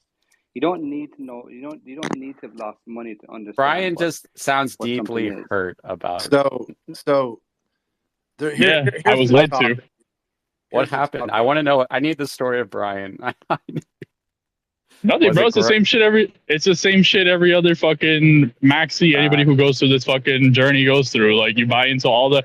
I sent Dan some like a little meme or whatever when he was saying like, oh, Bitcoin is the only way forward. Like, every single person goes through this shit, dude. You get into here because you hear about Bitcoin. It's going up like crazy. The news is talking about it. You're like, what the fuck is this thing? I didn't hear about it for like 10 years ago. I thought it was a scam. Holy shit, it's sitting at like 50 grand. I could have bought it at $1. fuck, man, it's too late. I'm gonna go and get into this thing, and then you see Ethereum, and my thing was IOTA, and it was like, oh, it's gonna be look at all these fucking transactions and all this shit we can do, and and then it goes nowhere. Fucking bag, and you realize that like 99% of these fucking things are scams. I'm gonna say all of them are scams because there are some stuff like Dogecoin. I'm not gonna invest in Dogecoin, but I'm not gonna say Dogecoin's a scam because it's not a fucking crappy coin that's not secure, whatever. You see what I'm saying? But like all these things that have marketing teams and VCs backing it and giant pre-mines, they're all like, I'm just gonna pose a question to end my rant. I'm gonna pose a question. Why do you think there's fucking like a group of people give themselves a pre-allocation of tokens? You think it's for fun? No, it's to fucking dump it on people, dude. That's literally the only reason. Yeah, they'll say it's to fund things, but that just means them dumping on the investors. Yeah. I was just curious if you had some like major loss, like $1 million or something, or if you just had just this despise this space or something. Sizable amount for the time, and I'm more than break even now. Okay, good. Okay. Yeah, and that sucks, and I'm glad you broke even, man. That like for me, one of the worst feelings I've ever had is like leaving a casino and like spending money it was like your food money or something. Like it happened to me once. I was like, I'm never going back to a casino. But I lose money all the time in crypto, and it sucks. But I never feel that bad. You know, I never feel like, man, I'm never doing this again. I always feel like, well, you know, I just need to hit the right projects. Because sometimes, like, I don't know if you guys heard about this stupid ass token. It was like Tate token, like Top G token. And I'm like, okay, I know this is stupid as hell, but it's trending right now, and maybe it'll catch on. And obviously, there's probably scammers behind this, right? But I got in and I got out, and I made like $500 or something. You know, I just got in, got a little bit, got out. So. Oh, and by the way, one last point, control to the idea of to something else I don't get. I personally think that if you really want to gamble, like quote, like actually just straight up gamble, why don't you just do it in the options? Like you can literally make a shitload of money and you don't have any risk of rug pulls at all. Like just go and fucking buy like a weekly expiring option on Bed Bath and Beyond. You would have been up like fucking 10,000% or something insane like that last week. I guess I'd have to like look at that in the statistics on that. You're also breaking up a little bit, unfortunately. Go ahead, Tom. I do that too, at the same time. You're a fucking degenerate, dude. Go ahead, V3. Yeah, I got a question for Whalecoin Talk. I'm more curious than anything. In your space earlier, did someone request to have Tony be a co-host, or did you guys make him a co-host on your own? Yeah, so first of all, this is Noah. I don't want to speak for the entire Whale Coin Talk team, but I'm usually one of the voices behind this account when it's in spaces. The reason I brought Tony up as a co-host was he's one of the people I reached out to when trying to organize the Safemoon community space. And he was really proactive about sending me different usernames of people that would be interested. And he contributed to me being able to assemble the panel in like an evening rather than having to like go out and try to fish people and try and find people. So I told him I would co-host them for part of the space, and I was happy to. And you know, he's really respectful and nice to me. And I noticed that when I co-hosted them, a bunch of people got kicked from the space, and I wasn't sure like what the deal was.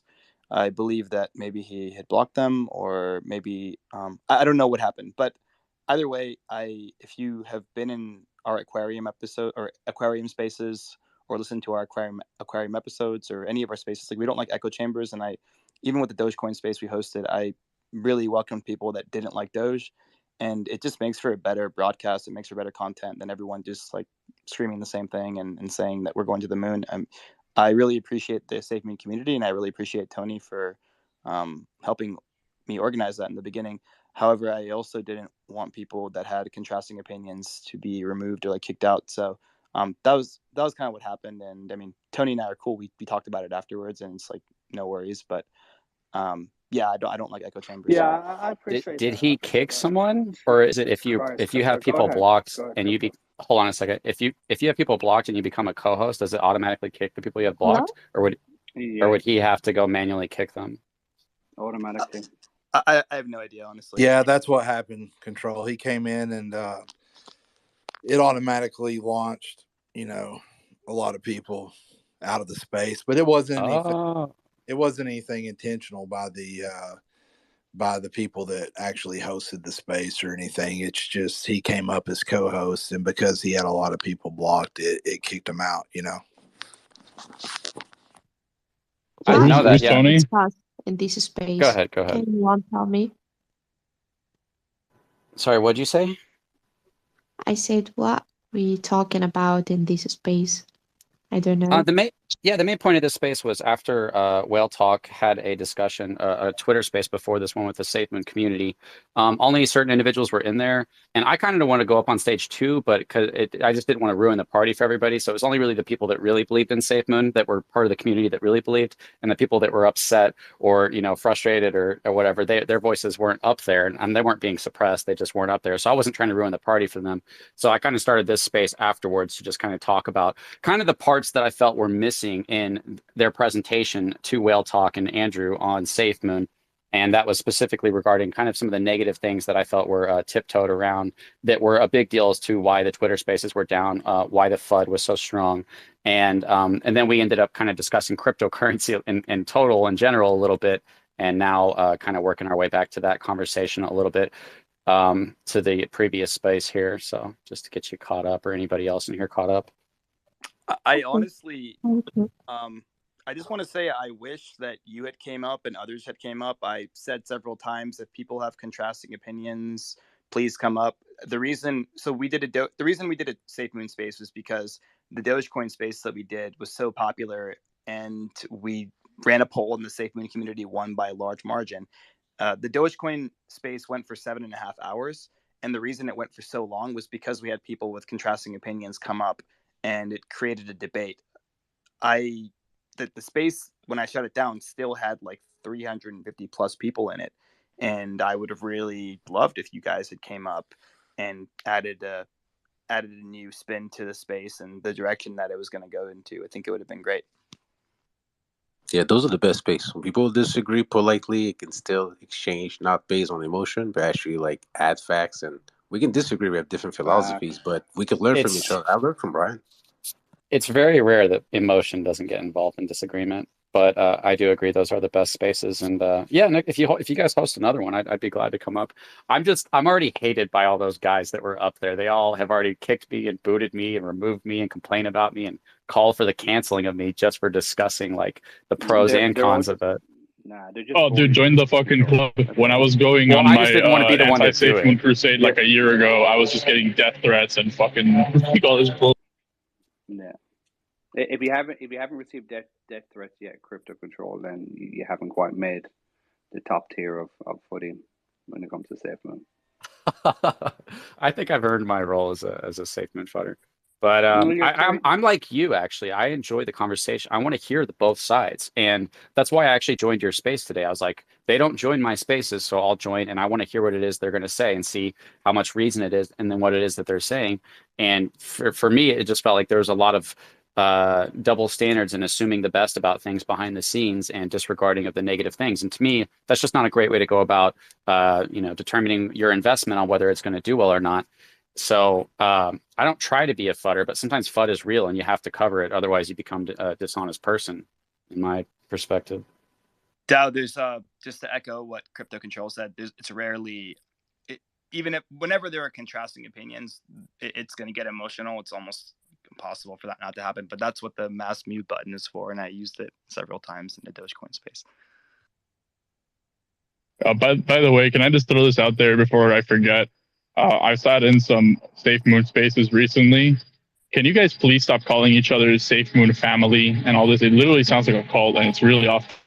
Like, Jesus fucking Christ. Please, at least stick to our name. I don't care what people. You can call each other whatever you want. You can call it Safemoon buddies. Like, I don't care.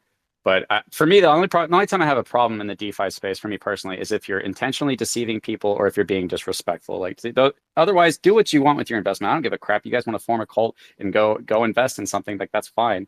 I don't care. But it does feel like it's so hard to have real conversations on these subjects because it's always one extreme or the other, and it's so hard to like These people think Safemoon's a guaranteed scam. There's nothing that could ever cause the price to go up. These people think it's going up no matter what, despite all the negative information that's come out. And it's really hard to just sit there and say, okay, well, what would the exchange do? What would this do? Is there any possibility that the price could go up? Is it absolutely done?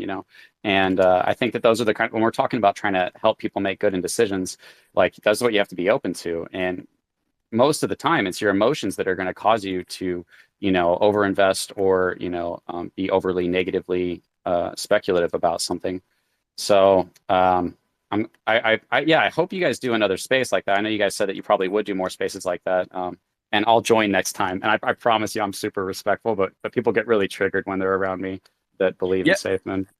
Yeah, I don't as long as people are respectful, I don't really care. I don't, and again, I'll just I don't want to sound like a broken record, but it really, that space could have been at least twice as long, and we had a nice audience, and we could have kept the momentum going. And so that's why with any kind of community space, I'm always going to welcome people that have contrasting opinions and people that have criticisms, constructive criticisms. And I would have loved that. I would have loved for you guys to come up, and I'm sure that you guys will come up for future spaces. Yeah, that sounds really good. And just like beating a dead horse to death, kind of my experiences. I've held a lot of spaces on these, and I've gotten, I've had many people hate me for the spaces that I hold. Even probably people up here on this panel probably don't like me that much. And kind of what I've always tried to do is just have those conversations, just like, hey, I'll be respectful to you. If you believe in it, it's fine. But if we're going to have a real conversation about the accusations against John Caroni and the liquidity pool and that 20 to 30 million, where did he get the money to fund it? What's going on with the lawsuits? What's the potential negative of these things? And just by even having that, being open to negative possibilities, opened me up to cancel culture, just like Brian was saying. And that's kind of how everybody gets. So for me, it became that they can't, most of the time, they can't hold a conversation with you because they don't have the information on their side. So they resort to accusing you of you're doing it for views, you're doing it for clicks, you're a paid fudder who is doing this to steal investors on your new project. Whatever it is, you're evil, and the leader of our project is good. And then it became everybody don't listen to him and don't follow him. So they literally many people within the Safemoon space have tried to cancel me and have everybody block me and unfollow me and stuff like that. So it would be amazing to have a space where we can actually get put together and have that discussion, because I want them to come up in this space right now. Like I said, if you believe in Safemoon and you feel like we're being, I've always say this in all my spaces, if you feel like there's something we're missing, some perspective we're missing, or you think we're being too biased a certain way, which I know every maxi feels that way about me. They think I'm too biased a certain way. Then you're welcome to come up. I'll be respectful to you, and we can have a disagreement over that. But what I've witnessed every time that I've said this in the past space for the past 2 years is they don't do that. They go away. They make a post talking trash about me. They all like the post. They mock me down in the comments, and then they go about their day and then they take the W, right?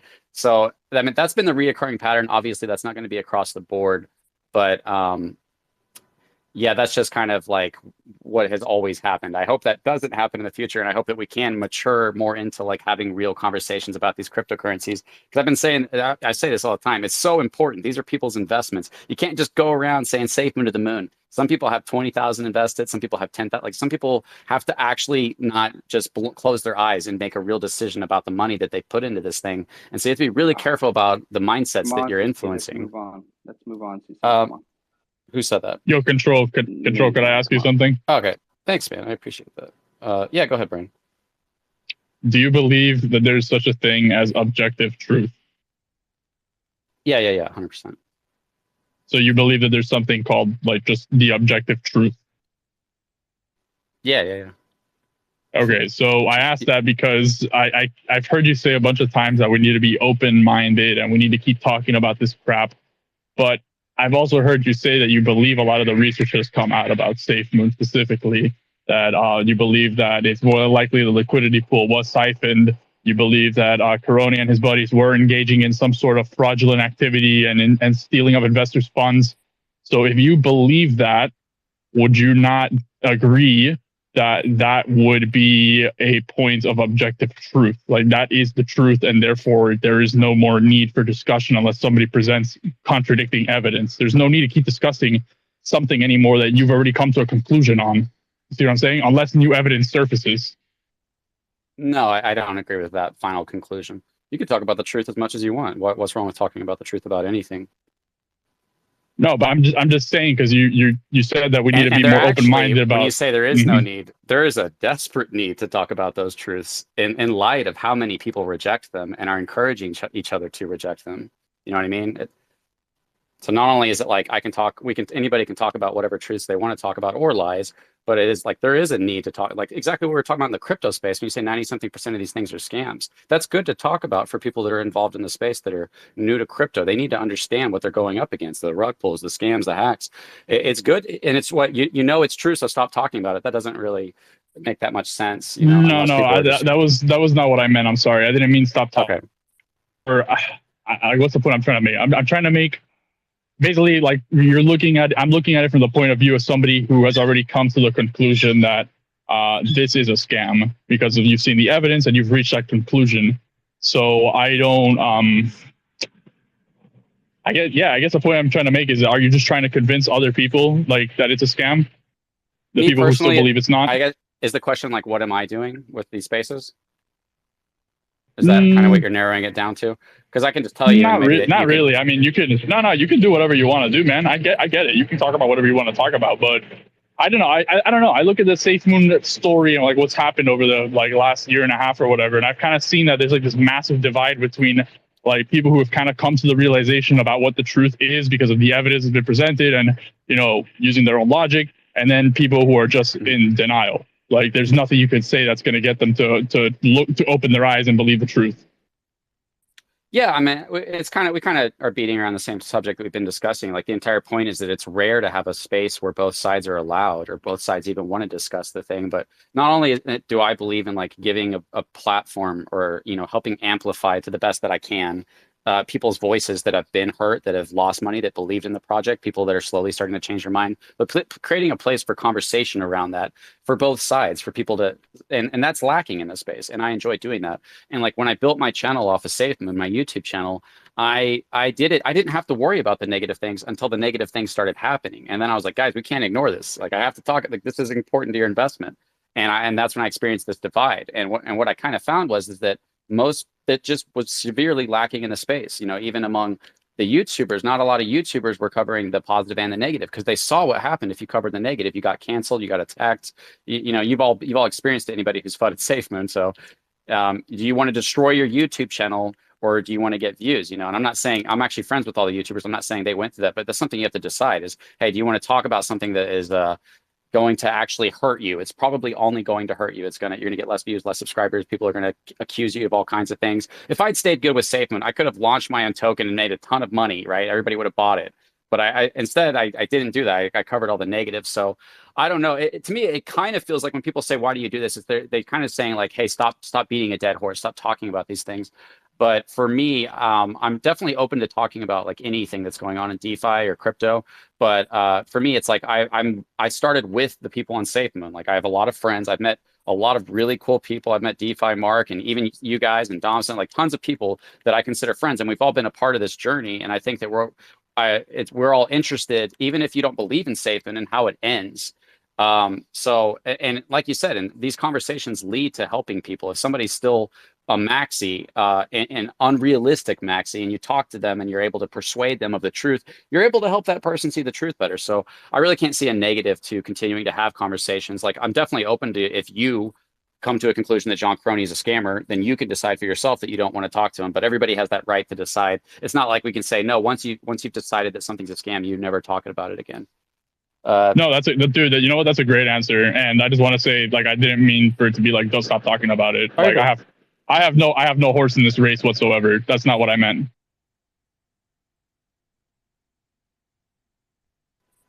Hey, what's up, Andrew? How's it What's going going on, Crypt? I'm doing well. Yourself?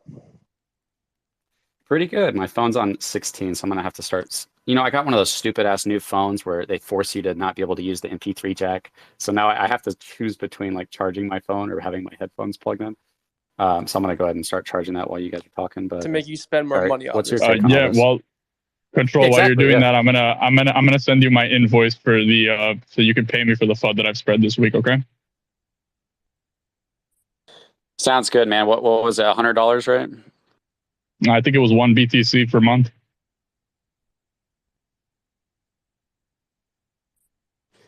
Go ahead, Andrew. What was your take on all this? Or are you just kind of trying to get Yeah, caught up on I had just everything? woken up from a quick nap that I was taking. Who's on the Whale Coin Talk account? Is that Noah? Yeah. What's going on, man? What's going on, brother? Crypto, I We just, invited you up. I mean, you obviously didn't come up. Was this kind of the reason why? I mean, I would have loved to have a conversation that kind of went, back and forth. Noah and I discussed this. I'd also reached out to Jess as well if she wants to come up and voice her opinions on Safemoon. Like probably Jess, what, like 2-3 days ago, maybe last week, Yeah, whenever it was. you did, and I joined like right at the end, but you did. Yeah. So I was live streaming it, and when I'm live streaming it, I was doing it off my computer, and then I pulled it up on my phone to watch the Twitter space through my YouTube stream through my phone. So I wasn't on it on my phone, so I didn't get a notification that I got an invite. I did towards the end join on my phone, and I was thinking about requesting, but I didn't know you sent me an invite. If you had shot me a message or something, I would have jumped up on there. Yeah, that's my bad. I messed up on that one then. Yeah, because I didn't want a conversation that just kind of went one way. Obviously, people are a fan of what they're a fan of. That's totally fine. Do what you want with your capital. I really don't care. But I would, if someone wants to challenge it, I'm all for the challenging of information. Well, it was said multiple times throughout the court, like, especially the second. I told even the Safemoon guys that, hey, the first half I'm happy to just keep it Safemoon, but then the second half, and that's what I did. I'm gonna echo that we want contrasting opinions. Yeah, I just I have a history of like going into Safemoon spaces and I'll be like, hey guys, I'm not trying to start any FUD, but we don't need all the backlash to people when they ask questions, and then I get like kicked out and canceled and blocked. So I didn't want to be the one to do it. I was hoping somebody else would like start that conversation, and then maybe I could jump in, and maybe other people felt the same way. From my point of view, there's a history there of Safemoon, the Safemoon Army, if that's what you want to call it. When these situations come up, they will dominate the conversation, the panel, as you said. Uh, like you said that about doing Safemoon only the first half, which that's pretty cool. But they have a history of doing that. They also have a history of attacking people, which Control has experienced firsthand, as have I. I typically don't give a shit, but there are people that it's very, very negatively affected.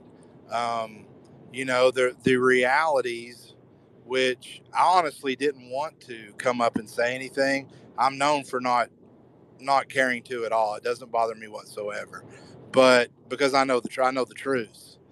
But I just wanted to see how far along, I guess, they were willing to kick the can after, I have a list a mile long of promises that have been made from the CEO, never delivered upon. I have a list of former team dev members who were glorified up until the day that they decided to leave the team, and then they were vilified. I have $32+ million missing, which has never been acknowledged, not even acknowledged, of what he did with it. I have, as recently as 30 days ago, I think it was $2.2 million that was removed from the treasury. It was never acknowledged. There was an exchange promised in 2021. There was an exchange promised in 2022. Neither have been delivered upon. There was a blockchain promised in 2021. It was never delivered upon, and I guess it wasn't spoke about in 2022. So you have a Safemoon exchange, you have a Safemoon blockchain, you have Safemoon Connect, you have a Safemoon card banks partnership, you have Operation Phoenix and the Gambia wind turbines, hyperspectral data, the Gambia, global tokenomics on exchanges, global tokenomics with Binance, Safemoon NFTs, Naughty Knots, Safemoon NFT Exchange, a hard wallet, uh, direct buy capability on Simplex, Safemoon video games, interfacing, cross-chain swap that was shilled ad nauseum by John, a Dogecoin pairing, Bitcoin pairing, and a Bitmart buyback.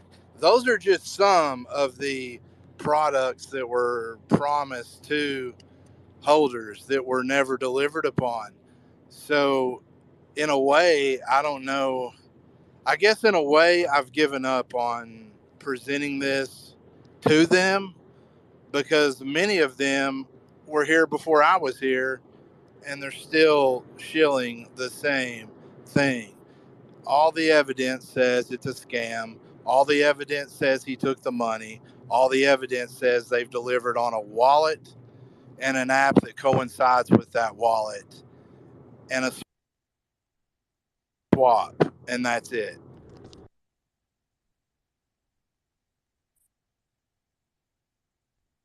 That also happens to be a fork of Trust Wallet with a new color palette.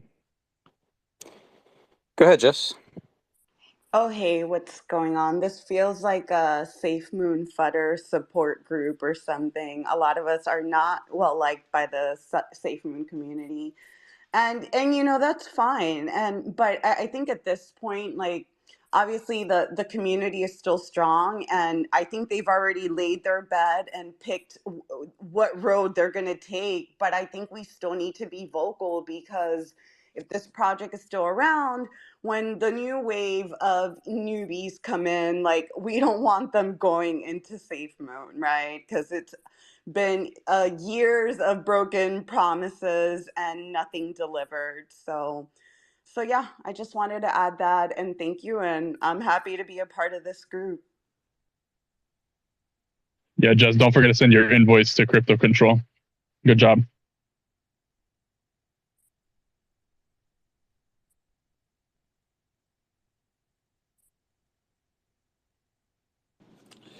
Yeah, so can you guys hear me?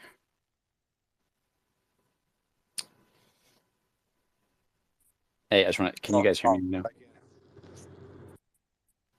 Okay, cool. So yeah, Whale and Andrew, yeah, I think that you guys we're just trying to like reach out to communities and get their take on things, and I think that the Safemoon community is a little divided, and it becomes very drama filled and almost hate filled at certain points, and it would have been a good show, honestly, but I don't know how it would have ended. So it would be cool if you guys did that again, or if they come into this space, you guys are welcome up. I promise you, like, the one thing I don't allow in my spaces is disrespect. Disrespectful to me, disrespectful to other people. I just kick you out. I don't care what you think. You can go say that I am crypto control freak, cunt control, all those things. I don't care. It's just not that hard to be respectful to people and disagree with them at the same time. But ultimately, it did feel like you guys knew a little bit about Safemoon, and I'm not sure how much you guys do know, but it felt like a large amount of what has gone wrong with Safemoon that many people are upset about was being completely ignored, and everything was being presented as a positive.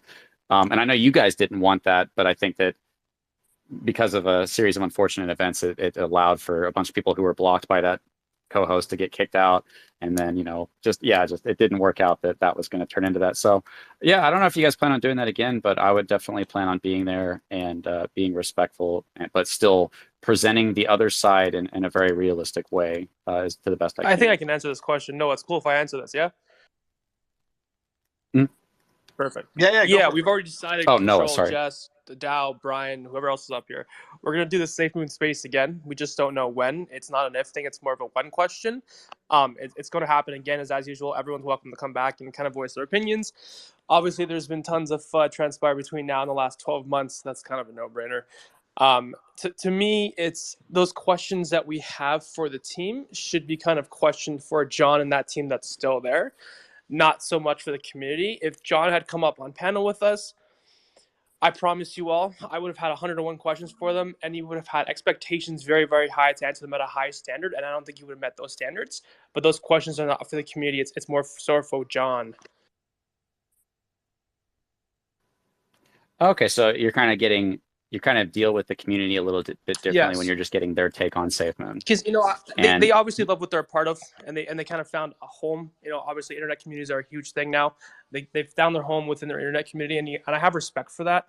But where they want to put their money is is obviously none of my business to an extent. But I'm happy to hear how they feel about their token, how they feel about their community, et cetera, et cetera. I think today, to me, might have been somewhat of an echo chamber, but I feel like it was definitely a bonding moment for the community. I'm sure they enjoyed their time there as well. I have to kind of play both sides here, which evidently I'm doing. I'm just going to be very forefront with that, in the sense that I have the interest of my team as well as those obviously on the Safemoon community side of things. So. yeah, sounds good. Let me know when you guys do that, and I'll be sure to join. And hopefully we can, that's the point of reaching out to opposing, perspectives, is either to learn something new or to help somebody learn something new. It's not to like destroy somebody, let them know how stupid and evil they are for doing what they do. Although sometimes you might have to point to those things so that they can realize their behavior. But yeah, I guess let me see. Got somebody else who wants to come up. Yeah, but Control, the reason that doesn't happen with these things specifically is because everybody's super emotional because they're overinvested by a lot. Yeah, and that's kind of something we were talking about earlier that I think is an important point, is like you can't come up, I don't think you can come up with a set of rules that applies to every person and every project. Like you have to take each project for what it's worth. And, one project you might want to sell and just take a little bit of profit. Another one, you might think this thing might keep going up for a while. Like when I invested in Evergrow, I got up to like 10,000 at one point, and my stepdad, who I was introducing to crypto and made him a wallet and sent him some tokens, was like, you need to sell that. Like that's insanely high. Like, what if you lose that? And I just had a feeling. I'm like, no, I think this thing's going to go like way further than this. And it did. It went way beyond that. And so I think you just have to play it by ear. Know it's a risk. Know it's a gamble. You're never going to be able to predict the future. So don't pretend like you made a dumb decision whenever you were just gambling. I think a lot of people get really hard on themselves. And it's like, dude, you didn't know the future. Like, there's no way to anticipate that unless you just didn't take any profits at all. That probably is like one of the number one things. But it would be interesting to hear Andrews and Wales, comments on that, because you guys actually seem pretty like you've been in the space a lot longer than maybe some of us in this room, and might have more. Like, what do you guys feel like there's a really good approach to like projects to be able to, separate the scams and to pick really, to make better decisions when it comes to mitigating risk? I mean, so I think that if you want to get aggressive with micro caps and small projects and shit coins, then the best time to again, and not an NFA, but like I would. Can you all hear him? Yeah, and just come back. Sorry, go ahead. Can you guys? I wasn't sure if you guys could hear me. Yeah, it's just damn son. Yeah, no, I feel like the best time to do that is during a bull market, and like again, that's just based on my experience. But okay, let's say you're in a bull market and something goes 50x. It's I don't know, like take some profits. I've honestly back held one too many times based on just not knowing what the fuck I'm researching and being in the Telegram channel, people saying it's going to go up, and that stuff. Like once you get burned a few times, then you're like, I don't give a fuck about the chart or about diamond hands. Like I'm taking this money and I'm going to go buy a car or something, or I'm going to go invest in a house. I don't think there's a special formula. Yeah, you can do research to a certain extent, and you can look at the team behind the project, and I think it does help. I don't have like a clear answer. All I can say is that if you are in the middle of an exuberant bull market and you're up, if you're looking at like life-changing money, oftentimes it's good to just take the profit and there'll be other opportunities. That's what I said before. And if you're looking at money and you're like, is this life-changing or is it not? Then it probably is still enough to impact your life. So take that as well and move on. But yeah, I don't have any good advice, man. I'm not like a pro investor or pro trader. I just kind of hold Bitcoin and Ethereum for the most part. Go ahead, Cheese, real quick. Yeah, I'm going to jump in here. I just wanted to respond to what Andrew just said. I constantly hear this. oh, it's the community. I'm not, you know, I'm going to let them express their views how they want. And, you know, that's a fucking cop out. You're happy to let the community hype everyone up and talk about fucking wind turbines and all sorts of bullshit, but you won't push back with your personal opinion or facts. I mean, give me a fucking break. I mean, Andrew can respond to that, but I'm happy to just like jump in here first and say that it's, first of all, I don't know anything about Safemoon. I don't own any Safemoon. And That's bullshit. Everyone knows everything about Hey, Safemoon. Cheese. You're Hey, gonna Cheese. open Don't a cut fucking anybody space. off. Come on, man. Cheese. I'm just gonna say this one time. If you cut people off again, if you can't be respectful, then you're just gonna have to get out of here, man. You can't be respectful. Like it's okay Okay. to be upset and My to apologies. communicate. Okay, thank you. No, Go can I ahead. go back? Can I yeah, respond so first because you directed at me? yeah, I'm sorry, man. You're All right. right, Go Yeah, for Cheese, it. I got one question for you, bro. Real simple, yes or no. Did you request on the stage today? I wasn't able to. I wasn't involved in the space. Okay. I don't see what You're that happy to has to voice do your with opinion at anything. any point in time. That's what today was about. If you missed it, you missed it. But anyone is welcome to come up and voice their opinions. Yeah, and I can confirm Yeah, that I wasn't. Andrew did invite me, and I am a well-known Safemoon fudder in the community. So he definitely reached out to me, but unfortunately, I couldn't make it on time. I wasn't responding to not being able to speak in the space. I was responding to his direct statement of like, oh, if John had come up, I would have things to say. But when the community is talking, I don't, which in my opinion is kind of a cop out. I mean, we all know what is going on with Safemoon. We've all looked at the evidence. And if you haven't, you're just purposefully not paying attention. So like to say I'm gonna let the community like hype each other up is just like, you know, that's super irresponsible in my opinion. You know, you can think that whatever you want, but that's what I That's feel. fine, Cheese. But here's the thing, though. So the questions that I have for that team, the community is not able to respond to those questions. So why, therefore, would I ask them? And I've already been down this route I'm before, not doing asking this. you to ask I'm not sure if them. you're familiar with this quote, but doing the same thing over and over again, expecting different results. My friend is called insanity, and I'm not about to be insane asking the same things to the community that I've answered these questions last year to.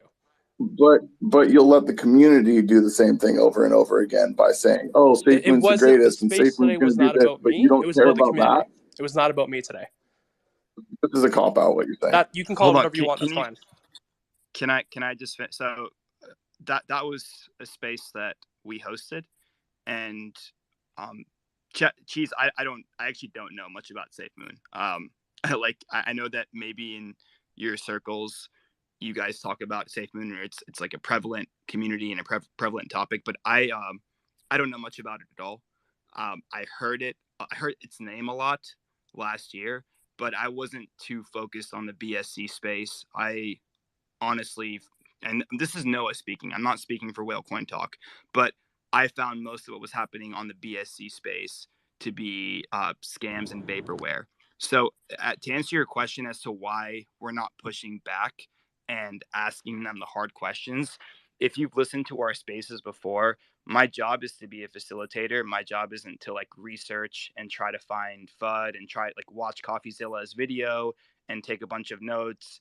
I'm trying to gather a specific community, just like I did for Dogecoin, and I'm trying to learn about it. And I don't ever plan on buying Safemoon personally, but for me to start like throwing in contradicting opinions and bringing up controversy and bringing up CoffeeZilla's video, I just don't know enough about it, and I would have rather had people in the audience, as I echoed many times the second half of the space, to please come up and share contrasting opinions. We had no issue with that. We had no issue with, and no one came up. Not a single one of you came up and spoke about why you don't like Safemoon and why what they're saying is bullshit and why they're fudding. And the podium was yours to come up on.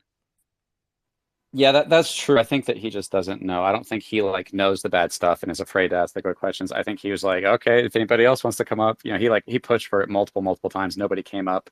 I was considering it, and then I was like, I'm just so used to those guys hating me and me ruining their day that I'm like, I don't want to be the one to do it. If somebody else does, then I'll jump up. But that's why then I started this space right after. So I don't think I don't think he's like, oh, I'm trying to get views, so I'll talk to this community and not ask them any tough questions. I don't think that's if that's what you were thinking he was doing. Crypto, you obviously brought up DeFi Mark and Malort earlier, correct? Yeah. As you know, I'm friends with I them just as want to well, say, and we have common friends. You know, Matt, DeFi Matt being one of those friends. I also did send him a text sometime last week to come join up on the Safemoon panel. He also didn't feel comfortable doing so, but I did reach out to multiple people, including Jess and a few others here that are obviously not huge Safemoon fans. We try to keep information accurate and flowing properly. As Noah said, his job is to facilitate, not to give his opinion too much, to make it own bias. It's about the community. It's not about us. If we want to have a space about us trashing a certain thing, trust me, Cheese, Noah, myself, and my team, we could do that very easily. okay. I just got one more thing to say. When you had Tony as a co-host, pretty much 90% of anyone who's ever said anything even remotely bad about Safemoon got kicked out of your space. So it's not an open space, and that's bullshit. Okay, I'll respond to that as well. So I don't know if you were here earlier, Cheese, but I mentioned that when I initially did the outreach to get. So the reason we chose SafeMoon is because we had a Dogecoin space. It was 7.5 hours. It was very, very, very successful. We almost broke 10K viewership through the course of the broadcast. We ran a poll. It was Solana, SafeMoon, Shiba, and some other ecosystem. SafeMoon won by a wide margin. So we chose SafeMoon. I reached out to Tony and some other people the first day we decided to go forward with it. Tony was very helpful in providing different usernames of people that I could reach out to. So I told him I'm happy to co-host them. I'd never heard of Tony before. I'd never heard of any of these people before. I'm bringing them on for the first time. And as soon as I co-hosted Tony, I noticed a bunch of people get removed from the space. I asked them about it, and then I unco-hosted him. Nothing against him, but I've said this multiple times.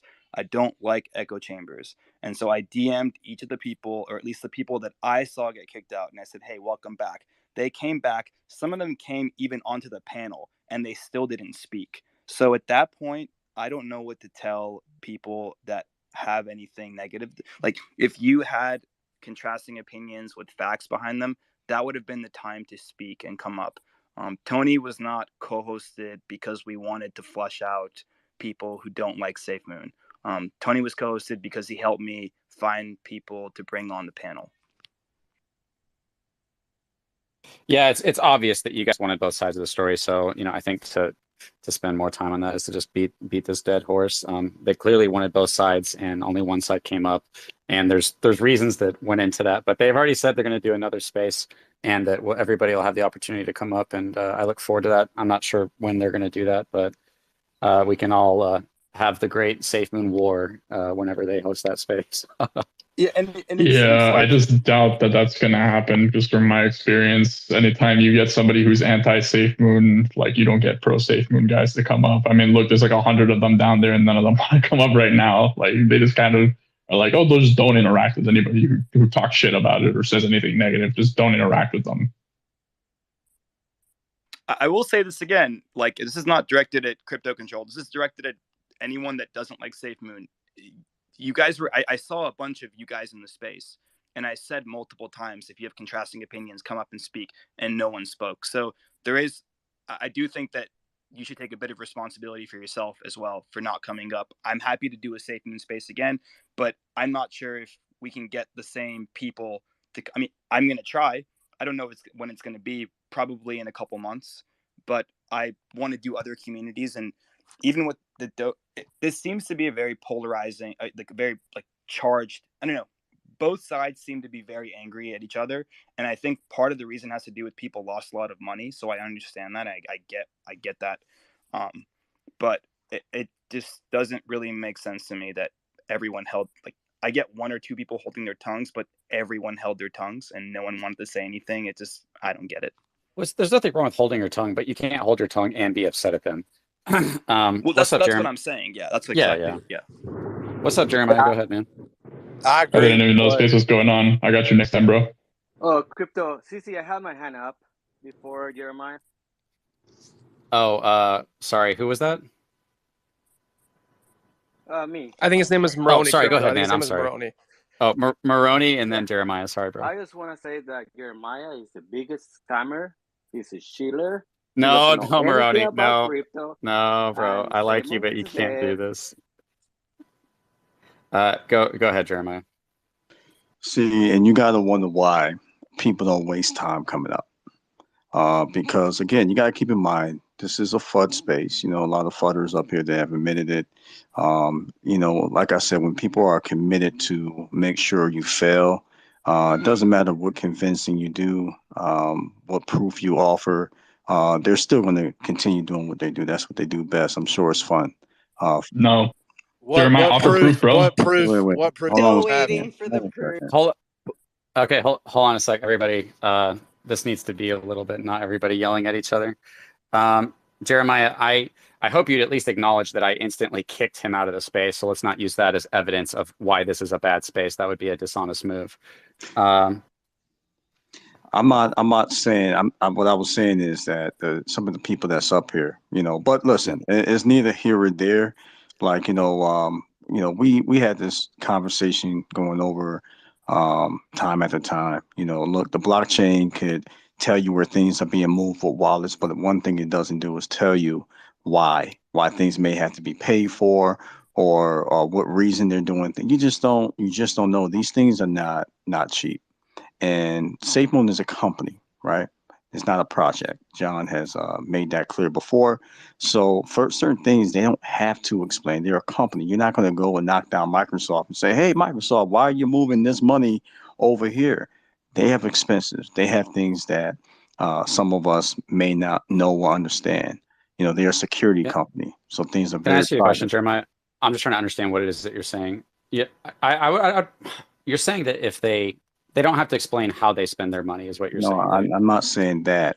What I'm saying is, I said when they move money for certain things, purposes. Well, you said Microsoft doesn't have to explain what they do with their money. Also, Let me finish my They do. statement. Let me they finish most my certainly do. Let me finish my statement. So if I say you or whoever goes and knock down Apple and say, "Oh my God, you know what are you guys doing with this money? You're looking in this," you're not going to get an answer from Yes, you will. from the CEO. You're not. Yes, you will. You want to know what it's called, Jeremiah? It's called a Q1. It's called a quarterly filing. Guys, hold on a second. They also have to do a yearly audit from one of the big four. Indeed. They're listed on the NYSE. So yes, you will most certainly. If you're not again, and this is hilarious to me. So if you're not involved with Safemoon or whatever coin, don't buy it. Don't get involved. It's literally you have nothing to do with it. Some of you guys actually hold Safemoon, but yet you still fund it. So it's kind of funny to me. But now we're gonna go there. If you don't like a certain coin, if you don't like Bitcoin, Ethereum, or whatever, because even those guys go back and they still, Bitcoin guys would call Ethereum scams and crap and everything. It doesn't. Quick question: did the See? Bitcoin guys have evidence that Vitalik Buterin was taking loads of money from Ethereum and then buying himself a mansion? Did that happen? Did it? Is that why they were calling it a scam? Yes. Is it, Jeremiah? Anyway, Can you answer me that? again, Yeah? some of this. Yeah? Yes, Yeah? there is evidence. There was a 70% pre-mine that Vitalik himself agreed to. Love it. So again, some of this stuff is literally, you guys. Hold on a second, You guys acting Jeremiah. like I want to get what it is that you're saying. I want to get what it is that you want to say, and I'm really trying to take that in without the emotions, right? So it sounds like you're saying the team doesn't have to explain how they spend their funds. For me, whenever you say that, I'm like, people are not. What I'm saying is, okay. Well, sum it up in one. Sum it up. Put like this. Let me land my plane, right? Every little movement that takes place, rather if it's going towards a payment of something, or maybe paying the team or the PhDs that they have, or whatever companies they have working for them, or whatever money they're taking in for marketing. I mean, listen, Safemoon is here to stay. It's not going anywhere. The community is behind them. They're okay with the risk. Every project, company, or crypto does things differently from one another. Okay. Jeremiah, can I ask you this? Do you think that people who invested a ton of money or lost tons of money and then found out that it appears that John got 20 to 30 million from the liquidity pool, do you think they should just go away and not talk about it because they don't like it anymore? Let me do this. Now, I heard you say this before. You said people lose a ton of money. They bought at the top. Now the value of their token, not even being dishonest about the entire crypto market is down. From the very top, the entire crypto. If I bought Bitcoin at $69,000 right now, I'll probably be upset too that my money was at the bottom at 15,000. No, that's avoiding the question. That's no. avoiding the question. I'm about to get around to your question. Now, for you to sit here and say John took or stole money, what evidence? Not just what's on the blockchain. What evidence? That is the evidence, bro. Let me just finish. No, the blockchain tells you what's being moved, but it doesn't tell you what it's for and why. So what about his for cars you and guys, house and all the expenses? It's 30. Bro, I sit in your I'm not room and you gonna talk guys to say all the everybody. time, Hey, the listen, Not blockchain everybody at the doesn't same lie. everybody doesn't deserve. Guys, not everybody at the same time. Jeez, come on. Go ahead, Jeremiah. So the blockchain doesn't lie unless John Caroni did something wrong, and therefore it does. Brian, you're not Jeremiah. Go ahead, Jeremiah. So no, I'm like I said, I was talking to you, but anyway, that's the truth. That's just what it is. I'm just So, curious, do you think that people have no Mhm. right to talk about their investment Of if they're course, hey, yo, upset? listen, Okay. I've had people come up and ask questions, and I'm all about legitimate questions, right? Because we're gonna give you those real answers, and if we can't get those answers or have those answers, we're gonna go and see if we can get them.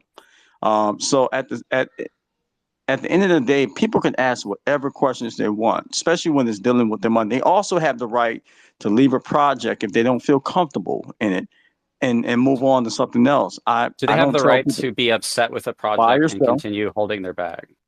We also have the right to advise other new investors that the CEO has withdrawn 32 million fucking dollars For what? from Treasury and LP. Hold on And a if you second. would like For what? to, would you? It doesn't matter for what. It's Oh, what if it $32 was for the million, blockchain? Jeremiah. What if Are it was you? for? Hold on one second. Don't yell at me. What if it Wait, was does the for the blockchain blockchain? cost $32 million? Hold on. What if it was for the blockchain and That many other things? you I'm just, no, actually have a I'm very just saying. good point. You have a very good point. Okay. For what? Because they've not delivered shit.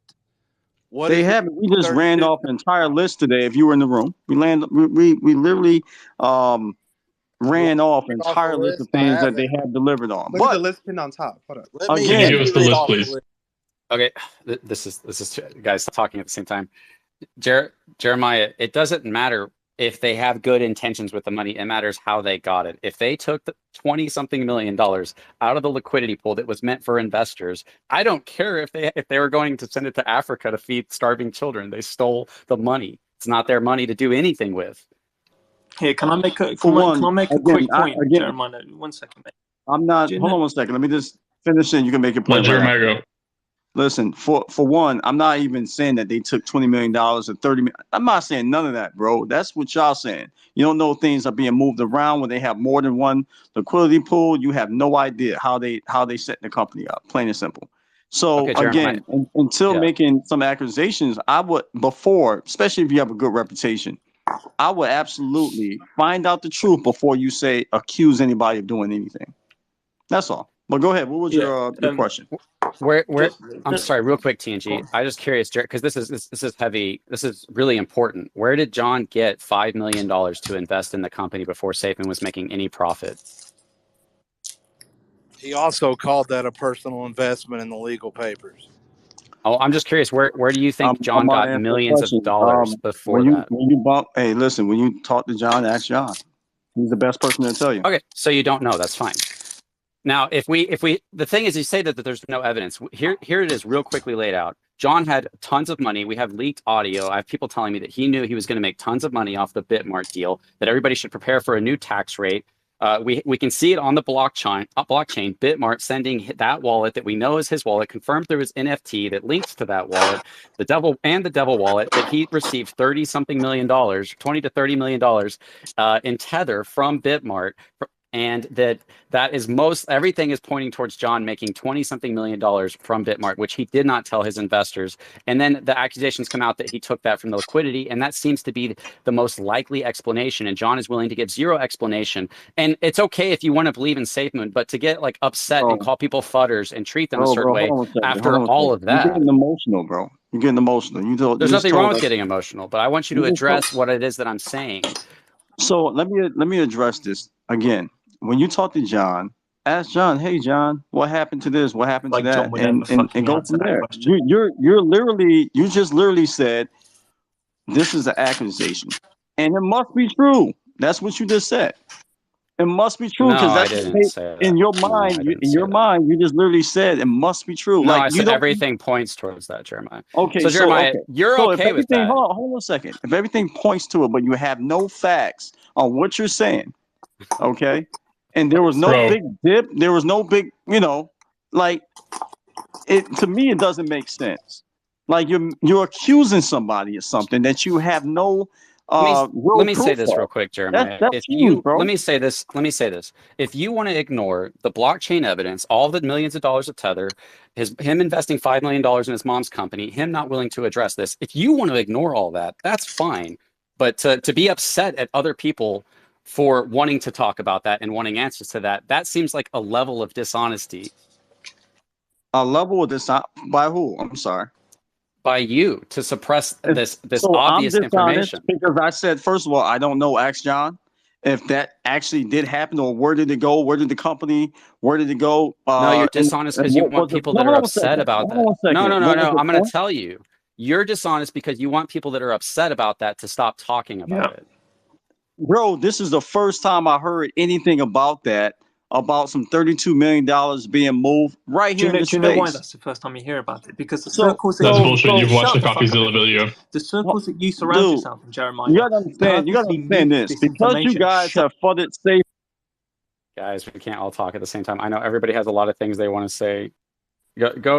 This Jeremiah is alone up here. If there's another believer, come get Jeremiah's back up here, okay?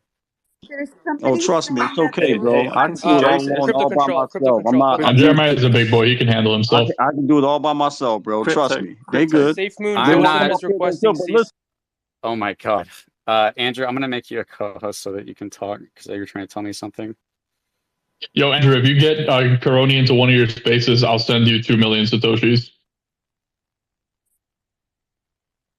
What were you saying, Andrew? Sorry, yeah, CC. Oh, sorry. Oh man, I'm exhausted. Safemoon Joseph wants to come up and talk. I will bring him up right now. Crypto, can you also make Jessica co-host as well? She's pretty good at moderating as well. Yeah, I can definitely do that. If you guys could actually host for a second while I charge my phone, that would be great too. Just the point I wanted to make to Jeremiah is very simple. The liquidity pool is not SafeMoon's money. The liquidity pool is built up of funds from the investors. So SafeMoon spending it, even if it's for legitimate stuff like salaries or proper business expenses or premises or marketing, which are all legitimate business expenses, it should not come from the liquidity pool because it's not their money, much in the same way that when I deposit my funds on Binance, it's not Binance's money. They are the custodians of that money, like Safemoon are the custodians of funds held in the liquidity pool. So when they add, a few 100,000 in from whatever source, and then they take $10 million out, they haven't made that $10 million. It's not their money. So they can't go and spend it like it's their money. That means that John can't go and buy himself a mansion. It means that John can't go and buy himself sports cars. It means that John can't go and buy himself $300,000 worth of shit coins or invest $5 million in his mum's company. The reason you don't hear about these things is because you surround yourself with people that purposely try and mute out our side of the story. And our side of the story is supported with blockchain evidence. It's corroborated by real life evidence, like things like the NFT that came from the South by Southwest Festival. Your side is, oh, just go and ask John. Who here has ever actually fucking asked John a question about a problem with Safemoon or a problem with his leadership and actually got a response? I cannot believe that's your de facto response. Ask John. It's like asking a fucking brick wall. I'd have better chance of laying a shit in the toilet and then asking it the questions and getting a fucking answer than a word from asking John. Jesus Christ. Yeah, plenty of people on Twitter here and also Discord have asked John tough questions. He's answered it. It's been public knowledge. So I mean, well, go and ask him about where he got the money for his mansion. Bro, where do you get the money for your He shoes? leveraged against his LLC, which you can do with any property. That's how money is moved. Sure, and do you have any any proof of that, or is that just a wacky theory? If you look at the deed, it wasn't taxed. That means it was leveraged against the LLC. You can look at the damn deed. We've done this already. Well, I don't know enough about US property law to dispute that, but it doesn't sound right to me. Leverage against his company. What's his Just look company up what worth? you can do. How's Just his look up company what you worth can enough do with money an where he can just get a LLC, $2 million guys. This is loan? so Why simple. is he? It's amazing what you can do with an LLC, bro. Like it's for the company. I mean, even for the house that you guys claim he owned, if Safemoon bought that house, it's the company's house, not necessarily John's. Sorry. Who And owns it's the company? literally in the LLC's name. It's in the LLC's name, guys. Like, what are you guys talking? It's not under John Caroni. It's not under Who owns the Downstream's name. LLC? It's under fucking Ronin's name. Right, but that's Hold on the a thing. second. If you can leverage against your LLC to get it tax-free against property, that is 101. This is He has So what do you? different Hold on a real second. estate Yeah, Hold on a second. and more what than assets does one. this company have to leverage against? whenever partners are brought through, that means that's called revenue being brought in. Whenever partners are signed on, they have to basically pay to become a partner. That's called revenue. They don't No, need your Joseph, money. hold on a second. This is why we're being dishonest. Before Safemoon had any way to make money, John was getting millions and millions and millions of dollars. Before we had swap partners, before we were making any way to make money, that's where he got all his money. Even if you tried to say he leveraged $2.25 million from his own company to buy a house, it doesn't account for, but before that time that he's used $5 million to invest in his own mom's company. It doesn't account for the 19 million of Tether that we see on the blockchain going to his account. There's also multiple assets that have been pulled to multiple shell companies where real estate has been purchased. That's not just the first instance of that. So like Control said, this money was offloaded and used as a personal investment per his own legal filings in his mother's corporation before the house was even an item to discuss. And that was a personal investment. That wasn't listed as an LLC investment. Okay, can you show me his bank statements prior to Oh, Safemoon? Can you Jesus, do you're that? so I can fucking show you the disingenuous. fucking court filing, man. I mean, Yeah, why does it always go to we're another all there, level? dude. We've Do all you been want Hey, to there, see bro. That's how it do me a goes, favor. Damson. It's Hold just on, hold moving the on. I would like goalposts. to, Listen, but I want to don't express something. yell at Joseph. Relax, man. I just want to express one thing with Damson. Where were you in Chris Harris's space where you were shilling all these other projects and Oh, you're this doesn't dumping sound on other related to the people? point. Why are we bring that up? taking this to a personal assault? We're talking about Safemoon. Because that's what your Don't space do what did. every That's Max. what you. Okay, guys, I have to say some things. Like, this is obviously extremely heated conversation. Like, you have to be respectful. It's okay to be disrespectful. It's okay to be upset, but you have to be respectful. If you can't be respectful, I will remove you. I don't care if you're on the pro Safemoon side. I don't care if you're on the negative Safemoon side. Like, be respectful and communicate the ideas. If you start cussing at each other and what all that stuff, then we're just gonna have to start removing that. Was it whoever was next? I guess Jeremiah, you have your hand up, so go ahead. Didn't realize it's okay, man. I don't feel like getting cut off, and so you're gonna have more people up here that's gonna I mean, some of the stuff that some of these people come up with. I mean, in real time. I've sat in spaces where they literally would hear something, okay, and they will literally make up a narrative just like that in some of these spaces. Not saying yours, but a lot of these people that they know who they are with Do you have 365. an example? Plenty of examples, man. But who cares, right? I mean, they're just gonna say that that's not true and everything else like that. So It it's not doesn't worth sound like talking you've got about. any I just want to examples say, to me. Jeremiah, you're a cool guy. Whenever we're in agreement, you're a cool guy. Like, I'm sure in life we'd probably be friends and work out, whatever. But when it comes to this issue, I do feel like you just don't have the knowledge that it comes to answering these very I have tough questions. hold on a second, critical control. I have the knowledge, but when this comes to people that literally are dedicated to FUD, regardless of what you say, I don't waste my breath. I don't. No, So I mean, when we bring up the questions on the blockchain and stuff, and you say, "Ask John," it demonstrates that you don't have the answers. And it's not and that. I hold on a mean, second. I It can say also anything. demonstrates. Hold on a second. It also demonstrates that you're not willing to be honest and say this does look bad, and he's not giving answers. That you won't even give that weight to it. You say, "I don't know. Ask John." And That's just not a very good defense. That's not a good defense for these very tough questions that are serious allegations that people have a lot of money invested. Whether they bought at the top or not doesn't matter. They invested, and if somebody's stealing money out of liquidity, we need to stop making excuses for that behavior. We need to find out if it's real or not. And So if you so if don't know, then don't make. Hold on a second. Last thing, if you don't know if John took from liquidity, then don't make excuses for him. So if you don't know that he did, don't make accusations. So But again, we have evidence that he did. Okay. All right. Here we Can I go. speak? I had my hand up for like an hour. Yeah, go ahead, Jeremy. Thank you. I actually forgot what I was going to say, but Jeremiah has to do with Jeremiah. I used to be on your space a lot, Jeremiah. This isn't to start trouble, nothing like that. I promoted the shit out of Safemoon. You know what I'm saying? And I was in your space a lot. And right after I did Notorious B.I.G.'s block party, you know, I was in your space and everybody was asking me how things went. You know, I made a comment that I was a little disappointed in the community and the ecosystem for not showing face or showing more support towards the block party of all block parties, which is B.I.G.'s 50th birthday. I said something about Hayden because he didn't get to show up. And I said, all right, it's no big deal. I understand. I'm on the verge of bankruptcy, but hey, it's no big deal. You know, because he couldn't make it a point to get there. No one from the court team really made it a point to get there. I mean, we had Garcia from Safemoon Espanol and Ace from Enhance who came there. But after that, yo, dude, I was straight up shadow banned from your space. Even the other day on New Year's, I tried to get into your space to say Happy New Year's to everybody. Ostracized. You understand? I was a champion for Safemoon. I fucking loved this community. And here I am, who started to see a couple of things that other people in the community did not want to hear or agree with, and I got ostracized for that. I went above and beyond. And Crypto Control, that's something I like about you. You don't do that to people.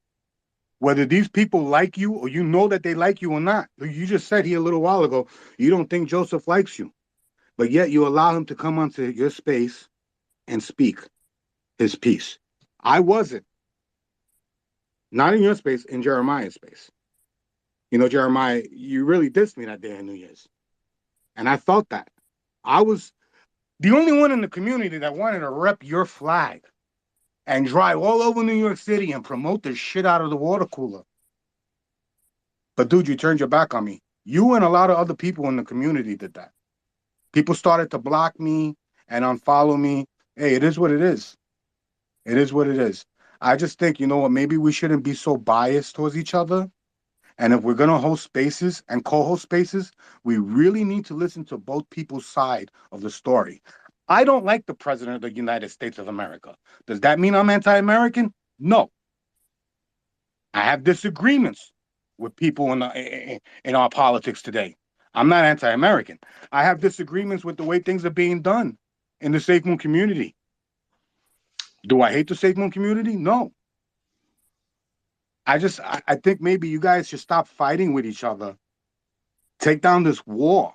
I understand you want to protect your project, but the more you push people to the curb, the more you hurt the project.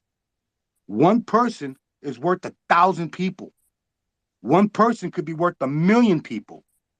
And when you push that wrong person out the door, that's on you.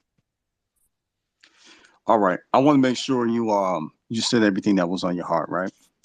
And I gotta admit, man, it's kind of sad because for one, my beef was never with you, Jeremiah. I don't mean to interrupt you. My beef was never with you. Was never even with John. I saw a couple of things that happened with Gandalf and Katz, and I called it out. Fine, maybe I wasn't as respectful by saying it the way I did. Remember, I come from New York City. I grew up, you know, that little street life, so I talk a certain way. I might not be as educated as a lot of people so here. do I. And So I probably came off the wrong way to a lot of people in the community, and I apologize for that. But hey, I didn't say I was going to take it to Beverly Hills. I said I was going to take it to the streets. Yeah, Jeremy, check this out.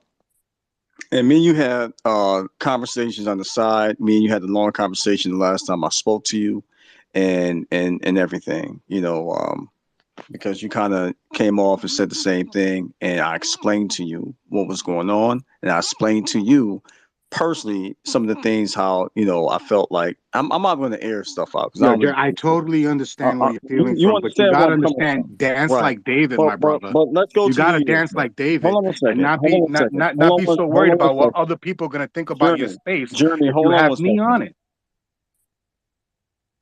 Guys, I really ain't using that button, but I'll use it at occasional. Jeremiah, please finish your point and don't go back to Jeremy. I'm No, sorry, I'm I gonna go wasn't back to hearing. Jeremy. Oh, sorry. He deserves to get answered to. I mean, if he addressed me, I'm gonna address him. It's okay. Okay. And I still don't have any beef with Jeremy.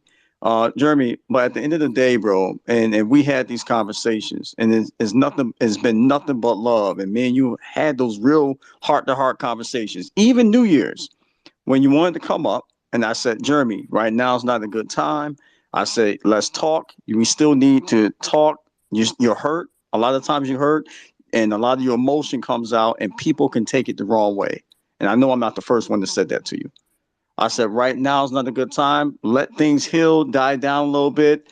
And if you're sorry, you want to say something to the community, we'll try to ease you into that. Right now wasn't a good time. And I even sent you those text messages, even after the show was over. I reached out to you. And here we are in this space right here now, and you're airing this stuff out, man. I am This is some Jeremiah, and private conversation shit, man. I the feel this. can I I'm rebut just that, leaving. please? I'm sorry. Can I rebut him? Yeah, go for it, Jeremy. You got the mic. Honestly, I feel that was wrong because we did have a conversation after that. And after we had that conversation, I guess a couple of weeks went by and it was New Year's, and all I wanted to do was be humble to the whole community. And you said now's not a good time. Like, what do I have to do? Earn your respect, earn your trust. When is there a good time?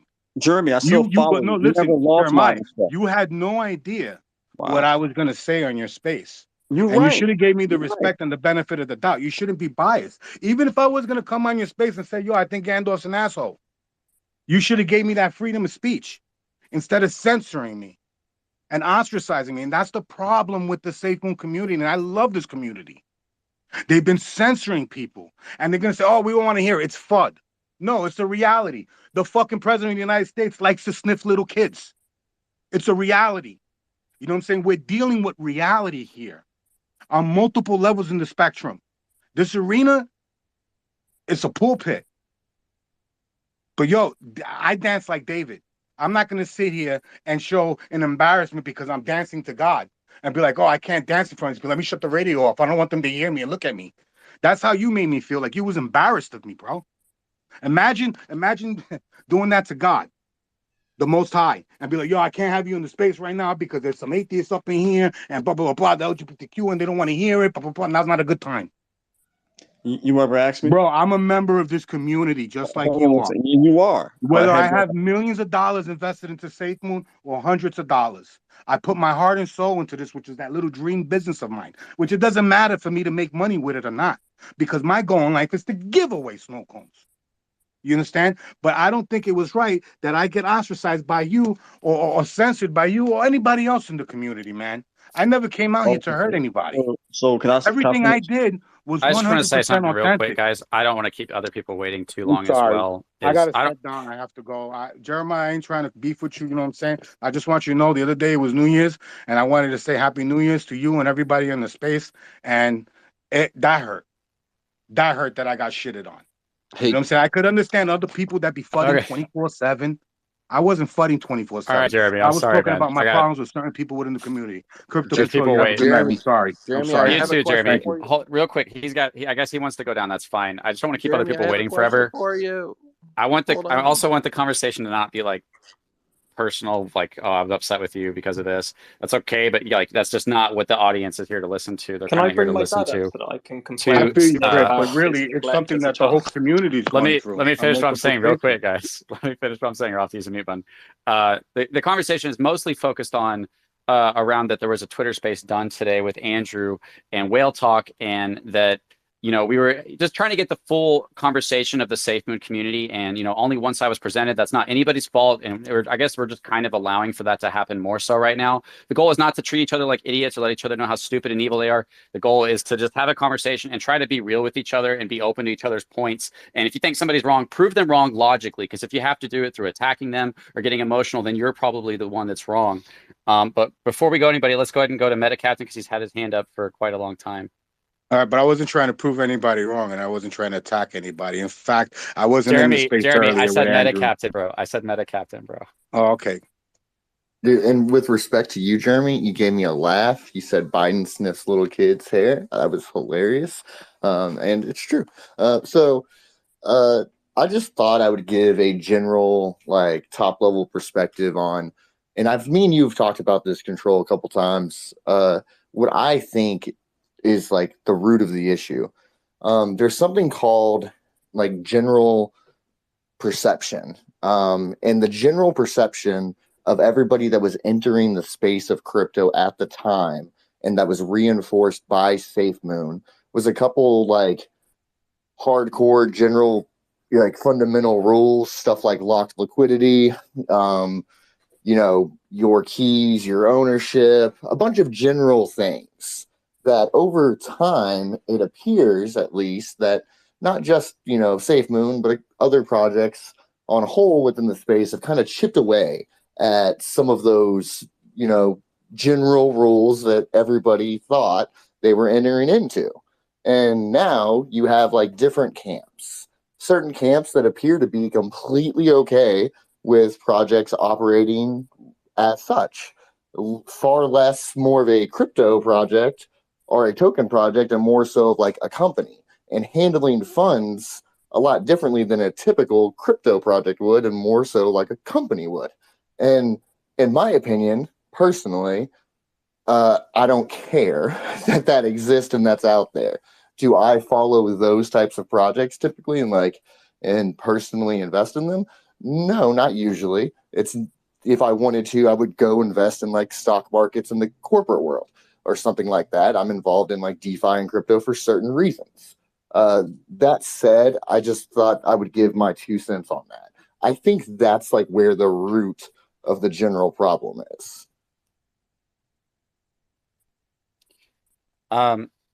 Okay, real quick.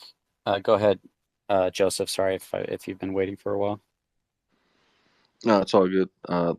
Again, sorry, and this is where it's like I love when it's just like it's more constructive. You know what I mean? To where we can actually have a conversation instead of bashing each other because of what one person believes over the other. Thank you, Andrew, Jess, for bringing me up. Crypto control. My thing is that number one, I wanted to say to you is that I don't hate anybody. I don't block anybody. So it's like, my thing is that when it comes down to when we're trying to have a constructive conversation and you keep constantly have a host saying, hey, does anybody want to come up? And I've been sitting there requesting for 15 minutes. It's like, okay, what's going on? Where's the disconnect, right? And the last time that we've done this, where me and you were in a space together and we had a conversation and a dialogue, I had to message Jeremy to bring me up. Because again, it was the same cycle. Wait, And but you're Jeremy here came. now. So what do you want? Right.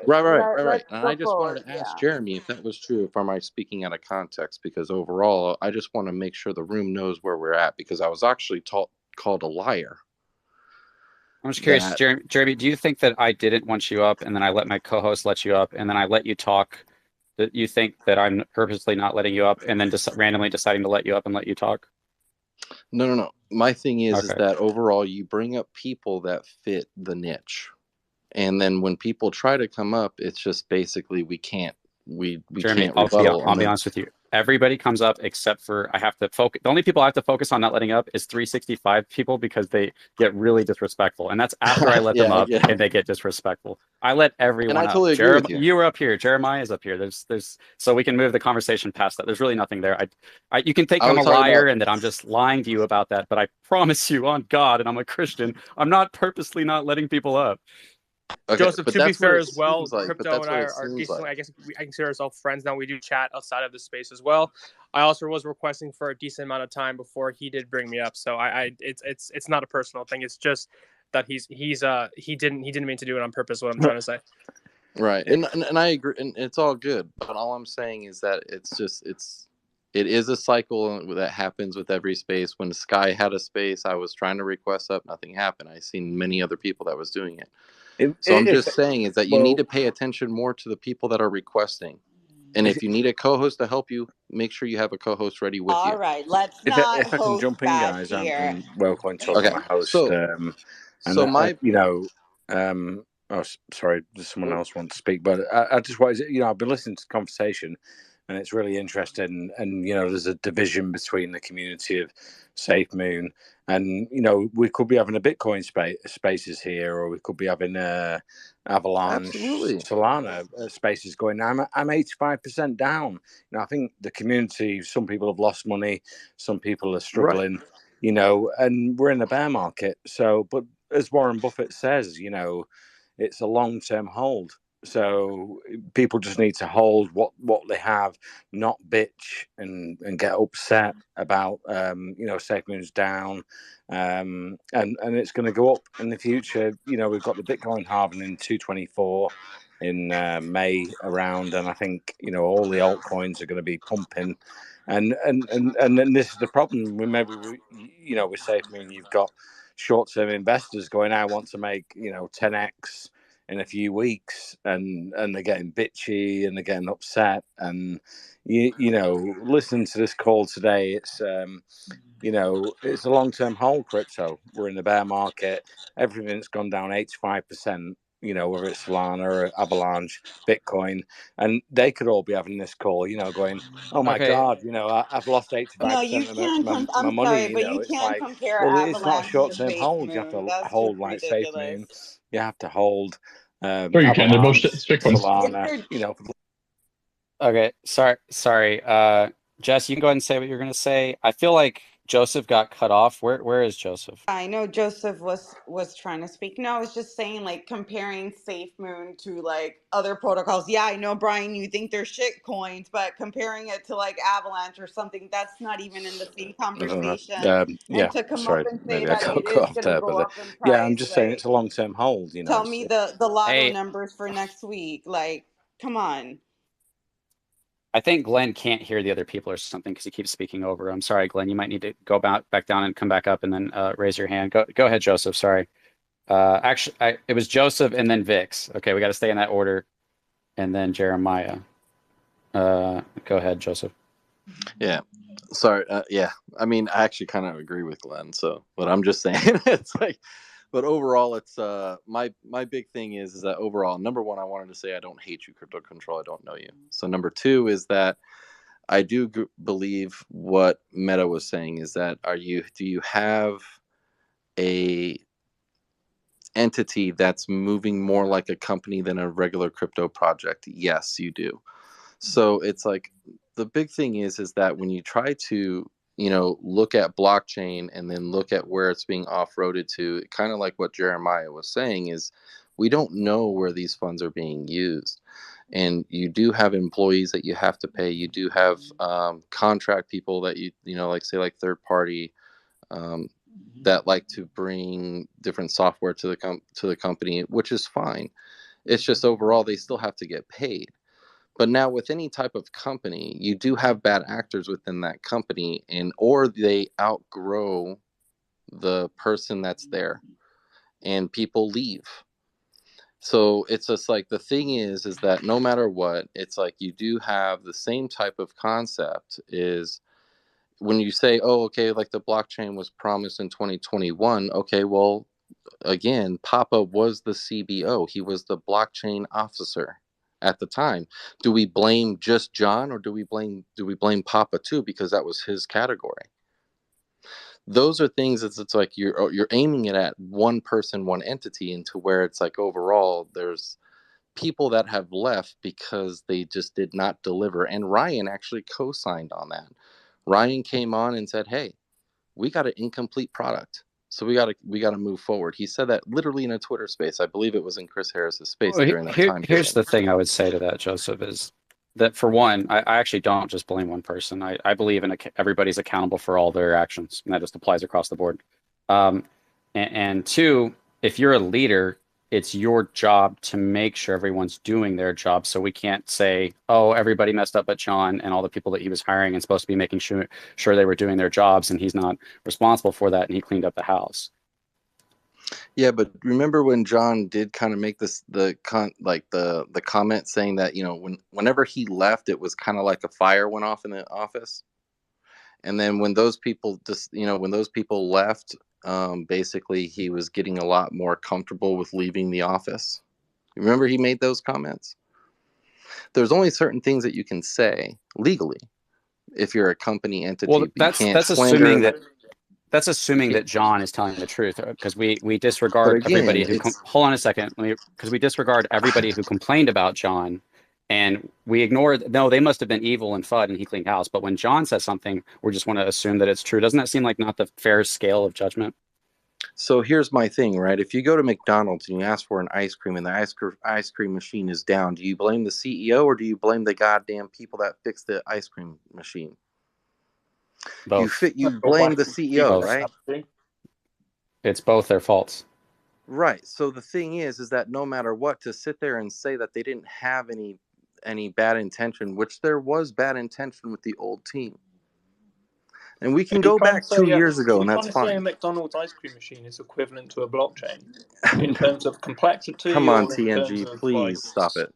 No, this is not my comments where you can. He's not saying that, but to be honest, a CEO for McDonald's has absolutely nothing to do with an ice cream machine, while the CEO of Safemoon is literally one step away from his best friend who is supposed to be working on the blockchain. It's like a much different. But I get the point that you're making. But regardless, John is heavily responsible, and we can't if we can't assume his intentions. Because he said, "Oh, everything's like a fire." Well, other people said Hank said John wanted to rug the liquidity. But we just assume he's a bad guy and don't take. We don't take his word for it. We just discredit him. Joseph, and that just doesn't seem like really quickly. Yeah. Really quickly. Sorry, CC. Have you yourself? This is only Joseph's answer here, not community at scale. Have you ever questioned the leadership of Safemoon between now and the first time you've invested into that token? Yes, I have. I appreciate the honesty. Hey, I gotta run. Can I make my question statement real quick? Yeah, real fast, and then we need to go to. Oh, is that you, Vix? Yeah, sorry, you're the one I need to go to. Yeah, I have to go pretty soon, and otherwise I'm not going to be able to get the questioning. Before I make my statement, I want to make a quick question because I was in a noisy area, and I want to make sure I heard this correctly. Someone earlier said that John could have possibly taken the LLC and used it as leverage to receive a loan from a bank for the properties that he obtained. Is that correct? Did I hear that right? Okay, that would mean that the LLC would have to have assets or properties of value that the bank could seize in the event that he defaults on the loan. Just because you have an LLC doesn't mean a bank's going to throw a bunch of money at you. Otherwise, every Tom, Dick, and Harry would open up an LLC for $500 and then go ask for $2 million from the bank. Yeah, so which we all know they don't have. Someone tell me what those assets or property are, please. Pretty much anytime there is a partnership or a vetting to come onto the Safemoon swap, there is a money exchange, and I don't know that price point from what I've heard from other partners that it's Joseph, this happened long before the Safemoon swap. It did happen long before the swap. Way before the Safemoon swap. What came before the Safemoon swap? The wallet. Nothing. That's the problem. John getting this house. John, this all happened before the swap was out. They didn't have anything to leverage. When did the swap come out? Probably no better than we did. So pretty much the swap came out in August, late August of 2021. When was the house purchased?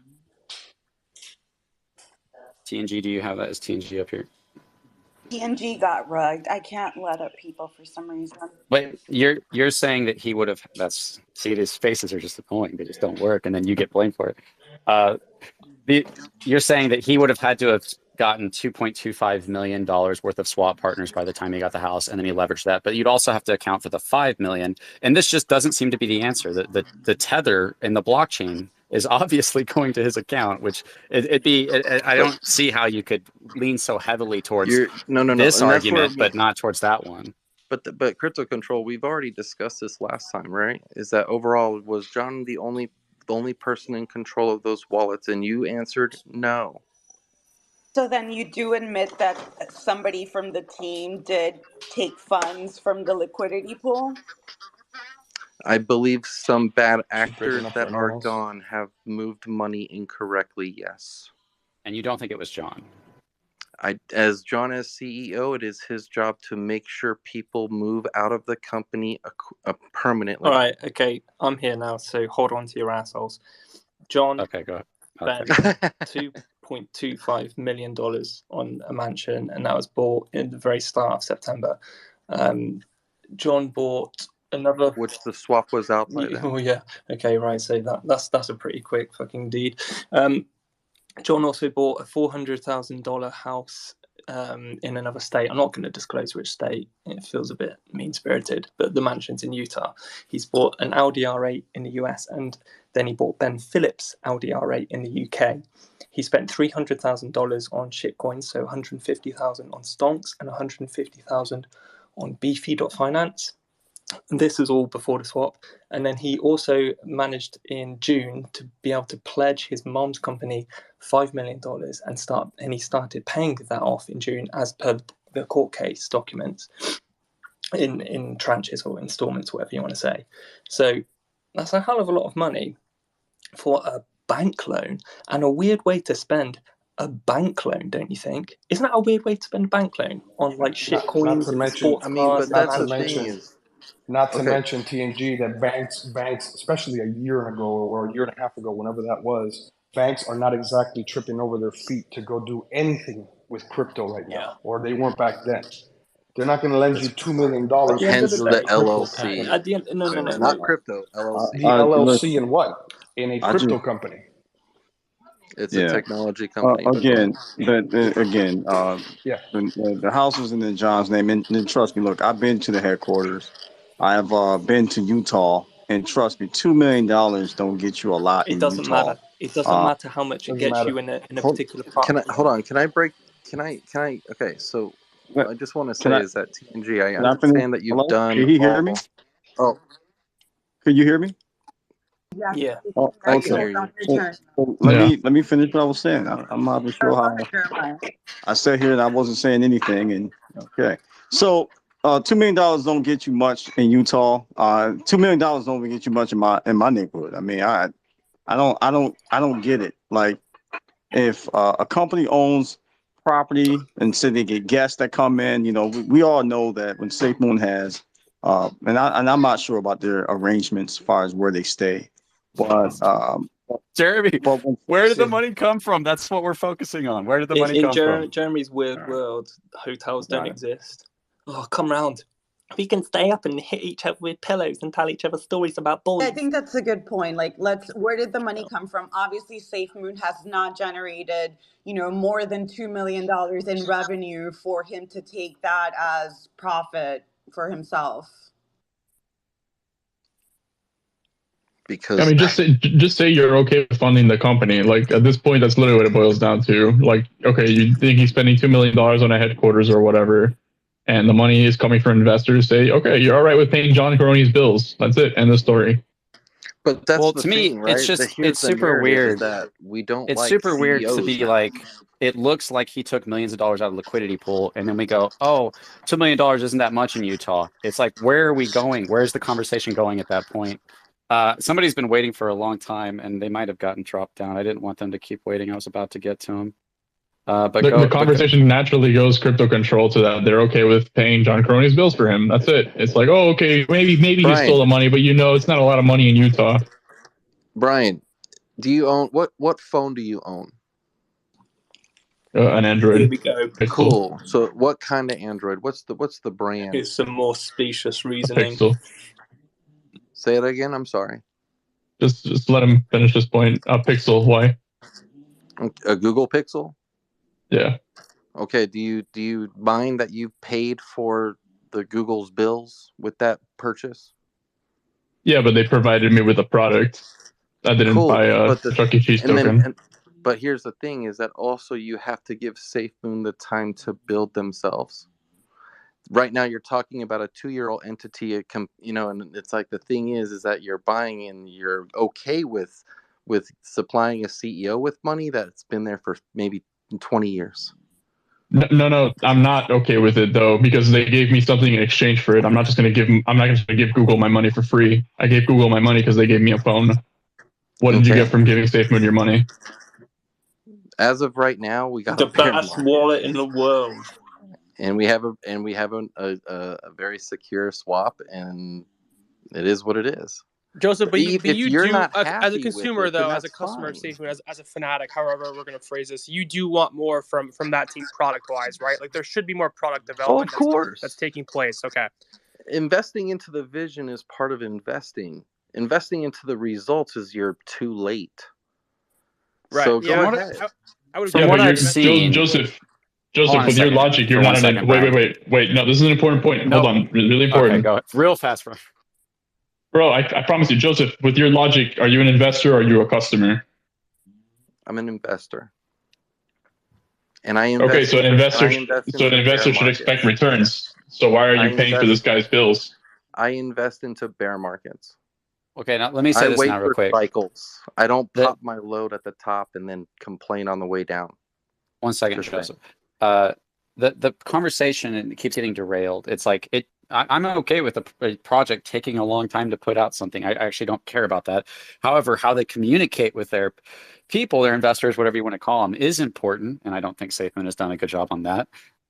However, that's not the problem. I would be okay with Safemoon. I'd probably be still making like regular content on Safemoon if that was all there was.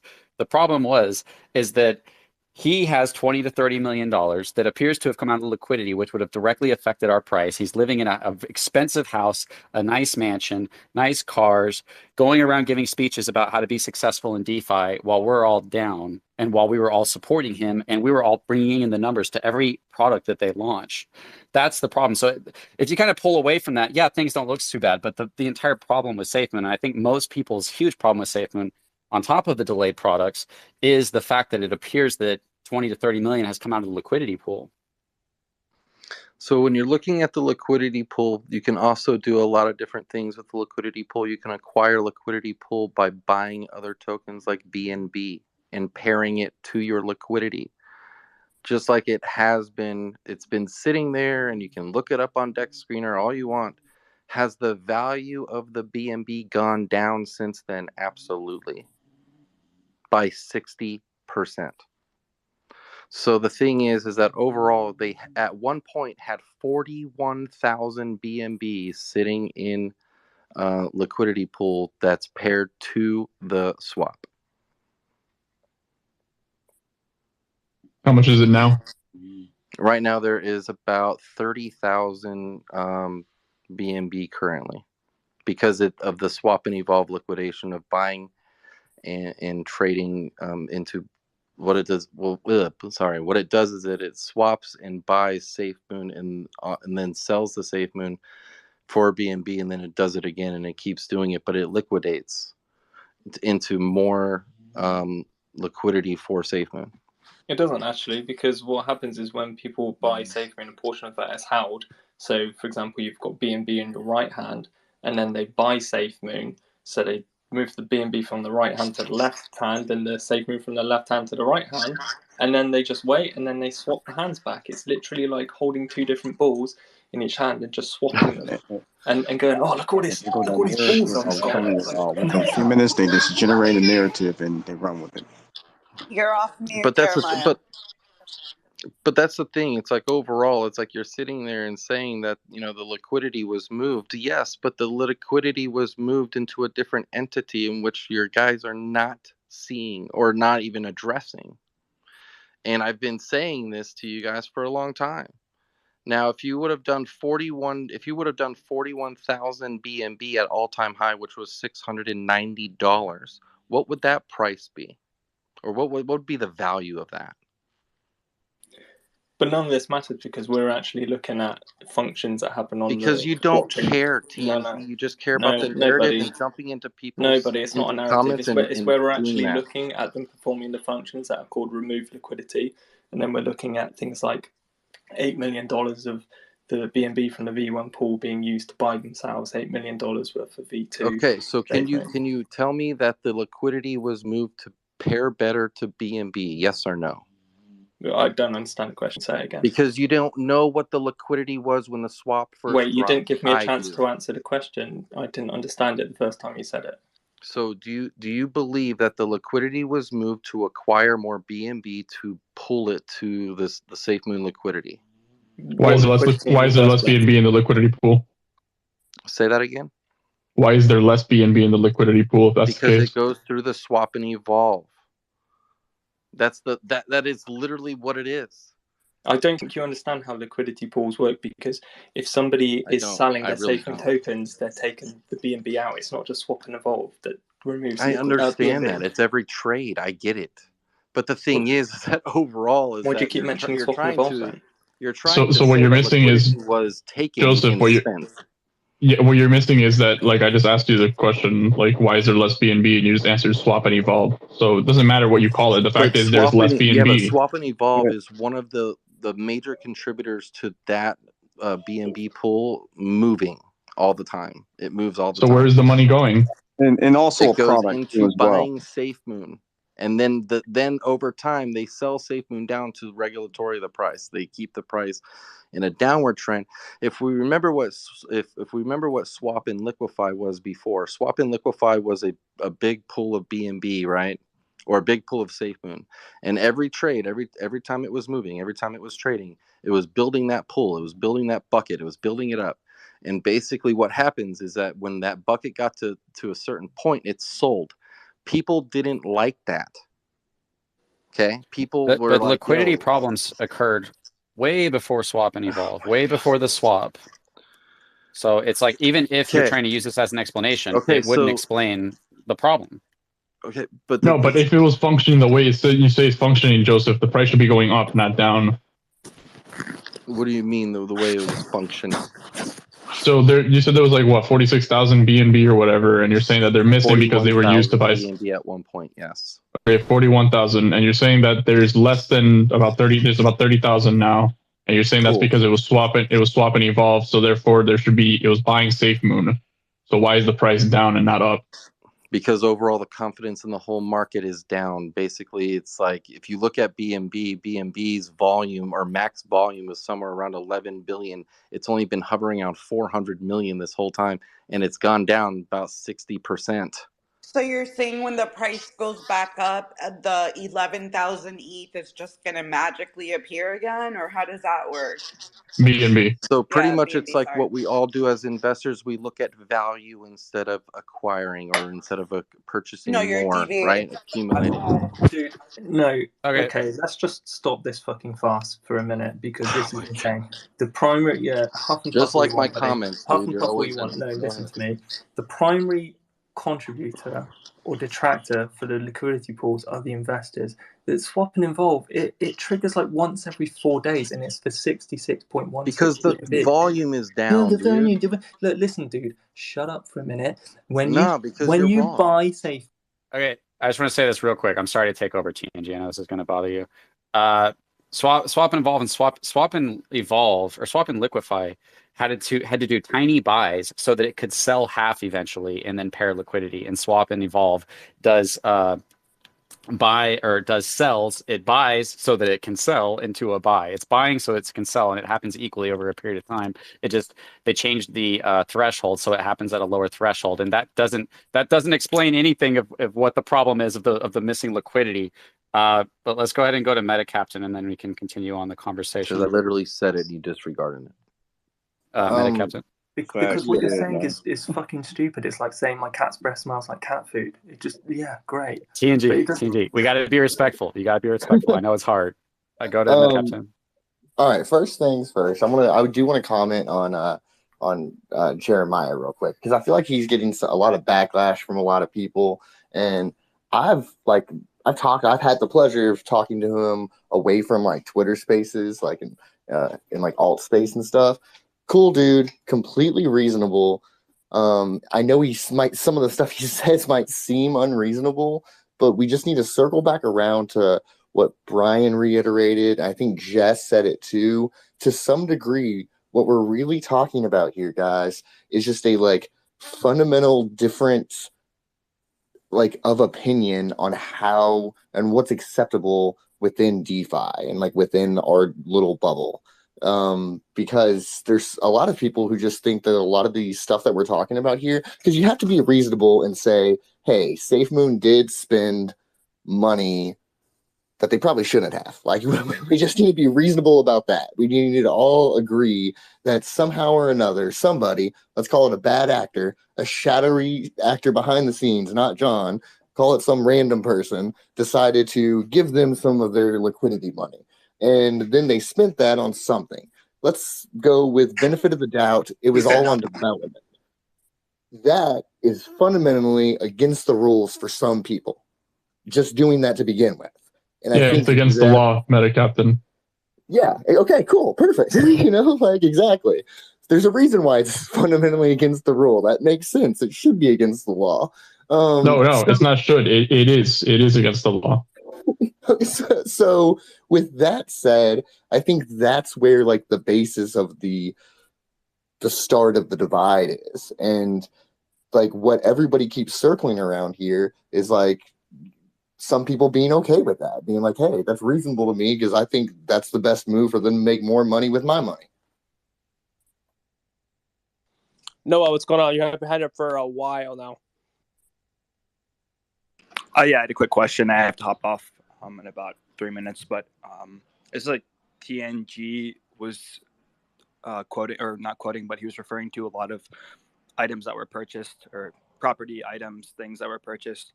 Is there anywhere that I can go and look at where that stuff is confirmed? Is there a source? Yeah, on my profile there's a pinned thing about John being the owner of the Gabe wallet. In that thread I go over some of the things he's bought with the funds that are in the Gabe wallet, and then it also shows you, I think at the bottom of the thread there's a link to, does John Caroni own a mansion, and then there's a thread on that as well.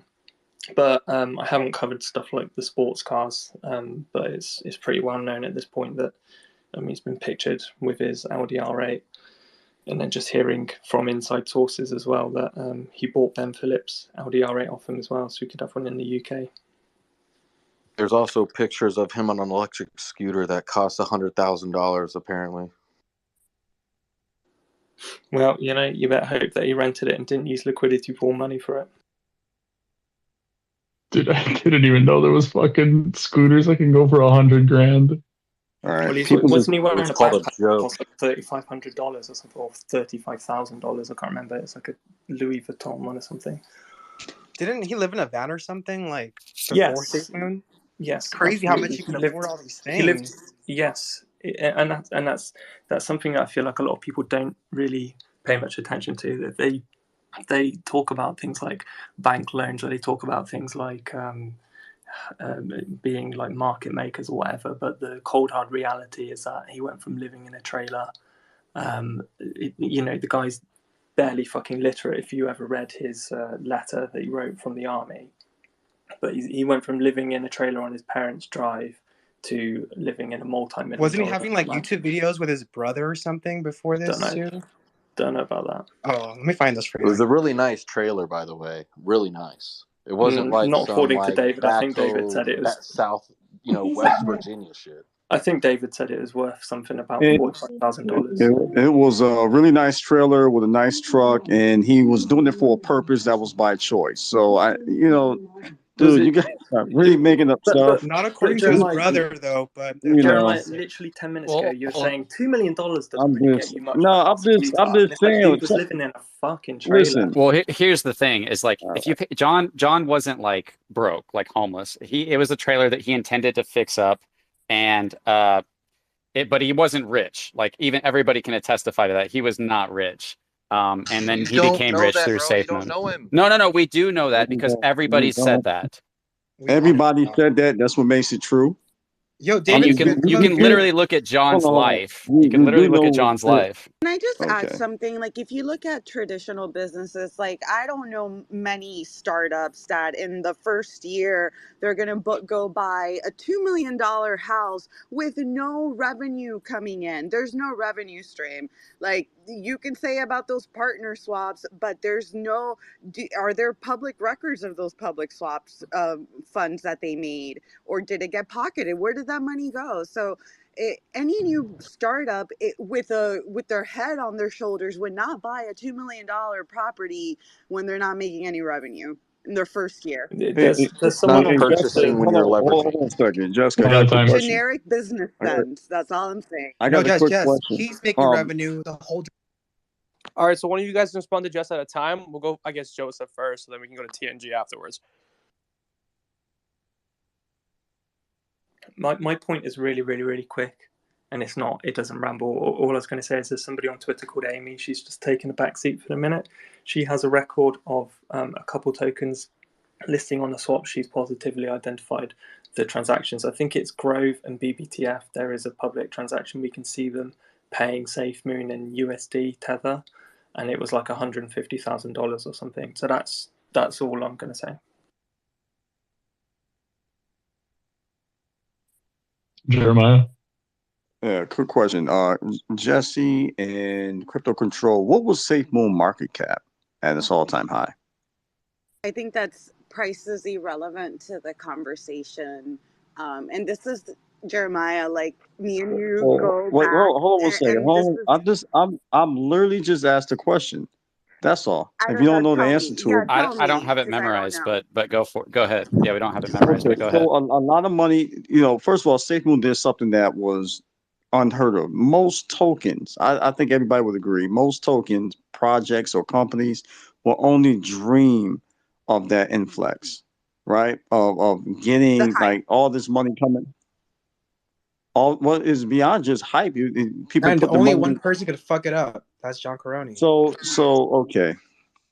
What's the point, Jeremiah? So my whole point is, at all-time high, the market cap was like around $5 to $6 billion, right? So a lot of money, came in. Okay, a lot of money came in. Safemoon, and to say that people obviously they take profits, the price goes down. That's normal. Every cryptocurrency has experienced that, and it's not a rug pull. It's just normal. People take profits. My whole point is, every buy and sell, there's a tax. Obviously, it goes to marketing, developing of the company, and yes, there's liquidity pools. They're setting up relations. It's a lot that goes into it. They're One sec, legitimate. Jeremiah. One sec. They didn't have anything going to marketing in the beginning, not until way later in V2. 0% was going to marketing. They had no profits coming in. Jeremiah, I would also say as well, just kind of interject here after CC. I don't consider tweeting marketing. I just kind of want to be honest here. A lot of people consider tweeting marketing. I think it's absolutely useless, especially when you can't really track your retention rate from it. Like Google Analytics, SEO. That's kind of more in depth. Tweeting to me is just kind of, let's just put something out really effortlessly. It's a lazy approach. Tweeting in my opinion at scale. Not just from Safemoon's part, but from everyone that tweets for marketing. It's a little bit lazy. Wait. What tweeting? I'm confused. What happened? Well, you mentioned marketing, right? So I just want to mention that tweeting and calling it marketing at any team, any profession, any business is a little bit lazy. Not only that, it's also free. You don't have to pay for people to tweet. You can't deny the viral effect that Safemoon had. I mean, Well, we got to give it wait. credit, right? Hold on one second. Hold on one second. Safemoon has signs all around the country, on highways, down in Times Square. You've probably seen it during New Year's. I mean, it's like an 8-story digital display. I mean, it goes way beyond tweeting. Tweeting is not. Yeah. I agree. I also agree with just the virality effect. But the one thing that I've learned as well, and most people have probably learned this as well, is that just because you throw capital at something doesn't mean it's going to work. Right? You could throw money. You can throw $1 billion, $100 million at something. Doesn't mean it's going to work. The money thrown at something is completely irrelevant if there's no product market fit. Not saying Safemoon doesn't have that, but to your point, though, in terms of the MC that was kind of I guess kind of created or captivized or however you want to call this, or what point it reached, that did happen, yes. But I would say this as well. A lot of that happened because of the market sentiment. A lot of people that shouldn't have won last bull run were winning. The bull run, when everything goes up, you have losers being known as A players, and then that's kind of the way it went. I think this time will be the same way. A bunch of shitty tokens doing shitty things, doing shitty projects, shitty NFTs, whatever it may be, are going to have larger market caps because the market sentiment is up. It's just you kind of run with the market, and doesn't mean your product or your project or your team is actually that great. It's just the market, the way it's running. And I do want to add too is that yes, some of their marketing campaign was to give people with large followings, such as celebrities, some Safemoon, to promote Safemoon, and that is a legitimate thing that did happen. And overall, is it right? Again, we're still in the wild, wild west here, right? So no, it's like we that's can sit here and not. say that it was wrong. It's not We can still legal. No. Well, one second. I just want to help with the moderation point real quick, because just the general moderation point was Jeremiah was saying a lot of money was coming in, and Crypto Control was just reiterating that, hey, money volume was flying, and the market cap might have been going up, but Safemoon had no taxes that went to them. Their stuff went to liquidity, and it went to reflections, and it went to other stuff. It didn't go to them. They had no revenue for themselves during that time period. So where did the money come from? That was the question. So let's go back to the legality thing that Jess was just commenting about, is that if I had a personal bag, right, and I said, hey, Jess, I want to give you this amount so you can go promote it because you have a bigger following than I do, is that illegal? Yes. If she doesn't disclose it, yeah, Correct. she It must has to be disclose it. disclosed. Yeah. But I'm not a Yeah, it company has to at be that point. disclosed. What? I'm not a company. You're not a company. Yes, That you doesn't are. matter. It You're doesn't getting matter. paid. You're getting paid, so you're self-employed. Didn't you guys just say that So Safemoon had an LLC? you're saying that if I give my personal funds, my Oh, but that's personal not. invested That's money, not what happened. Like, let's not be dishonest. I'm just saying it's like overall, It's I'm not just personal saying funds, though. is that overall from It's any investor type of, funds. whenever somebody comes to the team, usually in the very beginning, they're promised a certain set of tokens, correct? That's with every project. Wait, what? No, some people get paid in like BUSD. They don't get paid in like the token. Or So USDT, right? it's kind of irresponsible to pay someone in their own token. And I So don't they Yeah, think dude, pay if in you're there's working for USDT. I don't shitcoins, think I'll hire there's a you right now. problem with getting paid to do marketing. Everybody should get paid for their time, And but that, it but should that's be it's disclosed. And for you to say that, like, you're trying to just do a workaround here. Like, they paid no. influencers. It wasn't. I'm giving you the option, Yeah, right? Is that basically is like no matter what, is that it's like I can generate marketing off of my personal money, but it right? wasn't off his. So, what personal? You're saying that John Caroni paid this out of his personal I pocket? didn't say John Crony did So, anything, who did that? because you got to remember who the original contract was under. So, It wasn't under John okay, so Caroni. tell us who paid the promoters. What about Kyle? Okay, and Kyle worked for Safemoon, right? And Kyle Safemoon was is the an original LL. dev, correct? Safemoon is a company. Remember, you guys compare it to ABC and Microsoft, so they should be No. following the Papa did that, highest so I'm just saying. standards, if you guys want to call those things. I'm so So dead. Yeah, but Joseph, Jess, under it's a contract. hold Joseph, on. under contract legally, doesn't matter if it's Thomas, Hank, Caroni. It doesn't matter who they're operating under the LLC of SafeMoon. So they're acting on behalf of that team as well. So if that team is paid out in any form of tokens and it's dumped, or they're paying from the SafeMoon marketing wallet, whatever it may be, and it's not disclosed, you're entitled to be sued potentially from And I'm investors, which talking is now about civil. but Andrew, I respectfully, dude, because I loved your space earlier, dude. It was great. Thank you for having me up again. But here's the thing: is that the LLC wasn't in play until after John took over control, and it was Bloody hell. later within What? the first month and 10 days is when SafeMoon exploded. This was all before that. This was during fair launch and all this other stuff where there was a lot of tokens that were given out to a lot of different people to promote it. Correct? That might have happened, but the thing is, though, Joseph, that It could did have happen. happened. Right, that could have happened, but just because it happened a lot and often doesn't mean it's the right thing to do. No. Well, and that's what I'm saying. I don't agree with it. Navigating the wrong tack. I think the better thing to say here is what a remarkable loophole that you can basically just do a bunch of illegal shit and then form a company and then be like, well, I've so involved nobody in myself with DeFi any does that? responsibility of that, haven't I? I've just now skirted they're the law. Hey guys, I DeFi. found a life Now they're hack. DeFi and not Well, a it's just how business. crypto works, bro. When they, I was trying to that's say, the thing, Jess. Like when they wanted to be an LLC and a business, it's a business. When it's decentralized network, it's decentralized. When it's the next Apple, it's the next Apple. When it's a small startup that's been around for a year, it's a small startup. It's whatever you want it to be. Here's the thing: is that hold we're on a talking second, about everybody. I just 2 want to say years ago something. when. Let me say this real quick. If we can come up with an endless amount of theories for anything, but how much weight do they have is determined by the amount of evidence that points to them. So, the price went up a lot, and we could do that all day. But what evidence do we have to suggest that? And we don't have any evidence pointing towards any way that John could have made money. That's all speculative. That has no weight to it. But we do have evidence that he was receiving millions of Tether, 20 million, the amount that he would need to do everything that he has done, buy the house, invest 5 million. That's the most logical type of answer, and you would have to have an extreme bias to ignore that or to pretend like that is an assumption. Yeah, and it's biased because they're expecting to log on to fucking BSC scan and then see the transaction and then see footnotes from John Coroni going, Wait, I can't have a buy a house. question. So, It's where did rubbish. all the money that these partners gave to Safemoon to get listed? Where did they go to? Where does that money at? Did See it go all into these the Safemoon questions. So LP? find out the answer to whatever you're looking for, because my job is not to find out your answers. If you're gonna, No. If you're paying someone to get like listed on their people ask these. exchange, No, where's that money let me going finish. to? One at a time. Let Jeremiah answer and then Revolta.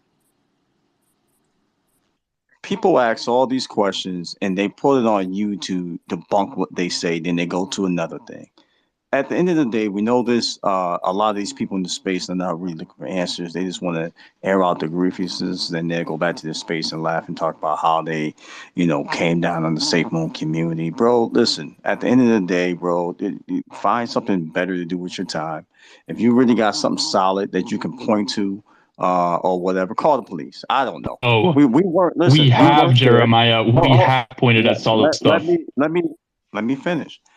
Listen, at the end of the day, man, you guys, if you're investing in Safemoon, cool. If you're not, cool. You should probably be doing something else with your time. It's just so. It's But literally. do you see this language that you're using? It's like, everybody's just doing it because they're all against us. Like this is the cult mentality you're cultivating. Brain. You're just cultivating a cult mentality of like, the world's out to get us. Everybody's against us. Okay. Now you no. I sat down here and I listened in the very beginning. I listened in the very beginning. I heard people say, they don't come up here, they don't say anything. Listen, every time I come up, you guys would jump on, attack, pile on, and just throw out questions. People act rude. This ridiculous. It's the whole crap show. Like it's the crap show. That's basically what it is. And so, I'm not Jeremiah, surprised. what is wrong I'm with not asking surprised. questions? There's nothing wrong with asking questions, legitimate questions, but to ask questions just for fun and to do your job, I Can guess. I ask a legitimate question then, please? Can I ask one? I'm Wait, not. before you ask Jeremiah, can you define for me what a legitimate question is, please? Exactly. Listen. Sometimes when people come up and they really want to know the answer, you actually answer the answer. They'll say, "Oh, okay, well, thank you. I want to know the answer. What happened to the $32 million? You got the answer. Jeremiah, your answers have been, I don't know, ask John. And then you go to make an argument that after you've debunked us. I don't talk about things I don't know. Okay. And you should, and honestly, to be honest, you shouldn't accuse the people of things that you don't know. Okay. Jeremiah, you know we're friends. We've had you on the space today. We appreciate you for having us on, vice versa. Do you think the fact that you don't know the answer to questions, could that possibly be a negative thing? No, let me be honest with you. Everybody, the majority of people besides these 12 people that's in here, the far majority trust Safemoon. They have proved themselves that they're honest. They have come and they have been transparent with us. No, they don't. Jeremiah, you've locked yourself into an echo chamber, bro. The majority of people do not trust Safemoon. This is my point. The way they go, listen. The fact that they want DeFi to be a clean space, an honest space, a space where people are not getting rug pulled. You have quality projects. They vet. I mean, they're How serious in what they do. That's a lie. My thing is, okay, all right. Well, you guys know better. Good luck. I appreciate No, it. for real though, Jeremiah, I'm legitimately concerned, bro. Like, I think you've locked yourself into an echo chamber. No, I'm good. Trust me, I love my investment. Listen. Okay, guys, we can't talk over each other. Like, the point is like, I think you have to be open to being wrong, right? If you're not open to being wrong, then all you're going to do is voice your opinions and disagree with people. And if people start to make reasonable, non-emotional, not attacking arguments about, hey, where did the money come from? And you say, I don't know. Well, then it's best just to say, I don't know, and you're right. But to treat people like they don't have a right to be concerned about their investment, to be upset about their investment, that if you're upset about evidence because you don't have that 100% proof, even though things heavily indicate that and heavily lean towards that as the most logical answer, you should just go away and not talk about it. That's not a good way to go about it. And you have to consider the impact that you have on other people, because I've said this before, Jeremiah, is if you think this way, if you just assume the best about the team when bad things are happening, people lose money. People said Thomas wasn't leaving. People lost money. If you listen to the team, if you listen to the Maxis, they said Thomas said he's not effing leaving. John said he's not effing leaving. John lied to you. Thomas was leaving. Thomas left. There was FUD between Ryan and John, and they weren't getting along. And Ryan was sending out little tweets saying little, cryptic messages saying that there was an issue between them. And somebody brought that up to John, and John said that was the dumbest FUD he had ever heard. If you listen to them, you lose money, because some people, those were their selling points, and you don't know what other people's selling points are. So you need to not just for yourself look at all the positive and negative and be honest. Don't have a biased judgment of always assuming the best about John and Safemoon. That's not a good way to look at your investment. It's not a good thing to encourage in other people's investments. Facts. I just wanted to say, Crypto Control, thank you for having me up, man. My thing is that overall there's clear differences, right? And if it's like overall to sit there and say one is as truth, as you've said multiple times in the space, is incorrect, because you don't have all the information. You just have a piece of blockchain that says, hey, this is what it is. And cool, but a piece of blockchain is better than nothing. I'm being respectful, what you're bringing to the I'm being table is respectful. I'm nothing. trying to leave. I want to go don't watch you football. also have just like Hold on, small parts yo, what's hold going on, guys. Like, I'm trying to walk out, very politely. Okay. Well, I just want to. Yeah, you can definitely do that. I just don't want you to misquote me, Joseph, because I didn't No, you say. did. You said No, hold on a truths many second. No, times. I said we have. You can. I said you can make theories all day about what could have happened, but we don't have any evidence to suggest that that's what happened. But we do have evidence that leads towards the tether, and it's not a little bit that maybe is speculative. It's heavy evidence that's within the right time frame. That's the right dollar amount that goes with everybody who left saying he said we're going to make a bunch of money off the Bitmart deal. It goes with everything, and you have to be pretty dishonest to say that, oh no, that's just as equal as me throwing out a theory that has no basis or any evidence for it. What evidence do we have that Safemoon's actually working on stuff? What evidence do we have? There's Safemoon Orbital Shield that just launched, but that's the evidence that they're working on stuff. Not to mention if it's not the evidence that you like, no, then because that's you say there's no okay. evidence of John taking money, but what evidence is there of Safemoon delivering? Okay, let them answer. Yeah, but I bought because of the windmills and the blockchain exchange, though, not because of Orbital Shield. Whoever asked the question, whoever the respondent of the question was, please answer. I just wanted to say I want to go watch football, guys. It's very entertaining to listen to you guys, and my thing is that overall, have a great night. I don't hate anybody, Crypto Control. I just wanted to make sure that was thrown out there, because I know you said you think I hated you. I don't hate anyone. I don't block anyone. So it's just, my thing is, dude, is like, I'm not here for hatred. I just sometimes have to challenge the narrative, and that's all I wanted to say. So have a good night, guys. Job. So have a good one. Yeah, and I'm gonna be leaving out of here soon too, as well. Crypto Control, you have also said the same thing about me, that we demanded to boycott you. We demanded to, all this like victim mentality stuff, like to don't unfollow you and all this other stuff. Dude, my account still follows you. And for you to say that you put my name in that too as well, in numerous videos that you made, I find it very disappointing that say that. I've never tweeted about you. I never said anything negative about you, even when you came in my space. For me, I don't allow nonsense up. Well, I you're don't. lying, but that's okay. I'm lying. He Yeah, you doesn't are. allow different Okay. perspectives up. No. That's what Oh, he's trying to say. I encourage questions. I Well, encourage the reason I say that, opposite Jeremiah, is opposite No, because he Jeremiah, is. you filter the No, questions. You want the right questions to ask, not the Hold on wrong a second, questions. Brian. not. Hold on. Absolutely Please don't not. But speak guess out of what? turn, That's please. okay. I just don't deal with the Well, nonsense, the I just want to say this. negativity. The A lot reason of I Yeah, say but you see, that, that's opinionated, bro. That's the opinionated language. Brian, stop speaking out of turn. I'm going to take you off the stage. Jeremiah, the reason I say this is because in right after you kicked me off of your space, and look, it's recorded. It's on my YouTube, Jeremiah. I said, "Hey guys, we assumed that the previous team wasn't good, and how do we maybe we should just not make that mistake with assuming that everybody else is good and falling for that trap again." I was trying to be very respectful and come from a non confrontational, and then Addict went off on me, and then you guys kicked me out of your space. And then you came into one of my spaces when we were talking about Mark and DeFi Mark, and you were basically saying he was a scammer and stuff. And we had that whole conversation. And then after that, somebody, I think it was actually Joshua. It was both of you guys up here. Do you remember this post, Joshua? Like it was either no, it was Sam guy. It was somebody made a comment about like something very hateful, like either attacking me or something, and you liked their post. So like maybe you didn't exactly call for other people to unfollow me or something. And hey, thanks, I appreciate that. But you have done hateful and Actually, liked I hateful don't. posts about me. Hold on a second. Actually, most of the time, I don't even comment on people posts. All right, I don't get into the negativity. I don't get into none of that crap. I just don't.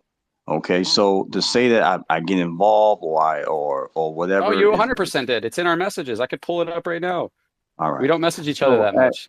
no, we don't. So at the end of the day, bro, and I told you this before, I said, look, man, most of the time, anytime you talk about Safemoon, it's always negative. It's What's always wrong with that? negative. Like even when products come out and whatever, you don't even say positive things about it. It just goes back to being negative. And that's what you've been all You about. have I'll to be make honest with you. positive statements too, guys. It's like you don't even you say that you're Jeremiah, fair when was the and last time you listened to me besides today? can I finish? You say that you're fair and unbiased. I kind of stopped listening to you because you say Okay, that you're then fair you and have no idea unbiased. what I'm saying. To be Hold on a honest. second. I listen. You say that you're fair and unbiased. You're not biased, and you really are.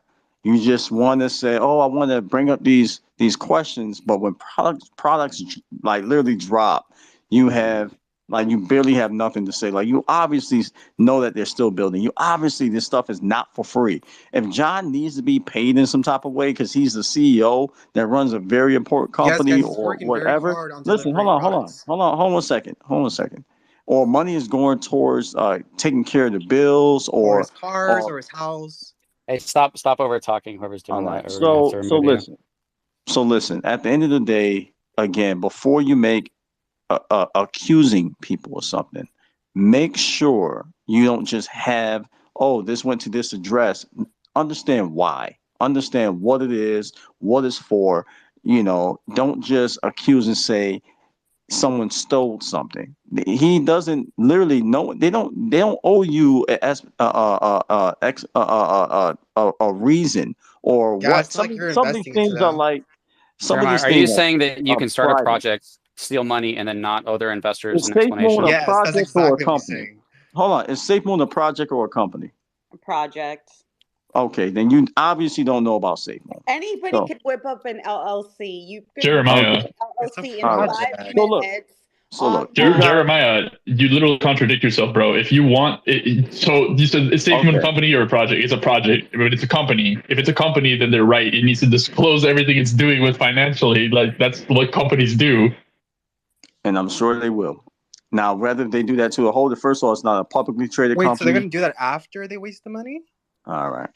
Let me Well, ask you this listen. real quick, Jeremiah. No, I want to talk to Jeremiah for 1 second about this. Jeremiah, if your girlfriend cheated on you, would she just tell you, and you didn't, she didn't answer it, and you had Which one? evidence that she did, uh, and let's just say that she started doing nice things for you. She started doing the dishes and making you sandwiches and stuff. And then you said, "Hey, I saw a picture with you, some other guy." And she goes, "Why do you keep bringing that up? Don't you see the sandwiches I'm making for you?" So in the same sense, do you want me to forget that John might have taken 20 to 30 million and say positive things about Safemoon because Safemoon Orbital Shield came out or something like that? Does that really seem logical? The whole room is fucking dead. If my girlfriend or my wife or whatever was cheating on me, dude, I'll move on. Okay, I'll move on. Plain and simple. He'll forgive her. No, It's okay. yeah. So I mean, you're not being honest to answer the question. You're not sure if she did. You have No, heavy no, seriously. evidence. You have heavy Okay. evidence that she did. You're Again, not sure. I'm just You tried to bring it up. no matter Jeremiah, if what I somebody asks say, me about that woman, I'm going to tell her that she's for the streets. If anybody asks me about her, I'm going to say she's for the no streets. matter what I say, it's not good enough for you. So you No, the already problem. made See, your let decision. me say this. It's not that it's not good enough for me. It's that All you right. do have a bias, Jeremiah. You do assume the best about Safemoon, and you assume the worst about anybody questioning Safemoon, and that's why you think I have a bias because you're perceiving me through that. I literally have said multiple times, "Hey guys, what if the price goes up? There's enough people that know about Safemoon, but I can't just discount that CoffeeZilla has millions of subscribers and made a video about Safemoon accusing John Crony of fraud, and that most of people who know about Safemoon think that it's a scam and a fraud, and that John took money, except for the small group of people inside of Safemoon that believe in it. And if you're trying to be honest and look at the future of Safemoon to tell what's going to happen with the price, if you discount those things as nothing, you're missing a huge part of your equation when you're trying to really tell where the price is going to go for Safemoon. Yeah, Tony the Tiger. I listen. I know a little bit more about SafeMoon than yourself, and what they're doing is something fantastic. It's going to help DeFi. You can laugh all you want. I don't care. Jeremiah, do you And I'm think trying the to amount of hold on a second. And I'm trying to be respectful. Like you guys are talking about something you have no idea what you're talking about. But And What are we missing, Jeremiah? it's It feels like the other way around to it's me. funny to the community because you guys have no idea what you're talking about. What are we missing? Jeremiah, the floor is yours. What are we missing? Listen, hold on a second. I got a family, man. I'm not really worried about what you guys got going on. Listen, at the end of the day, when Safemoon becomes a juggernaut of a company, okay, and just that, and look, everything is a risk. It's a risk. I tell people don't invest more money than what you are willing to lose. That's the first rule of crypto. No one owes me nothing. I chose to put my money there. Just like you go and you choose to put your money on the poker table. If you lose, you lose. If you win, you win. Plain and simple. Same rules. So at the end of the day, if it becomes a juggernaut of a company, all these conversations that you guys are talking about it literally amounts to nothing. It means And it becomes zero? No, because what you don't know, you don't know. You try to accuse somebody of something that you really don't know. What do you know that we don't know? Yeah, Listen, for real, Jeremiah, I'm being honest. Seriously, teach me. What do you know that I don't know? Vision. At the end of the day, I understand the vision, understand where they're going, and all I will say is hold on. See you later, man. You guys take care. Thank you for having me up. Hey, Jeremiah. Yeah, dude, this is the fucking cult thing. The cult always acts like they have the answer Guys, and like it's they're okay. missing something. It's okay. Just relax. Like he's gonna think how he's thinking. Let people feel how they feel, even if it seems completely illogical. I don't think it's completely illogical. I want to give some defense to Safemoon and him in general respect. Like to say that they're building absolutely nothing, that's obviously somewhat disingenuous. Yeah, they I have agree. to for general reasons. Everything, right? But I think that the point is what they're building is just minimum viable. It's just sort of stuff that has absolutely no impact, or things like the TMI where it's just going to benefit SafeMoon and not the holders. You know, they can release an exchange by just buying the cheapest white label thing and slapping some cranky working tokenomics thing on it and send it out there and say, hey, look, we did it, we revolutionized it, and clearly there's a subset of people who will swallow it and ask for more. It's, you know, but ultimately those aren't the people that are going to determine the success of Safemoon. It's the outsiders, and as Crypto Control says, and honestly, if I was there, I would have fucking raised my pint glass and said, bravo, sir, because it was so beautifully put. That he's not taking it into account in his equations. If you discount the fact that a guy with millions and millions of subs has made 5 videos calling Safemoon a scam, versus what 10,000 people with more than $1,000 in Safemoon right now, look at that equation. You are not going to attract these new investors. Orbital Shield released. It's the first product they released in just about a year, and it did nothing for the price. The price moved up 10%. You look at the price movement now, and it's mirroring BNB. If you filter Dex Screener to any purchases above $2,000, any transactions above $2,000, 9 out of 10 of them are sales. People with any amount of money are selling Safemoon. They are not buying it. You've just got a bunch of people throwing $50, $60 in, but then it's completely dwarfed by 3 people who sell $25,000 in between them. TNG, I would really hate to kind of, how can I say this? Obviously, this is not certainty. This is just kind of me brainstorming here. I would hate to, take a look at the Safemoon community at a larger scope and kind of see and identify that, they didn't take their money out at the all-time high. And this is the reasons for some of the behavior, believing to a T, believing everything that they've heard, because the financial incentive is so great. Well, listen, Andrew, I'm not sure how aware you are of me or the sort of stuff I've been doing on Twitter recently, but I've got the wallets of 88 people in the Safemoon community, and the total loss of just 88 people is nearing $2 million. So these people are down $40,000, $50,000. They're down 60, 70, 80%. And this is the fucking crazy thing. I mean, if Brian, Brian is here, he'll piss himself. Brian, the idea, imagine you're investing in a product and you dollar cost average over 100 times and you're still 70% down. Like, honestly, it blows my mind. There are people out there with like 150 Safemoon purchases and they're still down 70%. I can't even fathom how they are still throwing money in. And you're absolutely right. It completely addles their brain because they're just like, I have to be right about this because otherwise I'm throwing away tens of thousands of dollars, and it's throwing good money after bad. Yeah, like some of crypto. Thanks, Brian. Then I'll throw you back the mic. Some of crypto to me is like politics. Some side of certain communities are just kind of way off in the deep end, and there becomes a point in time you just have to kind of you can't really bring it back to earth. I don't really agree with politics, nor do I speak on it too much. I think you have the spectrum. One side is good, the other side hates the other side, vice versa. Either side has their fair points, but when you get off into the deep end, then it becomes kind of scary. Yeah, that's all I was gonna say. Is just I've been following this whole Safemoon debacle for basically like since the beginning. Since I've just been following, I'm not invested in it financially, and I've just noticed that over time, as more things have come out and more things have been revealed, it's become very divided. Now there's like a bunch of people that believe it's a scam, it's a fraud, it's never gonna go back up, and then there's like this really diehard. I call it cultish because that's what it is, like community that just doesn't want to see facts for what they are.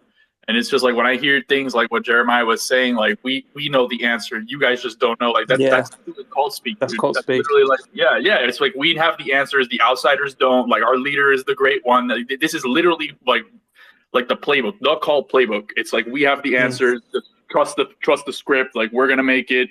Everybody else is like. Yeah. They don't know. Like we know the truth. Everybody else is lost. And what's really interesting is people like Joseph come in and they just spout off like a theory, basically that Safemoon, all of money that John had came from, leveraging against the LLC, and they come out of it and they're so confident. And it's like, well, you have absolutely no proof of any of that, like whatsoever, and then they just plant their flag and say, well, your version of reality, which is backed up by like corroborating evidence on the blockchain, corroborating evidence in real life, that's all a load of rubbish.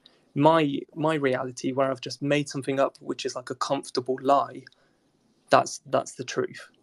But it's because it comforts them. It comforts them knowing that no, John didn't actually steal. He got the money legitimately, and everything's fine. There's nothing. He's got nothing to actually prove that. He's got no access to the financials. But we've seen the transactions coming out, as Crypto Control has pointed out many times, tens of millions of dollars entering the Gabe wallet, exiting through exchanges, and then John's living a life of abject luxury. Like, you don't need to see footnotes on a transaction saying, "Oh, I use this one for the Audi." You know, I don't want people like on the who support Safemoon to come up and just get hounded by like 3 or 4 people. Just like it's good to just let people finish their sentences and let them breathe and try to like make them feel like you're not trying to make them attack them, but you're just trying to deal with their argument. But also, I'd like their to get argument to is just hold on a so second. disingenuous. I also just want to get to some of these hands because these people have been waiting a while, and I don't want to go on. ignore them much longer. So if I guess we can go first to Armando, and then we'll go to Chinhua. Hey, how you doing? Thank you for having me up. My thing is I've been listening to both sides and trying to get a better understanding. I'm a holder, and you know that because I always follow you. But the thing is, like, it always goes back to, women lie, men lie, Jeremiah lies, numbers don't lie. Like, what the fuck, really? And please tell me what deadline has Safemoon met. Since I've been a holder, there's not one deadline that they've met. What product have they launched? Now I see that they copied the AT&T logo. Like, what the hell's going on? Bitcoin never launched a product.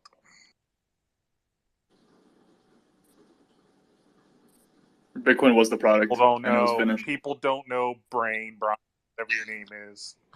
Safemoon is Bitcoin up and coming. NDA is correct because regardless of what This is quinoa, damn son. Okay, that guy right there is correct because regardless of what's his name, Ewok.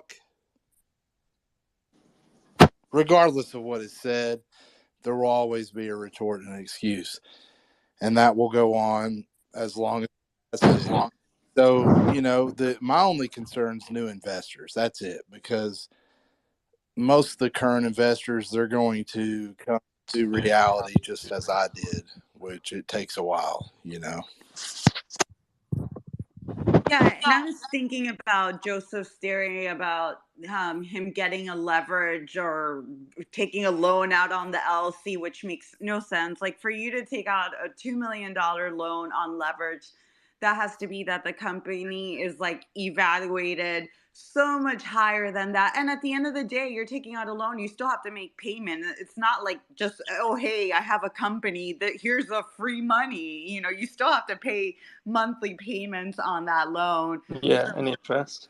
So that theory, just like in traditional, loan market, does not make any sense. They just grab at straws, which, I try not to get angry. I almost feel sorry for them for doing this. It's like your friend has came to you and asked you, do you have a private investigator that can follow my wife or my husband around? And you do so, and you get the pictures, and you don't get the actual picture within 3 inches of what happened, if you know what I mean, but you get the pictures of them going into this hotel room, and then their husband or wife, you see a guy follow them in there, but she's wiping her chin. Oh, she just ate some yogurt. Don't worry. Yeah, you present this to them, and then their next question is, well, did you get a black light and go into the room after they left? Did you get any DNA evidence?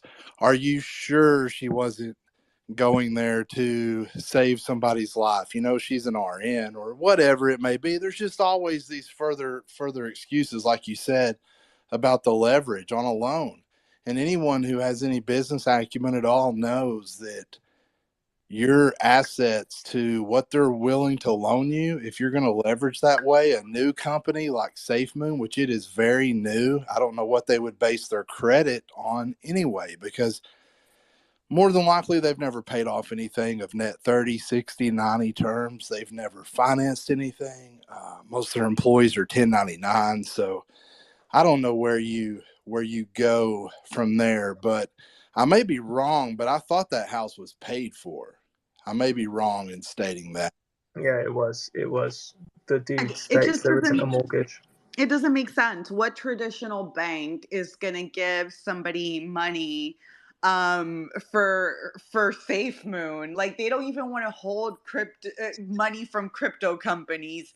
Yeah, they're going to it just makes absolutely, I don't know. Now that I'm thinking about it more. Yeah, It's called I have to. Brandolini's law. It's just like it's far easier to create bullshit than it is to refute it. Like to Yeah. just create bullshit. It's just like you just gotta think up something in a second. Like, he just got a loan from somewhere, and then you gotta actually be like, no, he didn't because, and then they're like, oh, can you prove it? Well, No, you I've heard can't. people make the same argument with angel investors because they were saying, who's that guy that was spending some business dude who was spending a lot of time with in the Safemoon HQ recently, not recently, like last year. And they're saying, oh, well, Safemoon will have these angel investors. And it's like, again, an angel investor, it's like, oh, please invest in my company. Oh, what do you spend that investment on? $2 million mansion and 2 sports cars. And, you know, like, they slapped the shit out of him, man. He'd be in fucking jail, like, straight away. Yeah, But they're just gonna keep moving the goalposts, dude. Like, even if yeah, you yeah. prove everything and you refute all the bullshit, they'll just be like, oh, God himself created Safemoon and endowed John Caroni with this money, and then they're like, refute it. Can you prove it wrong? I just want to say one last thing before I think so and so comes up, Chinwa. It's really important.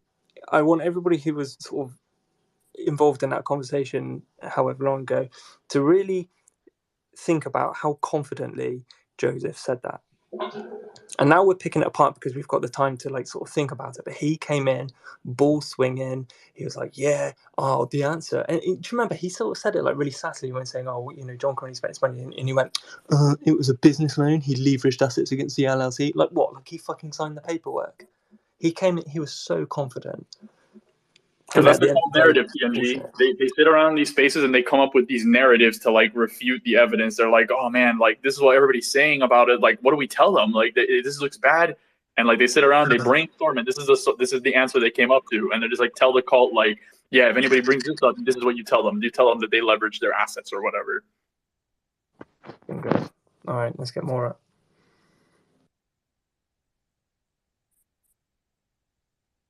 You know what the problem is? That most people don't know enough about business to be able to say bullshit.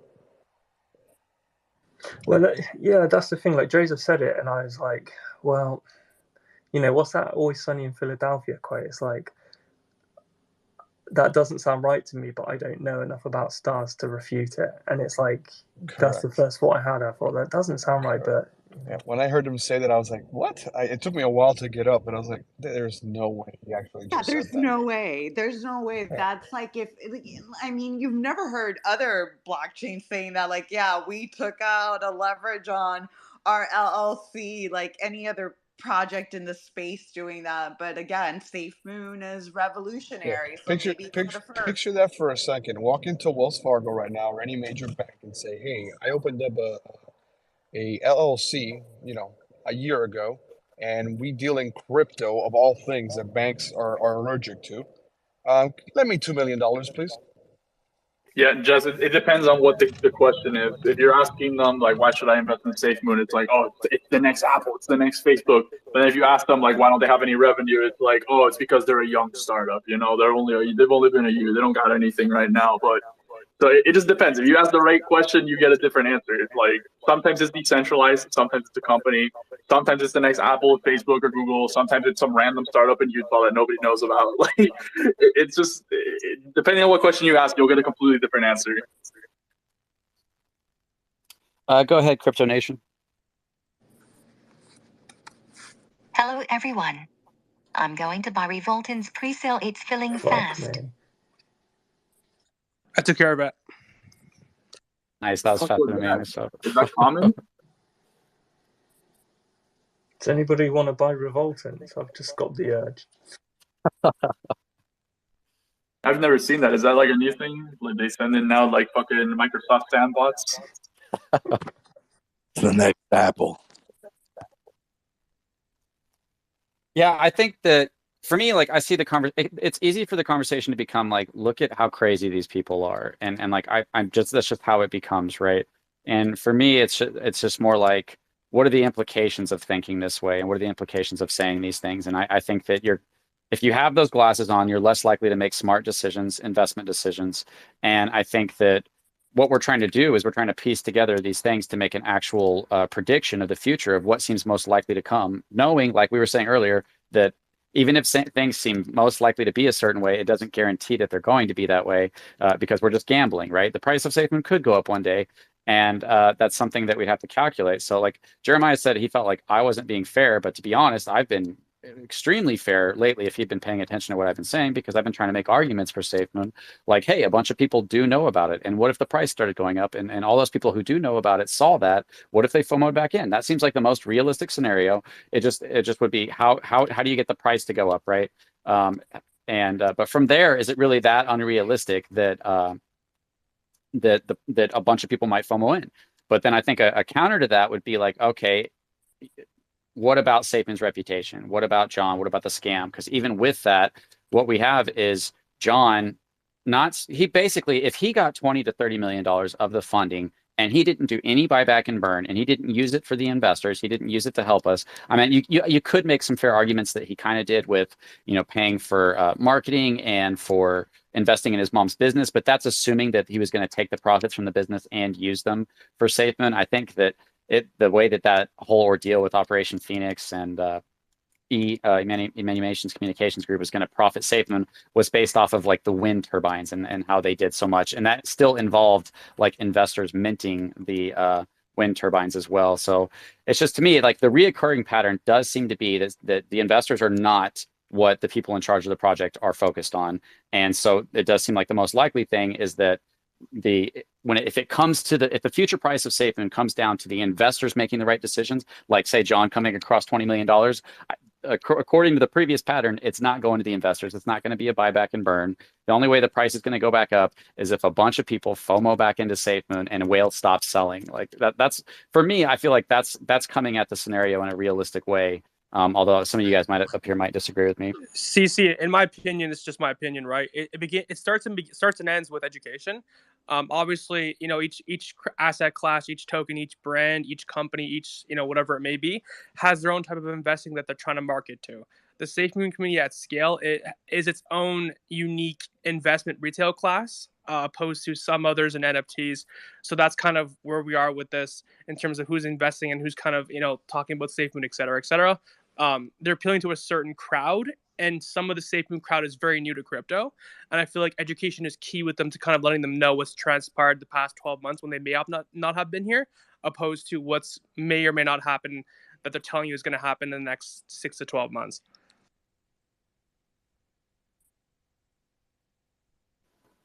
Yeah, I agree with that. Hey, Sam, go ahead. What's up, Crypto Control? No offense to you or anybody else up here, man, but so what? It was like 6 months ago, I think. Probably since you blocked me, whatever. That's fine. That's on the other account. I came onto this one because I was hearing that space was going on and you were on. Wanted to hear what you guys were saying, but it sounds like the exact same stuff like 6 months ago. And just wondering, like, what is the I guess what are you guys trying to achieve by bringing up the same stuff over and over? And like I said, I'm not trying to be offensive or anything like that. I'm just wondering. We're probably just trying to get an answer to the question that we have been answering for the longest time, a suitable answer about where all this money is going and where it originated from. And answers like it was a bank loan, or it was an angel investor, or it was a market maker don't actually stand up to any kind of scrutiny.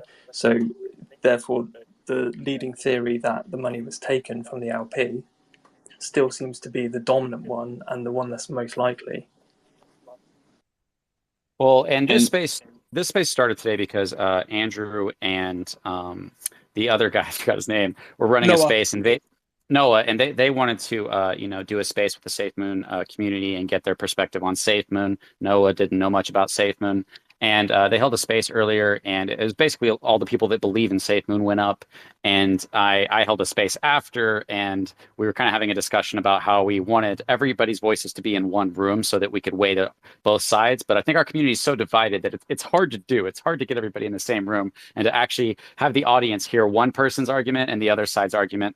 And so that's kind of what this was, and it's kind of devolved into different things of conversations around crypto. And then Jeremiah and Josh came, I think it was Joshua, Jacob or something came up, and we were just talking with them. And I don't want it to just devolve into the same things, but the more so, like I was saying a second ago, Sam, the more important conversation is that this is it's important what you do in this space. It's important what you say. You can't just say to the moon, because that might be somebody else's loss. You need to be very, very careful with what you say about information and how you deal with negative information. If you just blow off all negative information and you think that's not you personally, but anybody thinks that's a good way to go about your investment and to encourage other people to go about their investment, you're leading people in the wrong way. And I think that we can see that's what happened. If you were Safemoon to the moon and hodl, then you lost money this past couple of years. Whereas if you could have taken your profits whenever these FUD events happened, then you would have been able to buy back in at much cheaper.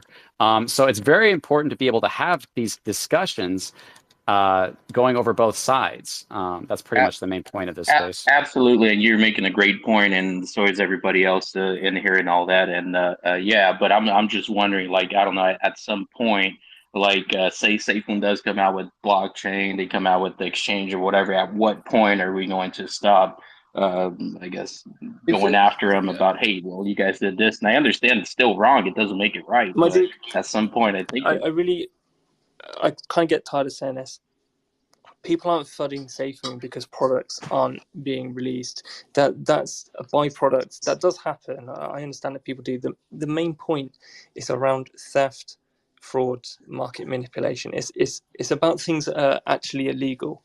Okay, so when people are saying, "Oh, yeah, we still don't have an exchange," it's like, well, yeah, because we've seen $32 million being taken out of liquidity pools in aggregate over the last 2 years, and what you've got for it is a wallet and a swap and this orbital shield thing. It does kind of frustrate me a bit when people just say, oh, when the blockchain's released, all the FUDs are going to go away, because it's like, it doesn't matter. I said it about 15 minutes ago. They've got a bunch of money wherever it's come from. They can just buy a white label product. They can just do it like that. So and that fulfills their commitment, right? Because according to kind of answer that question, one sec. According to you, all they need to do is release a blockchain and exchange, and they're absolved of any wrongdoing. But the wrongdoing is absolved by returning stolen money and by serving time for financial crimes committed. It's not just about releasing whatever they said they do. If a company says, oh, we're going to do this, and this, and then they fund their operations by theft, it doesn't matter if they release it or not, because they've stolen money. And that's what the FUD is. It's never been addressed. It's never been answered. We've never been given a compelling and realistic alternative option for where that money came from, other than it was taken from the liquidity pools, which is your money. It's aggregate of all the Safemoon holders. And like I've said before, just to wrap this up, there's $10 million missing from the BUSD liquidity pools. It's sat in the treasury. It's doing nothing. If that money was used and put in the Safemoon liquidity pools, when whales sell, it would not impact the price as much as it has. So the price of the token would not be anywhere near as low as it is right now. So you can directly look at the bottom of the barrel token price of Safemoon, and you can directly attribute that to the amount of money that's missing from the liquidity pools. And that, as an investor, is why you should be furious at what John is doing, because he's sitting in a fucking mansion. Well, let me say this 100%. Real quick, Sam, to try to answer your question, at least from my perspective.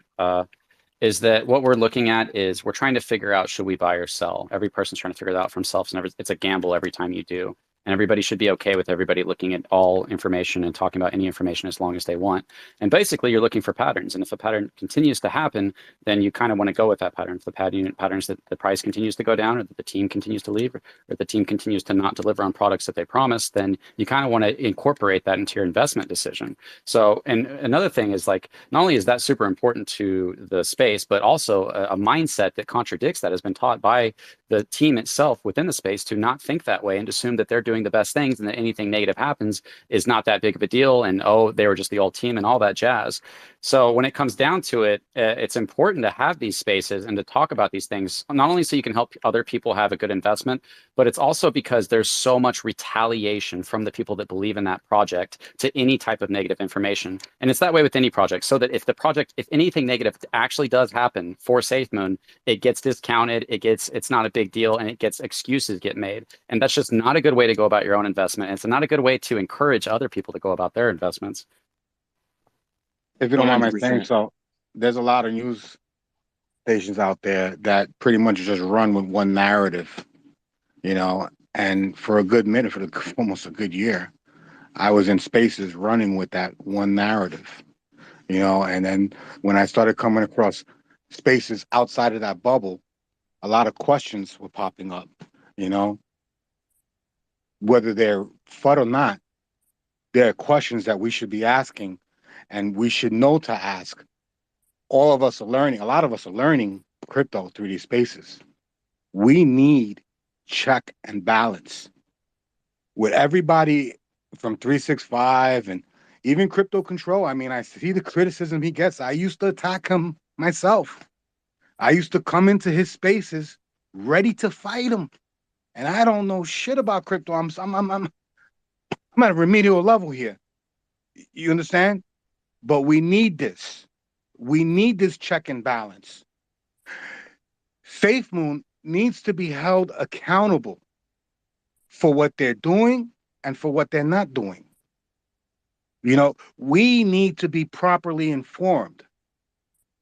We're not. We're getting the best education we can. We're getting the best sense of information we can. This is what I call the gavel. Spaces like this, people like this that will oppose the opposite direction. I mean, for a long time, I was saying all our ships need to sail in the same direction. But really, what's going on here now? Now, if you decide to go the other way, what happens to that person? Like I was trying to say to Jeremiah before, you know, I was valued in his space at one point, and then next thing you know, keep him in the closet. We can't let him speak in our spaces no more. We're worried about what he's going to say. You know, it's not good. There's a lot of things happening. And it's not so much just the company, it's the spaces. You know what I'm saying? You hear about a lot of people in spaces that are fudding. Then you hear about a lot of people in spaces that are just pure maxes. But really, there's only a small group of people in these spaces that are really, really running with that. So I would even ask myself, are they individual investors or are they just boiler room brokers running spaces? You know, we need check and balance. There's too many. I brought in so many people into Safemoon. You know what I'm saying? And I didn't properly advise them, or not. I'm not I'm not a financial advisor, even though I studied with. I didn't. I fucking set them up for failure in ways. You understand? I sent them into the fucking pit. Does that weigh on your conscience? I'm sorry. It's not that it's weighing on my conscience, but it's a reality. You know what I'm saying? It's not just me who did that as an individual, who was one who did a lot. There are other people. There are other people doing this. There are people creating projects, look, if I can make you money on the first idea, you're gonna come with me on the second idea. And if you make money on that idea, I got you on the third. Now, believe you me, by the third or the fourth, I got you fucking mortgaging your house and giving me all your money. And you're gonna tell at least 2 or 3 people that you really fucking care about. And they're probably gonna do the same, which are gonna be close family members, your children's college funds. You understand? So I'll go create a project right now. I'll put a little money into it. I'll see that you put a little money into it. I'll put a little more money into it, and you take it out. Then I create another project, and I put you onto it, and you make a little money with that. By the third project you got. You need check and balance. Thank God we got spaces and people that are willing to come onto these spaces and speak their little bit of knowledge. Thank God for it. I just thank you. I've been getting check and balance, fucking ridiculed, laughed at, attacked, doxxed for 2 fucking years. It didn't stop me because it's the morally right thing to do.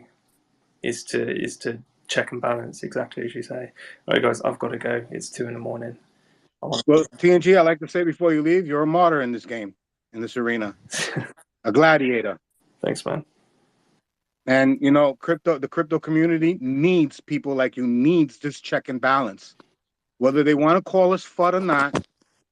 It's a reality. It's reality. And humanity needs people like you who are able to just stand up and say, you know what, I was wrong.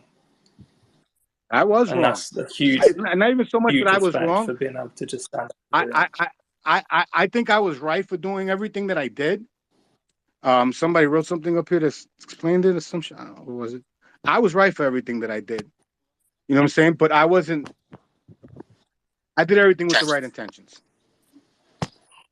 Peace out, guys. Okay, so yeah, I think I just want to say real quick. I think the most important thing is, like, people say, why talk about this? It's like, well, guys, you might get another bull market. There might be a next Safe Moon that doesn't have the problems that we have. There might be these huge opportunities in the future. And you might see a bag. You might be in a position where you can learn from your mistakes.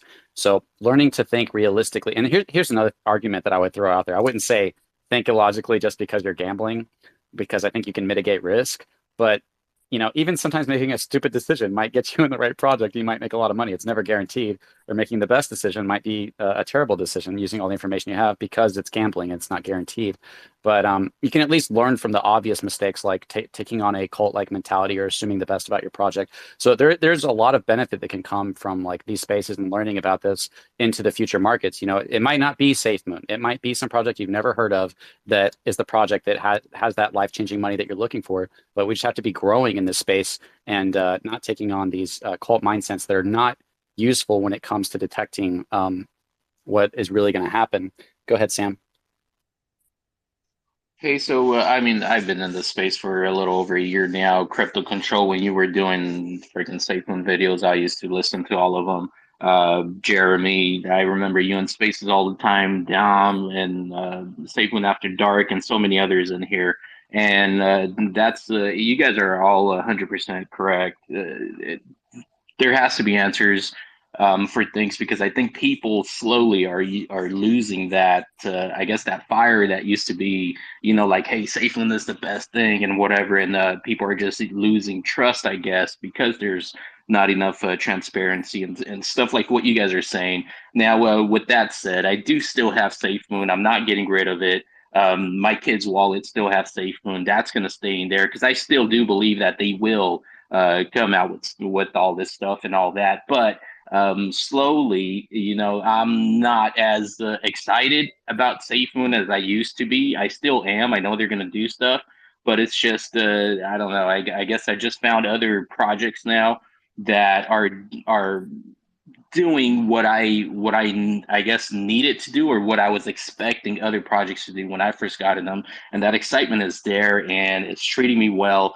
and everything else. So I'm focusing most of my energy on that, and positive energy on things that I do like, instead of negative energy on things I don't like, or stuff like that. So with that being said, I'm still Safemoon. I still got Safemoon, but I'm just focusing on more positive things. But I'm sure you guys all know it too. There's so many other guys in here that were really, really excited about Safemoon and pushing Safemoon, and Adam Bergman, Safemoon Joe, just everybody, and they didn't turn into fudders overnight. It was slowly, and sometimes it was because they got attacked in their own community and the way they left and all that. And I guess it just took a while to see that. But I'm not siding with it with everybody and things, but I don't know. I guess we just all need to find something that we're passionate about and just focus and your energy on that. Just be positive about your own stuff. And yes, we still demanding answers and stuff, but if we're not getting them, I'm not going to try to beat somebody over the head and try to tell everybody else, hey, watch out for that one because they're like this, because we might not have all the answers. So we don't want to go 120% negative on somebody when it might just be a 30% negative stuff out there. But I don't know. I guess to each their own. But yeah, just find something you're passionate about and be positive on that. A lot of us are passionate about crypto and become extremely passionate about crypto. It's fun being in these spaces and just investing and all that, and all the good things that can come from it. Here's the simple way that they can do away with all that. Come out and answer the questions, right? Well, it's funny you say that too, because and not to talk bad about the Safemoon Army, because I love these people, but you hear a lot of the people in these spaces talk about they want regulation. We need regulation. Everybody wants regulation. Then you have a community here asking for some type of accountability, saying, "Can you at least give us an annual statement of expense account? Where's the money going, so you can shut everybody up? And if that's enough, then believe you me, these people will go back in if they see that the money's going into the right places." Absolutely. Hey, Crypto Control, I'm going to go over onto my other account. I rarely ever use this one. if you can unblock me on that one, because I wanted to listen in on the space and I couldn't. If you want to unblock me, I will go to that one and listen in. Thank you. All right, man. Just be respectful. That's the only reason I blocked you. I know. Okay. Yeah, I'll find you, man. After the space, I'll try to remember to find you and unblock you. You know, I mean, I'll be honest with you guys. I think, until you get check and balance, or they create a blockchain and an exchange and everybody gets paid off of it, you don't get no check and balance, they're not going to have peace. There's going to be drama every day in these social media accounts. There's going to be a lot of disgruntled people. So I would say, like Bob Farrell would say, just give them the pickles.